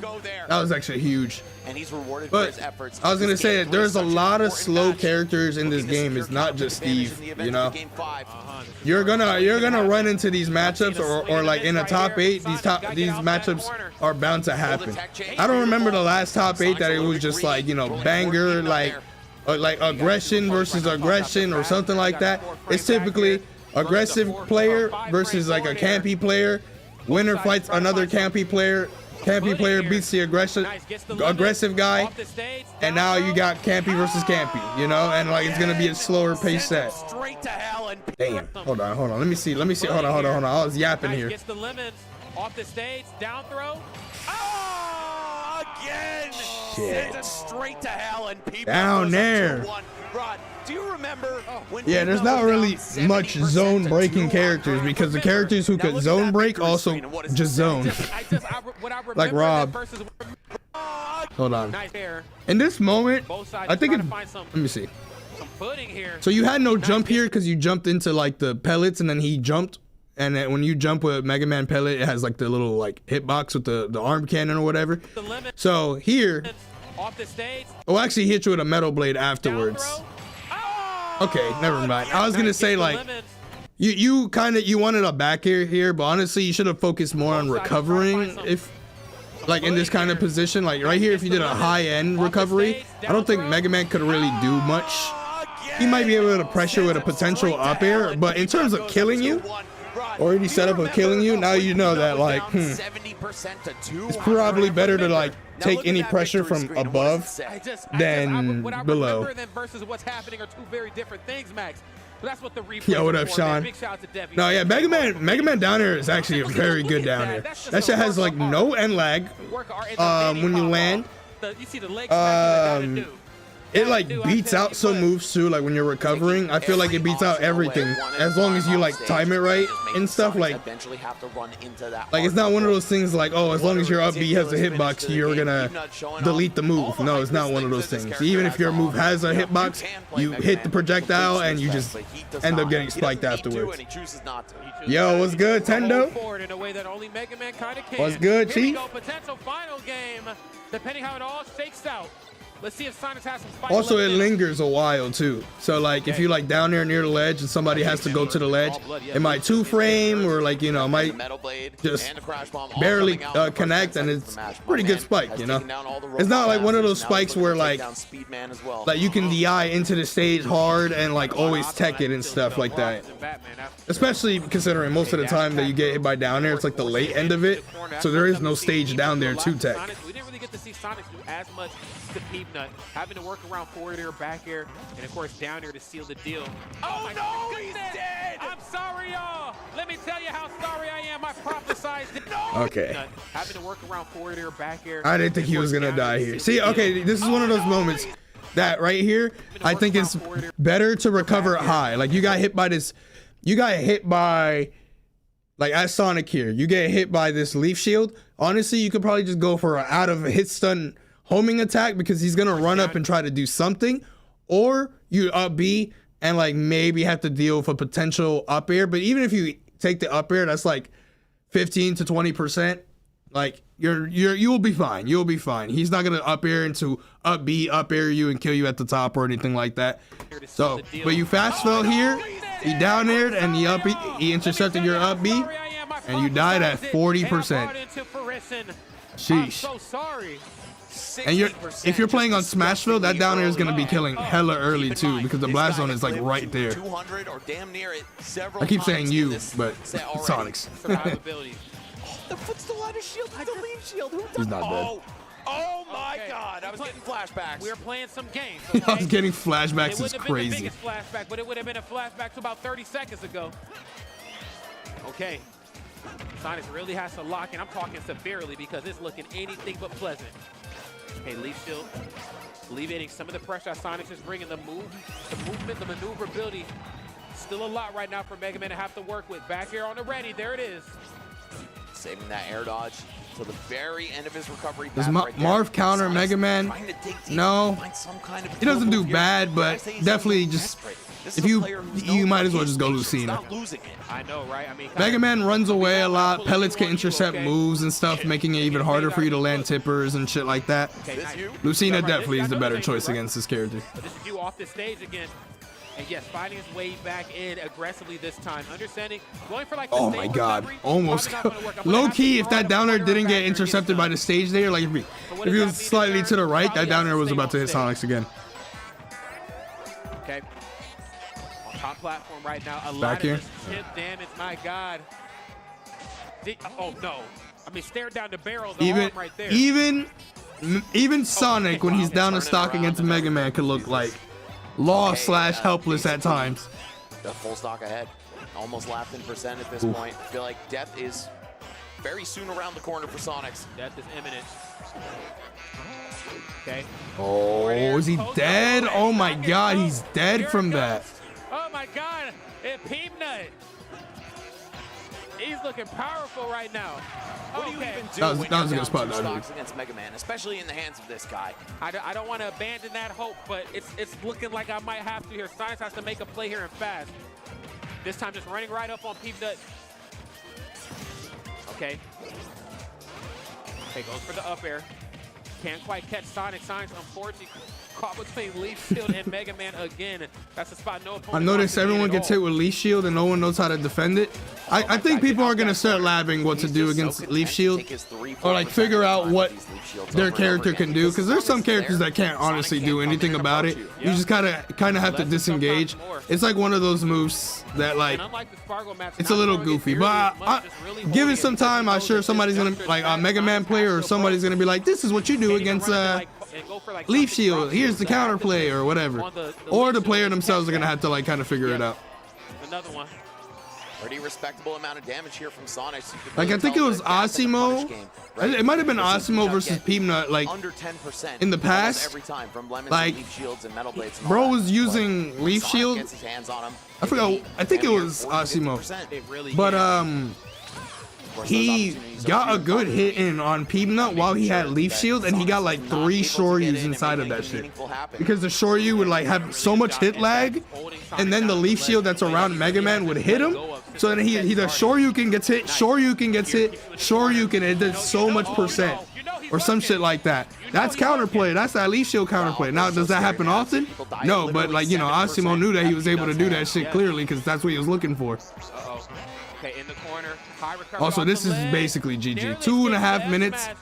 You're down a whole stock and a half. That's it. Oh, I should not going to be enough. Second lease on life. Okay, talk about precision. Air dodge, catching the gear and everything. How do you even do this, man? This is like a slow bleed. 1 hit away, and that 1 hit could be several moves from Mega Man. Oh! I didn't think it was going to be all that. Oh, Jesus. Down air was the MVP of that set, honestly. He got 3 down air spikes in 2 games. Oh, Black Jesus. That was crazy, bro. I don't even know what to say. Peanut 3-0'd Asimo this tournament. Well, I didn't say the matchup was good. That matchup does, based on what Mega Man does, yeah, Ryu should be struggling there. I'm just saying that, like, there are some things that, like, you're able to do, or like Asimo, even though that matchup ain't so pretty, you knew about little things like that that can lead up to a lot of percent / damage / kill, you know. Okay, this is absolute insanity. Wow, Wow. I can't believe it. Palu could just back your leaf shield. Sometimes. I might get like intercepted because like it's an active hitbox around him and he's like moving around like a fly. To do it. So 2 in a row grand finals for these guys at our events, the last ones that they attended. Yeah. We'll see what they're able to do. Of course, Hurt did defeat Peanut in the winner's bracket. Yeah. It was pretty close. It was competitive, but Hurt had the edge for sure. He did. And you know how I was saying, if you don't go to South Carolina locals. Yeah, so this is a rematch of winners finals, correct? Well, before Peanut. Or no. Another Mega Man player. Yes. Winners finals was Hurt versus. He's from Japan. Hurt versus Peanut. But they played in semis, right? Semis? I don't know how that set went, but so this is gonna be my first time seeing like. So even if set 1 doesn't work well, I got a like whole seeing them play. Me on. So let's see how it all unfolds. Okay. Back to the ledge right now. I'm just leaning into the lemons. I'm leaning into it. Hey, Cosmic, you gonna have you have to do that. There are some players that like hate seeing themselves lose, but they have to see themselves lose to get better. Wasn't a forward smash in the wrong direction. I'm pretty sure Light and Tweak were 2 players, even though they're hella good still. They didn't really like seeing like some of their losses. And it's like, you're just gonna have to see it sometimes, man. You have to call yourself a dumbass for going for certain options, this and that, or like realizing like you didn't punish certain options and all this fucking shit. Reset you with that 3-frame jab. You got to see yourself go down to go up. My grab game is immaculate, but we got to talk about these aerials though. My grab game is that's leaf shield counterplay. Just say fuck the move and up air him on the side and somehow get into the sweet spot. But we got to talk about these aerials though. I don't care how heavy you think you are. My up air, it takes no prisoners. That is one of the strongest moves in the game for sure. It most certainly is. And I think Snake a little heavier than Mega Man 2. I don't think anyone likes that. It depends. I believe so. Yeah.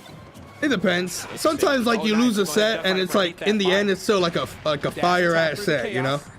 Through the smoke, but where there's smoke, there's certainly fire. And when there's fire, there's Hurt. There is. There seriously. Holding the match. Oh my goodness. And I'm dousing those flames. Up tilt style. Peanut right here equalizing the stocks. Let's do it. And one of the most good thing you're able to like roll out of like Crash Bomber like instantly, because like if that shit just like kept you in shield for a longer period of time, some of the setups that he has on shield would be fucking, that shit would be shield poking you all the time, or just straight up like we might not see too many withering your shield to like a very low amount. Okay, dash tag cross up on the shield, find yourself off stage. That time no C4 to make the aqua recovery a thing. Uh-oh. Trying to lock Hurt down with these lemons and the metal blades as well. I feel like when you have a projectile of your own, it can be a lot easier to throw off Snake's projectile wall. Right as you get close to breaking. Yeah, I have a gif of me throwing against Gluto in my chat. In the game at that. Yeah, straight up one of the best. Okay, backing off right now. I definitely watched that set. Grenades are really doing his. And I'm just like, they're his minions, if you yeah, will. yeah, this sucks. There it is. Dash this attack. sucks, but like I knew I'd beat Gluto if I fought him again. Oh, and the leaf shield. Never did. So that's how our legacy would end. He blocks something, but he's not in range to punish normally. He'll just set the leaf shield up, and suddenly things slow to a crawl for a second. Yeah, just being in full control, that pace It's a work of art. A lot with these two characters. We've seen it in the Sonics match, you know, just how important pacing is. And of course, we're seeing that same method play out here. Leaf shield in hand, gear in hand as that too. I got all my tools with me. You ain't the only one that came strapped. Hey, the crash bomb as well, but he can't get there in time. It's like I said, I was the first person Gluto ever popped off on, like in Ultimate. I'm like, that's a badge of honor. I'm telling you. Gotta use everything and then some. Because right now, Peanut is just certainly on fire. Oh my goodness, I mean, narrowly, I'm talking pixels away. That could have been some trouble. Okay, the crash bomb equipped. Oh, the grenade eating the F smash that would have killed him. Oh, back throw not enough either, but a little boost from the grenade. Oh my God. DBZ fighter. What am I looking at? Get out of the blast zone. It's looking like Marvel 3. Right. When you're all the way up in the sky and the characters on the bottom are in the magnifying glass. Right. It's like, what the heck is going on? My eyes aren't good enough for that. Yo, they are just chucking shit. Yeah, we got ourselves a... See, this is the difference right here between when Tweak was fighting Hurt and Sonics was fighting Hurt. Now Hurt is fighting a character that can rival how many fucking projectiles he can throw across the screen. And now it's a lot closer, or like, you know, he's taking a lot of damage going for it. So that's why Hurt isn't throwing as many grenades in the same spot. He's like moving up, throwing out more dash attacks, getting some side Bs in there and shit like that. He can't do that shit, because if you do a battle against Mega Man shooting pellets, leaf shields, crash bombers, and all that stuff, you're bound to get chipped by stuff, or like get hit by a pellet, interrupts your movement. Now you gotta like hold shield for longer against grenades, so on and so forth. We already saw Peanut cross that threshold in the set with Sonics. And there we go, cutting it down. For real, he's making Hurt go to level 2. The peep chance coming through, Flame Sword getting busy. But the job isn't quite done just yet. Nice. Gets the approach there, right to the dash tech. Can't forget about the CQC. Yes, I've been pressing the B button a lot, but let me see what this Oh my God, 92%. Nair dash attack, the easiest 50% you'll ever find. Oh, hold on. Okay. I feel like he should have opted to go for back air there, not forward air. Hurt hitting the ejecto-cito. Oh yeah. Okay, down there on shield answer. The answer back was down there at his shield on the Hurt side. Interesting behavior. Oh, first hit there? Who we feeling like? Okay, boom. Yes, Hurt's nairs are so good, man. This is so scary for Peep right now. I feel like he could bring this back somehow, but he is just an up tilt or an up air away from dying. He really is. I mean, up tilt is kind of the cherry on top in both of these characters' toolkits, especially when they decide to get handsy. And it's just a lot of percent being tacked on. Can't go for short hop fair, because I got to worry about grenades. Can't play the long game. What am I to do? Oh, the metal blade from the wall. Okay, very saucy. Oh, no. Not a good leaf shield there. Grenade was right there. Okay, it looked good. Hurt is in so Peanut's getting hit by so many bombs right now. Whoa. Oh, that's a lot of percent. That's the shit that you need. You did that on that other guy. I'm not him. Now, even something as simple as a down throw into something. Hold on. Oh my God. No, not like this. Nah, he can lift. He can lift. Okay. Camera kind of messed me up a little bit. Okay, gets the hard. Oh my God.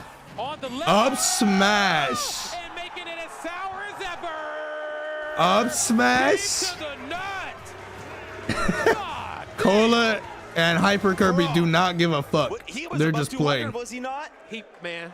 That was ridiculous. They're not even watching. They're right there, front and camera, right there, just playing on the other setup. I'm talking living on a prayer right there. You better get bond. But let's not forget. They ain't trying to. They doing Roy diddles over there. They ain't trying to watch Snake versus Mega Man. Damn. My God, I'm trying to come down off the high, and I can't believe I got to go back into this. That's how it be though, chat. When players get eliminated, they don't care about the rest of the event. Again, I get you caught in this. Light and I, we got 9th place at Frostbite. I lost to Leo for 9th, and he lost to, I believe, Toast, the young Link, for 9th. I was right there. I lost first. I was right there in the corner, salty as fuck, losing to that washed ass, fucking carried ass Joker. But that's not the point. The point is, I lost. Then Light lost. He walked down on the stage. He saw me. He like walked by, and he was like, what now? Basically. And I was like, we out? And he was like, we out. So we went back up to the hotel. Top 8 was about to start, and we just turned on the TV. George Lopez. We ordered some food, like some pizza. I think Void was there too. I think Mars was there too. We just ordered some pizza. I think Zachary and Leo were like playing, having a crazy ass set. We out here just watching. Like, we just watching some George Lopez, not giving a fuck, bro. We don't give a fuck about this shit. We got eliminated. GG, we go next. Still second to none. That's just how it goes. And that's where you start to see people that we had the whole squad here. Leo's out here making a historic run. We don't give a fuck. I was part of that run. I did my part. Mega Man has great normals too. They're just a little bit slower compared to Snake's tilts and jab. Right? Understandable. But I don't know. The range advantage is something to take note of as well. Oh my God. Rush getting involved. We did actually tune in eventually to see like what's going on. We saw Rad versus T. Change the channel. And again, oh my God, the down air. One thing George, I will give him, I bring the God. God. A lot throughout the course of the weekend is this down air. If it gets crazy, I'm gonna down air. It's so fast. We said none of that. We know what we about to tune into. Might as well catch an episode or two. Down air will catch it. Yeah, I mean, a lot of characters don't have an aerial that fast. So if you play around on the shield a little bit too much, that's going to come through. It does a lot of damage. It's understandable, though. And it just makes you second guess all your pressure. It really does. This is Frostbite. He does. That pressure right now is definitely on Peanut's behalf. Oh, put that up tilt away. It ain't ready yet. It's not ready yet. Hurt right now backing off, doing his absolute damage to alleviate this long-range pressure there. Peanut is still holding forward with, despite the deficit. Oh my God. Oh, got a lot of collateral damage coming through, though. Taking way too many explosions here. Hurt would truly be goated if he just stopped playing Sonic music. Hurt just once again. Don't get me wrong, Sonic music's good, but like, comfortability is key, but you don't want to be too comfortable. We in grand finals listening to Sonic Heroes. What are we doing? Caught in this corner.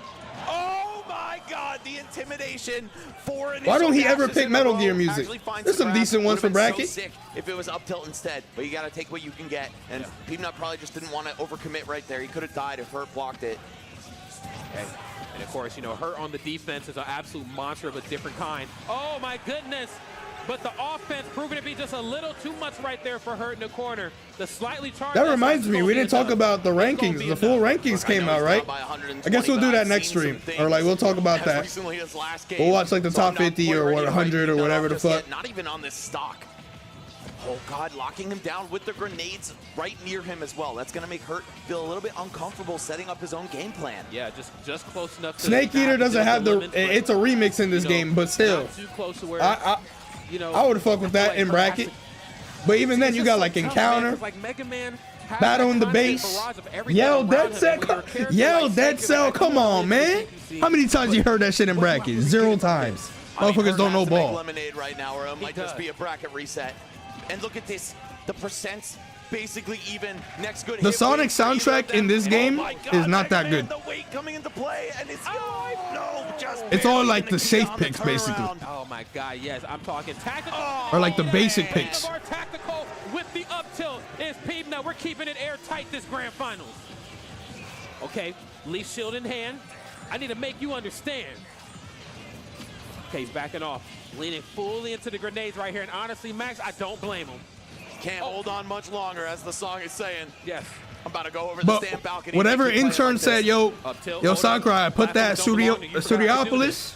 These platforms ain't yours. Give him a raise. Give him a raise. Oh, the parry on the dash attack. The balls on this man. The tool sting. Trying to get rid of the grenades here with Lemon safely. What are we doing off the stage? Hold up. Okay. Oh my God, it's just a circus out here, Rod. It is. What can you do when you're in the zoo here? The animals are present. Okay, he's backing off. And now he knows, I gotta get close. I gotta get close now. I can't keep playing the long game. Whoa, I don't think down smash really works that well against Snake Cypher. Or like Snake recovering, hugging the stage. Oh, the jab into the up smash. Lockdown from the jab into the up smash, though. Ridiculous that was leg good. trap from Hurt. It's gonna send That's that sneaky shit. Starts off with the forwarder once again. That's a couple times we've seen him go for that at round start. It's probably because it's just such a tempo shift from his normal game. It makes your opponent think, I just got hit with axe kick. Let me rethink some things right here. We've all been hit with something like that in our time. Okay. Okay, Leaf Shield here, trying to keep him away from these grenades. Just in case they detonate, there won't be any sort of real follow-up. I'm willing to eat some of them if that means you stay away. You know what they do have in the Sonic soundtrack, right? They got Sonic Goon, Sonic Goon. The 2.5-second timer on Snake's grenades. It does. So it really makes Hurt feel like he's stuck between his projectiles and Peanuts. Yeah, it's one of those few micro interactions where, you know, Peanut kind of feels like he has some footing in the momentum of this match. There's been moments where I feel like, you know, he's being proactive. There's been a lot of moments where I feel like he's being more reactive to what Hurt's doing, but we're starting to see some trade-off here ever so slightly. Has the lead, drop down forward air with her hitbox. Yo, who wants to be Sonic Goon, Sonic Goon? Put the dog up. Yo, I'll coach a new Sonic player. If they only counterpick FD or Battlefield in their set, and pick that. Man, I mean, Nobody Every uses that time move pick. like he does, man. It's like, chat, you know what And time it somehow is. works. You know Really what should time it be is. something like 20 frames to start up. It's like somebody hits you with Falcon Punch. Yeah. Obviously not that slow, but you know, it feels like that all the man. same. One hit there, right into the jab. What we talked about before, lock you down in the corner. Jab's Ooh, really what a good there, grab. forward throw. Nikita, one more time. Another grab. Great situational Another awareness right one. there on Peanut to go for the fair through it. Up to. Put it up. Put it away. That's And I it's just pretty brought out laggy. The crash bomb defending him from the Nikita right there. I was just about to say, I feel like Mega Man is borderline hopeless off stage against Nikita unless he has something like double jump after the up B to mix up his timing. But the crash bomb did the job and actually just locked it in place, turned that hitbox off temporarily. So smart. Hurt is winning the Trying to fucking figure some things out. He knows sending he's not a quite million the same projectiles Dutchman against the he other thought he was character off the war stage, right now. all Even that though to he's say, getting Hurt's some good still hits in, but very, he's not very getting the stock. comfortable That's a lead. big thing. I mean, his directional air dodges, I'm talking, are precise. He did that to hide behind the grenade too, and it ate the He hasn't got forward smash from any Mega Man. setups Kept like him any in the game early on this Mega first Man stock. down air kill. Okay, no crash bomb. Outside of one stock, he got one up to at like 100%. But outside of that, his percent range right now is like on average like 190 on Hurt. Same for her, but Hurt's having an easier time like racking up a bunch of percent right now. So it's not as bad. Somehow, some way. Yeah, Mega Man forward air has a sour spot. Yes. He goes for the down tilt. Yes, he's going to run up at this point Oh, in the match. grenade Before blow? you get to see her get a little handsy. I do think Peanut's getting hit by a lot of grenades, like stray nades. Grenade in hand if he quite possibly needs it. But wait a minute, though. What you doing off this stage again? Ooh. What you doing off this stage again? That storm of hitboxes from Peanut covering up, down, behind him. It's getting him slowly but surely back into this game. Yeah, and even if it's not putting on the percent he needs, it's putting Hurt in a position that he does not want to be in, which is where Peanut historically in this set has excelled off stage. Even if he can't get the stock take, he knows how to put on some percent. Hold up. Okay, down there. Oh, nice. Loving no. those jumps to keep him blocking. Oh, never mind. Perfect timing. Never mind. Didn't get the punish. He was down by so much. I was just about to say, I was like, damn, everything was so good until that down smash. I felt like that was greedy, but never mind. Greed away, greed away. I think the difference is, though, he lets you swing Oh, that's first, it. and then he answers back. No three-frame jab right there to lock you down. We got the three-frame on the stomp, locking you down in place. Up smash is going to catch you. It's looking anything but good right here. One stock apiece between these two juggernauts. Yeah, this is only game 3. I feel like this is like set 7 versus, or like this is like set number 8 Ultra Grand Finals reset. But I mean, they're in their bag right now. Just a little bit. I respect it. Doesn't do all that much. No combos off of it. Not a lot of damage either. But Oh my. Okay. No combos. Okay. You mean to tell me this grenade missed Snake and he was able to still get look at this shit, bro. That's Snake privilege right there, 100%. Like I won't say shit about that. This right here, the fact that the grenade doesn't blow Snake up here is so crazy. The fact that they gave him his own like proximity, like range for his own bombs and shit, that shit don't make no sense to me. That he didn't need that. He didn't need that at all. That's just like something that shouldn't even have been in the drawing board.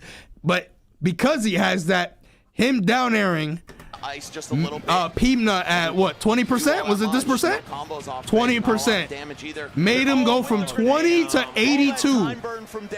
Holy fuck. Have to go through just in time for the grenade to blow up. Yeah, that C-stick was getting flicked right there. My goodness.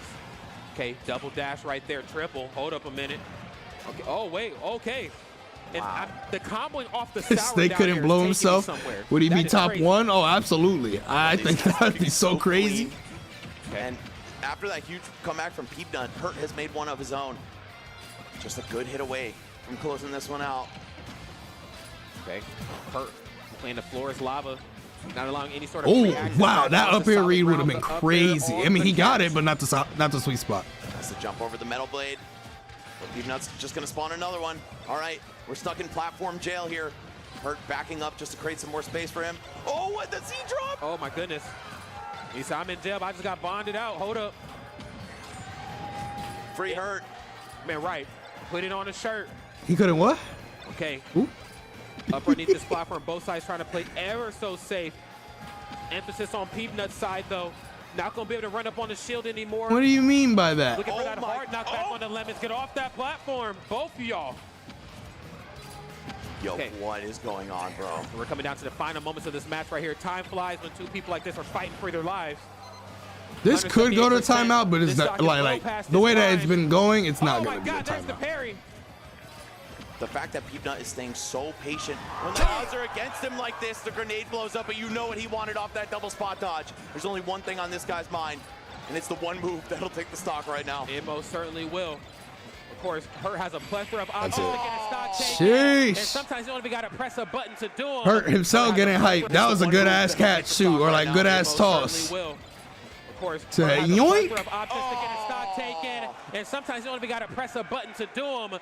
The C4 on the platform, getting it done in the 11th hour. Light was not at this tournament. That natural camouflage, man. There's that black border around the edges. Hurt right now. Hurt is locked in. Grand finals. Hurt's up 2 games right here to P. I don't know if this is the final game or not, or I don't know if like this VOD does like a thing where it makes it look like it's long, but this is actually like potentially the last game, or if it goes to set 2. Probably not set 2. Probably goes to game 5. It's that ridiculous mental game of his. Yes. He has shown no fear, no impetus to rush things. They just stood there. He's like, all right, I'm gonna just blow this shit up. Steady every single time, and he's so good at playing. I feel like down smash has not landed a single time when anytime he's gone for that. I just don't know if that's like worth. The threat of it that's going to force an awkward recovery back. I mean, at this point of the match, you're back. Nice, good grab. I wish people did that way more, man. If Snake is gonna land right on you, just grab.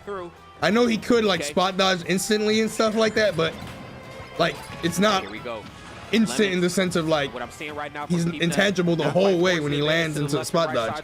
It's just that it's a really quick option. That's it. This time holding down the middle, trying to force Hurt. He did it in winter semis and he killed him. Then maybe Hurt is recovering in a slightly different way to make that not work, because it's had a 0% accuracy so far in this set. We saw what the price of a missed dash attack is already. Could be a very early stock. Of course, here at 120. Good recovery. He's got a couple moves that'll do the job. Oh, you're dead. And he's not going to find any of them. Oh, wait. Still alive. His Nairo's looking greasy right there. Nice. Another dash attack on the way through. I will give both sides this. They might not be getting like the most damage on stage, but they're trying to play the off-stage game every time. You know, oh my God. You ain't on the stage no more. What the hell? Why didn't he do back air into up tilt or back air, back air? Why did he go for like a hard read with down air? His hit rate with that forward air has to be in the high 80s, dude. I'm gonna stomp you. Oh, he almost went for it again. Every single other one has worked. It's a little bit of conditioning going on here. And of course, the conditioning right here with the floor is lava game. It's proven to be a little much right now. The way that this set has been going, this is GG's. You know what he's looking for. Like, it's just a matter of can you stop it? Oh my God, get off my stage. Get off my stage. All right, GG. This might be it. Never mind, this shit over. Stock left in the tournament for Peanut. If he wants to win this, he's got to play out of his mind. Okay. Nah. Let's see if we can lean into some of that energy right here. I ain't saying it's impossible, but it is going to be very, very difficult to do. Ooh. Coast to coast right there. No red stuff, but we'll take the stock. A little bit of DIE there, I'm not going to lie. But, like, there's not much else to say here. This is just a slow bleed into GG. Oh my God. Only going to benefit Hurt. Of course, he has a whole stock to throw away. He can just get those trades over and over again. It doesn't matter how much percent is tacked onto himself from it. It's a super valuable time for Peanut. He's trying his best to dance around these grenades, but that time the soft back here, making sure that it lasts the full duration. Up there through the platform. It's looking anything but good. It's looking great right here for Hurt. And there you have it, friends. Your Let's Make Big Moves 2026 champion. It is the Snake Extraordinaire, Hurt. Damn. Coming all the way from Japan to New York City. Damn. Second year in a row making an appearance in the grand finals, but guess what? This time he got the job done. Shutting Peanut down in the first set 3-1. Up airs, bro. Amazing performance. Such a test of patience to fight that character, and look at him. Hold that up high, player. You deserve that, man. He not holding that shit high. That shit like a $2 trophy. You don't want to show that shit. What is that? The hell is that? And then, of course, I could just go in my bag right over there, just pull out something real quick. I know that shit got more swag than this shit. New York, I mean, the hell is that? Not working in their favor, but don't put that shit up high. Oh, they got Apollo Kage out there too. showing each other. Let me see that last sequence again. The double up air. Dance around these grenades, but that time the soft back here, making sure that it lasts the full duration. Up air through the platform. Yo. It's looking anything but good. That was crazy. That was a crazy ass up air, bro. Tell you, Hurt is just that dude. It's looking great right here for Hurt. And there you have it, friends. Sheesh. Big moves. Congratulations to Hurt there, bro. He just, honestly, he kind of cooked all the sets that we watched him play. He 3-0 Tweak, 3-0 Sonics. That was game 4, so he did lose the game there. But, like, the games that he won were pretty clean, you know, especially that last game. It was a pretty dominant victory. Amazing performance, such a test of patience. You wonder what Hurt's forehead looks like? Maybe go to his stream. I think he streamed, and ask him. It takes a lot for a friend. Donate. He might probably do it for that. To do what they do, as consistency as they do it. And then, of course, all the way in New York, I mean, the time zone's just not working. Apollo Kage also went crazy this tournament. Enjoyment nonetheless. And, of course, a hug of Hey, man. right there. Hey, I say, look, listen. When I talk about Snake, I know I make him seem like he ass. He not ass. I just don't think he's top 3 or like number 3 behind like Steve and Sonic and shit. He's a little bit lower. He in the top 10, somewhere in the top 10. But even watching this, I still am not convinced. But like, you know, you still got to give it up to Hurt though. At the same time, he just always looks like he comes into sets with a game plan more than anybody else. I feel like there's people who play it's like I guess a big difference or something you can kind of say is that some players go into a set playing their character, you know, if that makes any sense. Like, I'm just gonna do Min stuff because Min is able to do Min stuff, you know. I'm gonna play Game & Watch and I'm gonna just swing nairs, fast fall nairs and all this stuff because I could just do that, you know.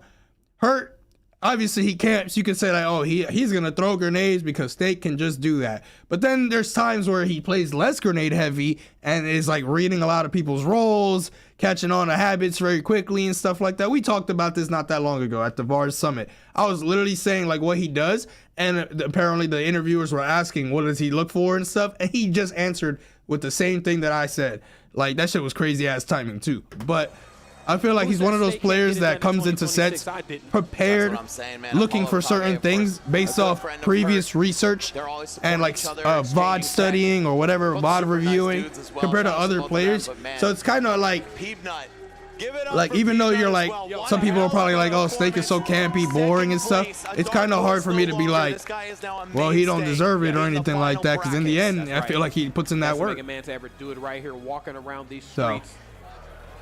Wow. Peanut. Literally every character has an out of shield option to punish Game & Watch Nair. Yeah. Can I just Game & Watch down player silence. Tournaments like this, and we might be looking at a legitimate case for Peanut being the best player in the United States. Yeah. That title has changed hands quite a few times lately, but the way that this guy has been showing up in tournament after tournament. I mean, Peanut definitely is one of the best players. I guess Zomba didn't have like a good run, but I would probably say Zomba and Syrup are still like ahead of Peanut.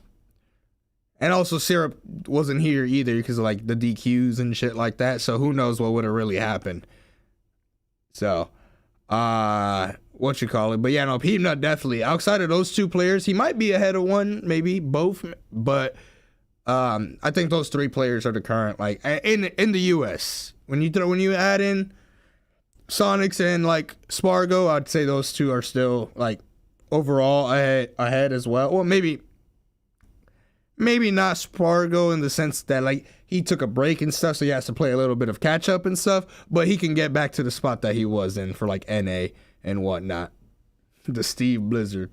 It's not out of the question. No, absolutely not. It's definitely worth the conversation. But that was still, you know, all those sets were still pretty good though overall. The ones that we did check out. So. Was that Supernova, but I'm and then yeah, now you got like Louis Money in the mix. Louis Money could definitely be one of the, I mean, currently he is one of the best players in the US. He just got to keep it up though.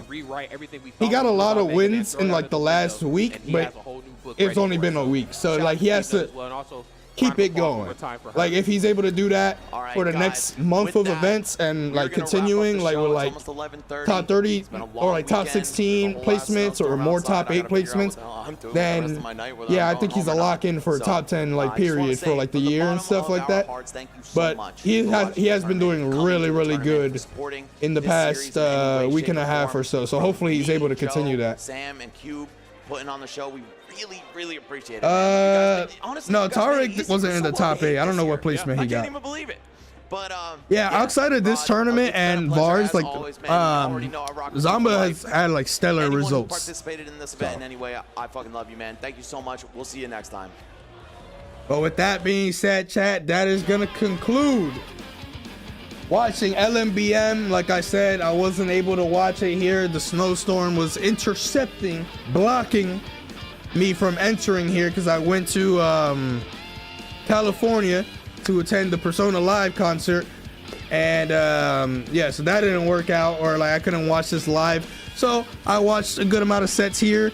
Maybe this will be one video, maybe this will be 2 videos, I'm not sure, but we'll figure it out. But I'll upload this in the near future. So thank you guys for watching. Regardless, maybe if there's other sets worth checking out, I could go ahead and do that in the near future. Do plan on also taking a look at like the top 100 or whatever for the current ranking season that came out. I think there might be a new tier list too, question mark, I'm not sure on that one. That's gonna be uploaded or like talked about soon or something like that. Not sure if they're like gonna do the same thing as before, at least. But what you call it, if there is a tier list, we can also talk about that one and stuff. So you know, we'll talk about some other events. I think there's some other events coming up soon. Genesis is like less than a month away. Cavalier Clash as well. So you know, I will be here for that. You know, I'm not gonna be, even if I'm snowed in, we gonna still be able to watch. You know what I'm saying? So with that being said, leave a like, comment, subscribe. Let me know what you think about these results. Do you think Hurt is gonna continue to have stellar results going into the year and stuff? He was a contender for #1 last year. Then he had like that delay mod shit happen, and that low key may have made him not get top 8 in the long run, because he was having a great season before that happened, and then was kind of MIA for like 3 months or so. But in those 3 months, he missed out on Kagaribi, Level Up, and so many other events that would have like helped boost his rank, and in the end he was still ranked 4th. So he is probably a potential contender for #1 in the new season. So I guess we're gonna have to find out. But with that being said, I'll see y'all later. YouTube, and I'll see y'all next time.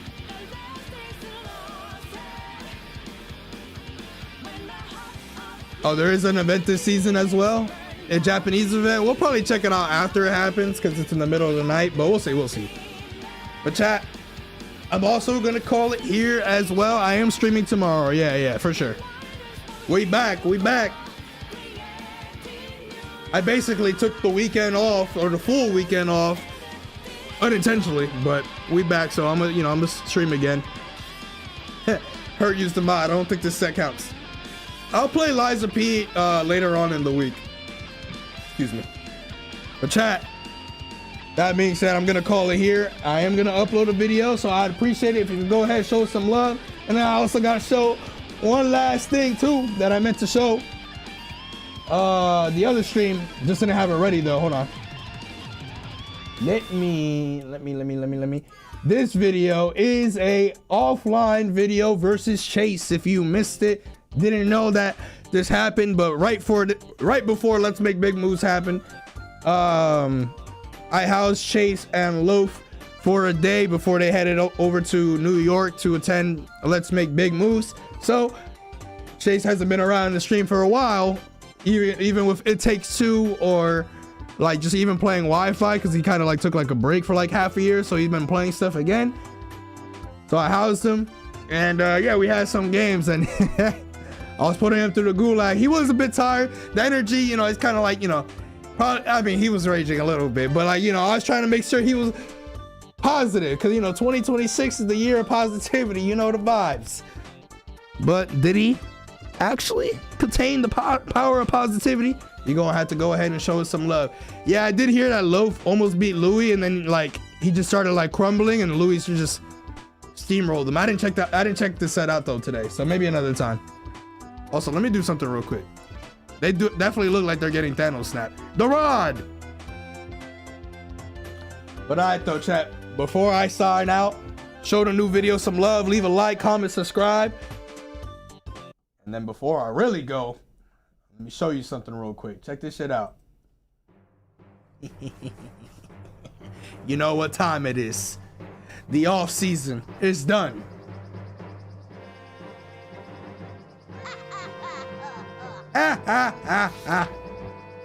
Yes, sir.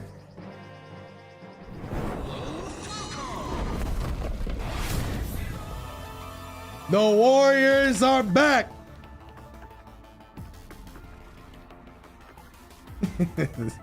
Zap Wars. Nah, yes, sir. Drone Fest Season 9 is upon us. Shout outs to Air for the production. But yes, sir, Drone Fest is back. Like I said, the all season was a couple, or like, you know, the last season, Swift ended up taking it a couple months back. Then there was the off season. There's always the off season in between the seasons, but it is about that time for Drone Fest to come back, and it is going to start this Friday. So if you want to sign up, the QR code is right there. Anybody can enter. It is not limited to members only. So hey, if you want to enter, feel free to sign up. It is at the first one's going to be January 30th, 7 p.m. EST. And as you can see, this is the schedule. Next week will also be a singles event. The week after, Genesis 3 is happening, or Genesis X3 is happening. So there won't be an event that Friday because, you know, there'll probably be a lot of players in attendance over there, plus like Genesis, all that stuff, you know. So there'll be a break there, and then of course it'll continue again the week after with singles. Then there'll be a doubles event, singles event, LCQ, a crew side event, and then the invitational to wrap it up March 27th. So if you can't make it to this one, there'll still be another one to attend or other singles events, and then, you know, you can rack up some invitational points, or you can enter the LCQ. But do note that the LCQ, you have to enter something prior in the season. You can't just not enter anything and then show up for the LCQ, unless you're TR, unless you guys change that. Is that the current rule? I know that was the rule before, so I just want to clarify. So if you enter one of the previous qualifying events, then you can enter the LCQ. If you don't, you can't. You're lost. But yo, Demon, what up, Demon? Thank you for the 4 months. He said, glad to watch the turning reaction streams on my birthday. Yo, happy birthday, bro. I didn't know it was your birthday, Chief. I hope it was a good one. Thank you. Thank you for stopping by. I hope your birthday was great, and I'm glad you enjoyed the reaction. Sorry that I couldn't watch this shit live with you guys. I heard EE held it down, though. I don't know if any of y'all were watching EE's POV. I heard he held it down. Oh, also, this season is region locked to NA. So for this Drone Fest, we're gonna only have it limited to NA. So if you're not part of NA, my bad. But you know, some people's connection can be kind of crazy because of the distance and stuff. So we're gonna try to, you know, or they're gonna try to keep it limited to NA right now and see how the season goes. You know, always experimenting and stuff. So with that being said, also Ruby earlier, thank you for the 10 months. I must have missed that. My bad, my bad. And with that being said, chat, I'm gonna call it here. Show the new video some love. Sign up for a Drone Fest. Even if you don't scan the QR code right now, you can come back to this VOD and scan the QR code. I'm gonna let it show one more time before I sign out. Zap is gonna be entering this. That's the Zap and Morris are gonna be entering this Drone Fest season. They weren't there in the last season, but that's why they were there. You know, the little intro with Bowser Jr. and Rob. So that being said, chat, have a great night. It's still crazy out here with the snow. Be safe, drive safe, all that good shit. If you're in the areas affected by the snow, I'll see y'all later. All right, peace, goons. Also, any new members, join up the member corps. Deuces.